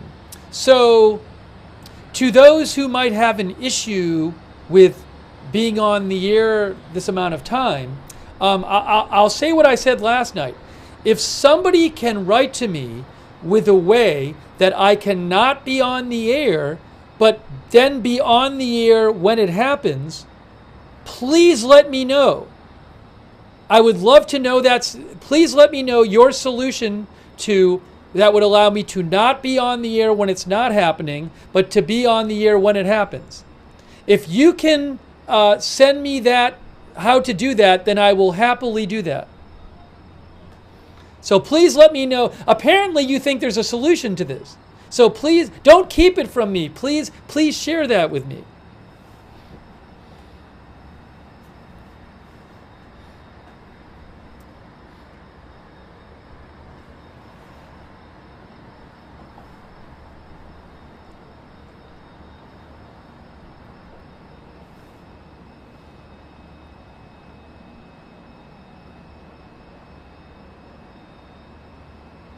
Okay. Thank you, CC, for the gift membership.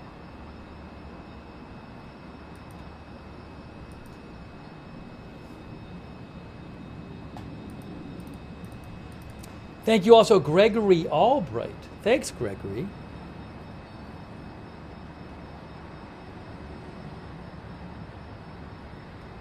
Now, granted, at some point I will be sleeping, and somebody might have to call and wake me up. But that doesn't mean I can't try the best I can to be here when it happens.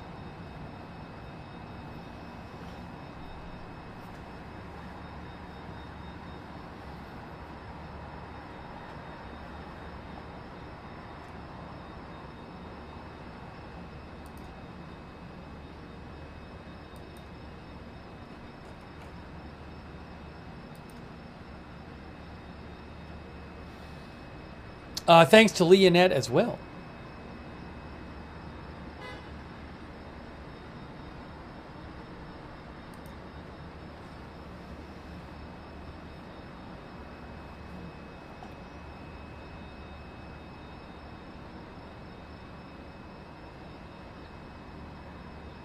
I am changing my shirt every day, Chris. That is true. I am doing that. Thank you, Chris, Canada, Quebec City. By the way, I really want to shout out our moderators because they have been here the whole time. And they are fantastic. And they are why we can have chat rooms. Thanks so much to BZ, who's over there right now on YouTube, and Sarah55 and Cynthia Moon and Ruth Krafasi and all of our YouTube mods who are over there and have been there. Big shout out to you. Also our new mod, Jessica S. Linda Belk and Larry moderate for us on X. Over on Twitch right now. Bash and Girl, Hearsay, McRiches, Sarah, Papa Bear, and Surly Dev. And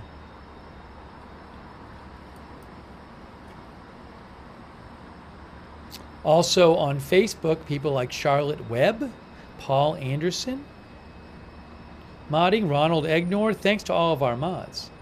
Thanks, by the way, Jared Sparks, for being a subscriber over there.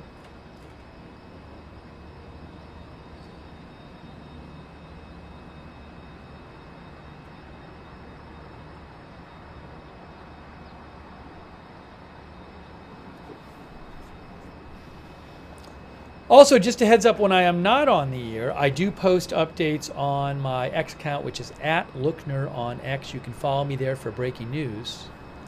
@Lookner on X.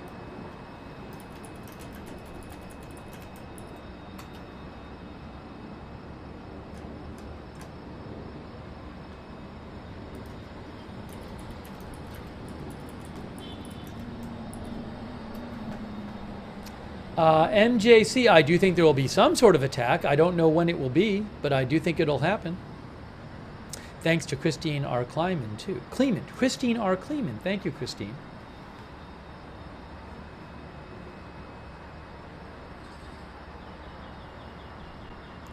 Hearing some birds now.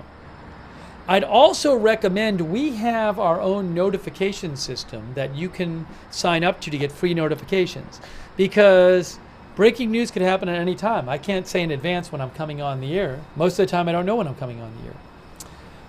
But if you want to get a notification sent to you every time we go live, it's really reliable. We send up our own free notification system. We set it up through Discord. You just sign up once for free and that's it. The moderators can post the link to the notifications in the chat, and the notifications link is also on Facebook and YouTube in the description for this video. And at the same link, we actually have a Discord chat where you can chat with other viewers when we're not live. A lot of our viewers like doing the Discord chat. It's also free. It's at the same link. You can check that out. And big thanks to our Discord mods, by the way. Hey, thanks, MM Cubero, who says you need a crystal ball to know when. That's right. Hey, thanks for MM Cubero. I appreciate that. From Canada. Thanks so much.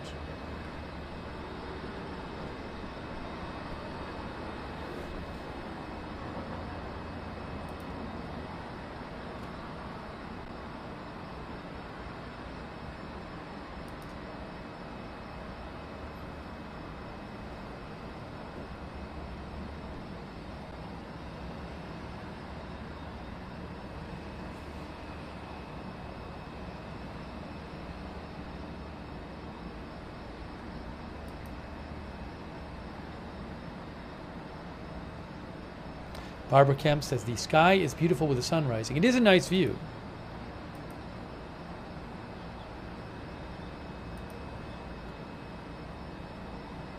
Thanks, Jared Stein, as well. I appreciate it, Jared Stein. Thank you. You know, it's weird. I don't know. Usually I have more cameras. Tonight I didn't have more cameras. Usually I have more. I mean, I think this is a really helpful one to have, obviously, but... Hey, thanks also to Will Christie. Will, that's very kind of you. Thanks, Will Christie. Also, JD just gave 50 people memberships. Didn't JD do that before? JD, that is super generous of you. Wow. Please make sure you thank JD or anyone else who gives you a membership. That is really nice of them. Thank you, JD. That is so generous of you. Thank you so much.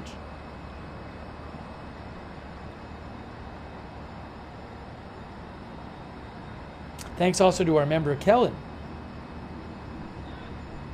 Kellen wants me to hire another host for off hours. Thank you, Kellen, for being a member. A lot of new members thanks to JD in that chat right now.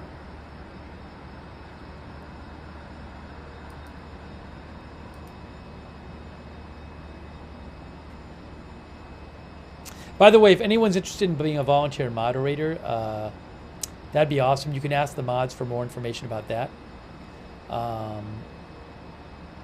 There might be a wait list, but that would be really cool.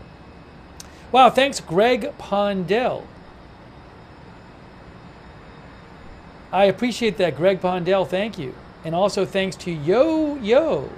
Thank you, Yo-Yo. Much appreciated. I also want to shout out our subscribers, like on Facebook, Eve Richards, Diane Allworth, Robert Rial II, Susan Priest Buchner, thanks for subscribing, Alicia Rivera, good to see you, Alicia, Jared Sparks, Billy Joe Drage, Kay Lowry, Body, Margaret Riley, all of our Facebook subscribers, huge thanks to you guys. And our Twitch subscribers like Aaron Weirdo and I Rule All, Jackson 22, New Dragons, Wall Street Shaggy,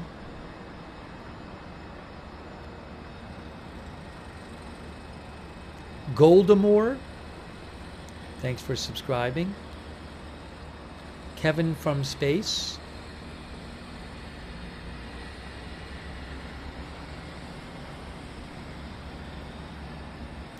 Citizen07, Boogaloo. Thanks for being subscribers over there. Noble Clinton, Cole K. Meister, Pusheen 10. Did I say Shaggy? All of our Twitch subscribers. Big thanks to you guys. Also, I want to thank our YouTube members. It could take 20 minutes because there's so many new members, which is great. Like Sean Savoy, Joanne Schlicker, Aleppo Gambit, Peep TV God, Big Sky, Mr. Chuck 64, John Flick. These are some of our many members. Thank you, members. Marin Gobra, Loft Till UP, Spartiate, SNN, Winding Road, Stephen Elder, Jeremy Dorsey, William Cromer, Snarf McGrew, Marissa Pugliese, Jason T,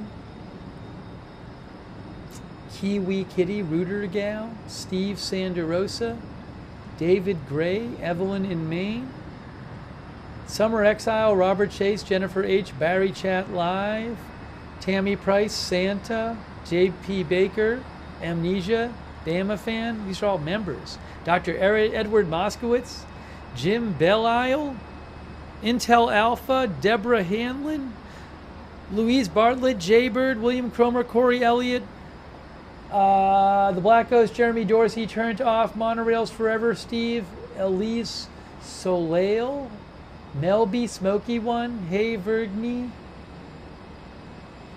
Earth Citizen,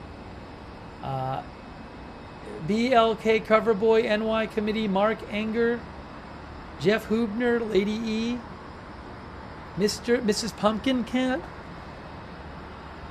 82 Paratrooper, Dom 209, Greg Pondell, Kimberly Joanne, Full Blown Atheist, Mercy Fishman, Pistol Pete, Be Kind, Keith Lewis, Whammy Bar, Don 62, Stephanie Joy, Thomas K. All these members, it's awesome. Thank you, members. On YouTube. Hara Banar, Roy Payton, H-Town Girl Dad, Dev, Maggie McJanet, Mom aka Bruh, Goldhead, TT Happy Rock, Paul Callaghan Fowler, Chris, Leia Torello, Michael Morris, Cause Chaos. Thank you to all those members. And all the other ones I didn't name. Violet Sterling. By the way, when I thanked our moderators too, also Chandra, who is sick, who is under the weather. I hope she feels better. Thanks for your support, Chandra, and for modding, and hope you feel better.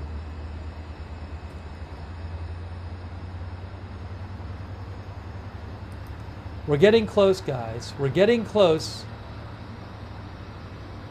to that time as the sun comes up.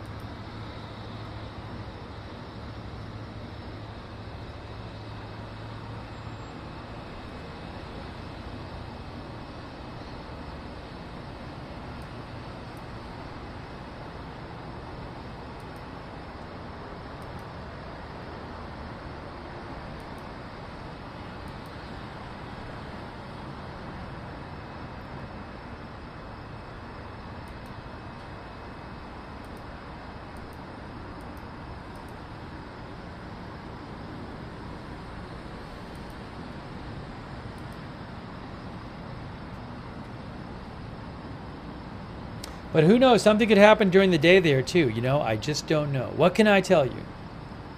I'll be keeping an eye on it even when I'm not on the air.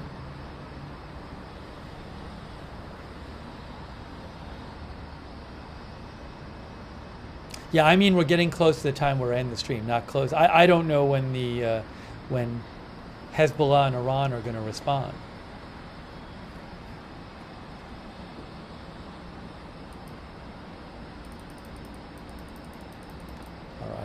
I think we're getting close. We're getting very close. We'll go a couple more minutes, but if I get off the air and something big starts happening, I will rush back on the air, believe me.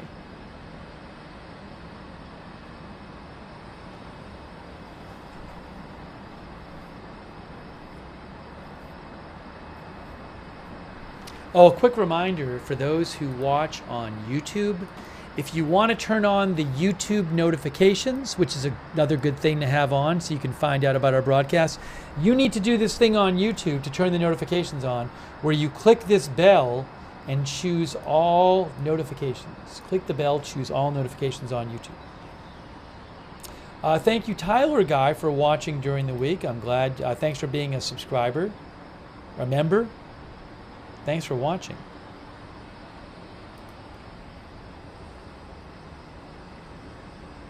Yeah, as Emily says, we've been covering other news. A bunch of the time we've spent on these broadcasts have been actually covering other news.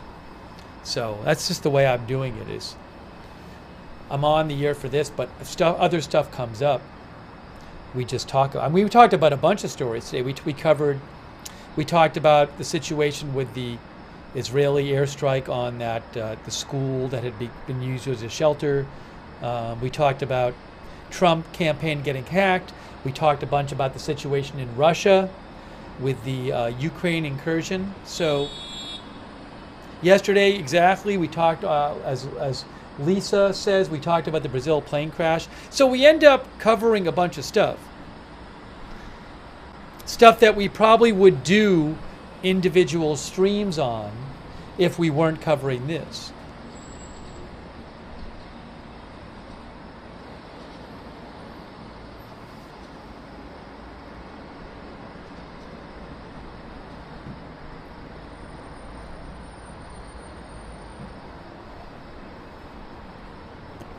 Thanks, Tyler Guy, for becoming a new member. Tyler Guy 97.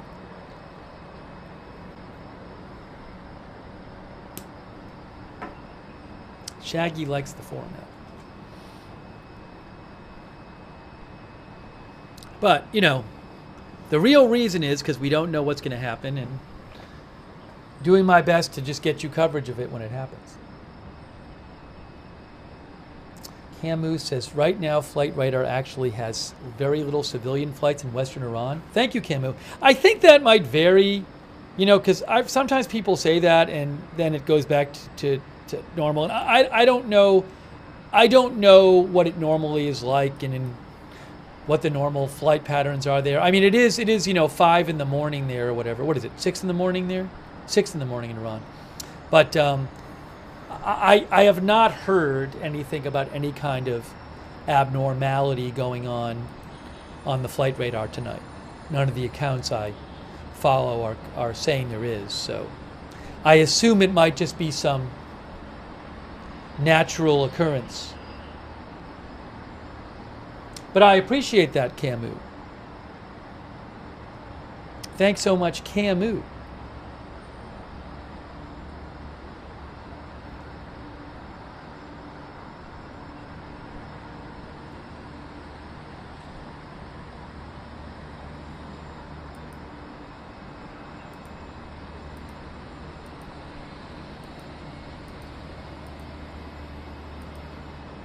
And thank you to Cause Chaos. Thanks, Cause Chaos. Much appreciated.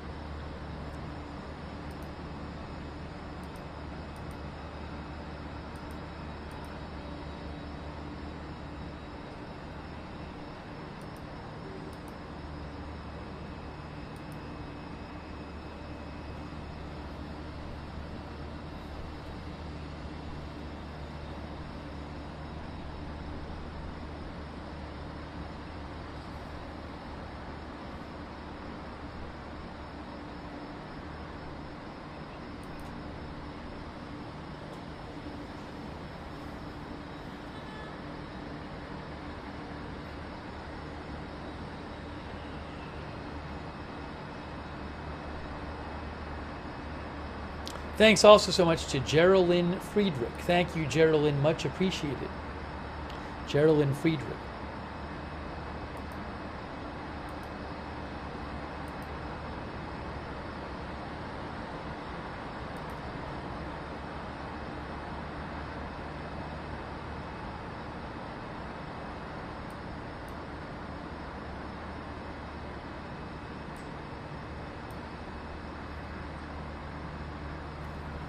Camus, I feel like the Iran air traffic also, it's not like doesn't feel like that different in terms of total number of planes over Iran. I don't know for sure, but it's not like we usually see it covered in planes. But again, I haven't heard of anything, abnormal that's a cause of concern or that is standing out as strange to the people who know the flight radar.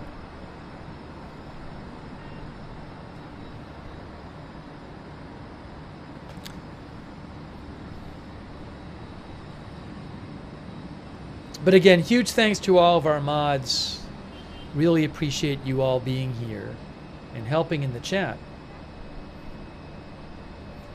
Shout them out one more time. Ruth Grafasi, BZ, Cynthia Moon, Sarah 55, Jessica S, Linda Belk and Larry,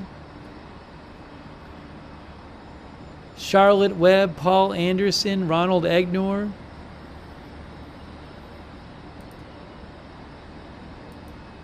McBritches, Sarah, Papa Bear, Silly Dev, and all the rest of them. Hey, thanks also, Miss Dreezy just gave 5 people memberships in the YouTube chat. Hey, make sure you thanks Miss Dreezy. So many generous viewers with the gift memberships and gift subscriptions tonight. That's really nice of you guys. Thank you.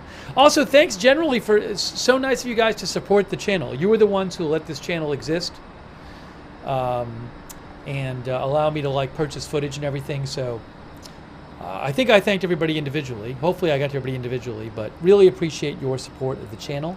If you ever want to donate to the channel, you go to agendafree.tv, agendafree.tv. Speaking of which, Joanne Fisher Wade from Canada. That's very generous of you, Joanne. That's so nice of you. Thank you, Joanne Fisher Wade. Thanks for your support. By the way, the timing is good because my headphones just died.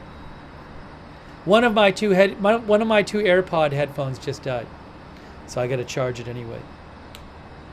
But the other one's working, so I'll keep them on for a second.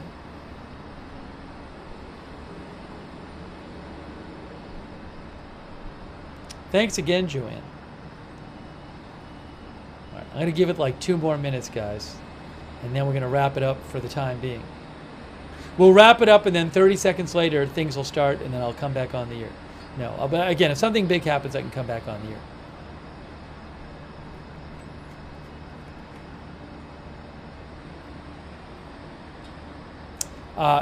By the way, Miss Dreezy is watching from the Netherlands. Thanks for watching from there. I know we have viewers in different places around the world.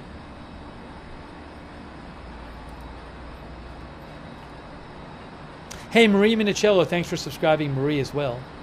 Thanks, John Gone, for watching. Roberta Kemp as well. Jasmine M. Beatty. Janet Erica Battaglieri.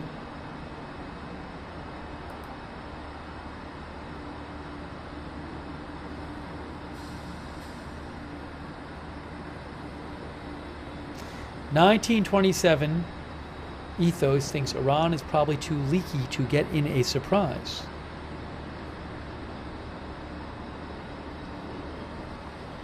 I don't know if I mentioned our subscriber, I Rule All. Thanks for subscribing.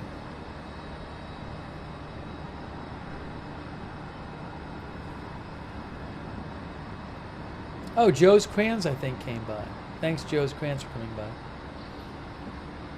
And Ryan Minor. All right, guys, I'm going to wrap this up now. I really appreciate you being here for the stream. If I'm off the air and something big happens, I will come back on the air. Nothing's stopping us from doing another stream. So, but I'm going to wrap this up right now. And again, I really appreciate you guys being here. Thanks for letting me read your comments on the air. Thanks for sending me updates. And I appreciate it. So we will be doing more coverage of this and other news.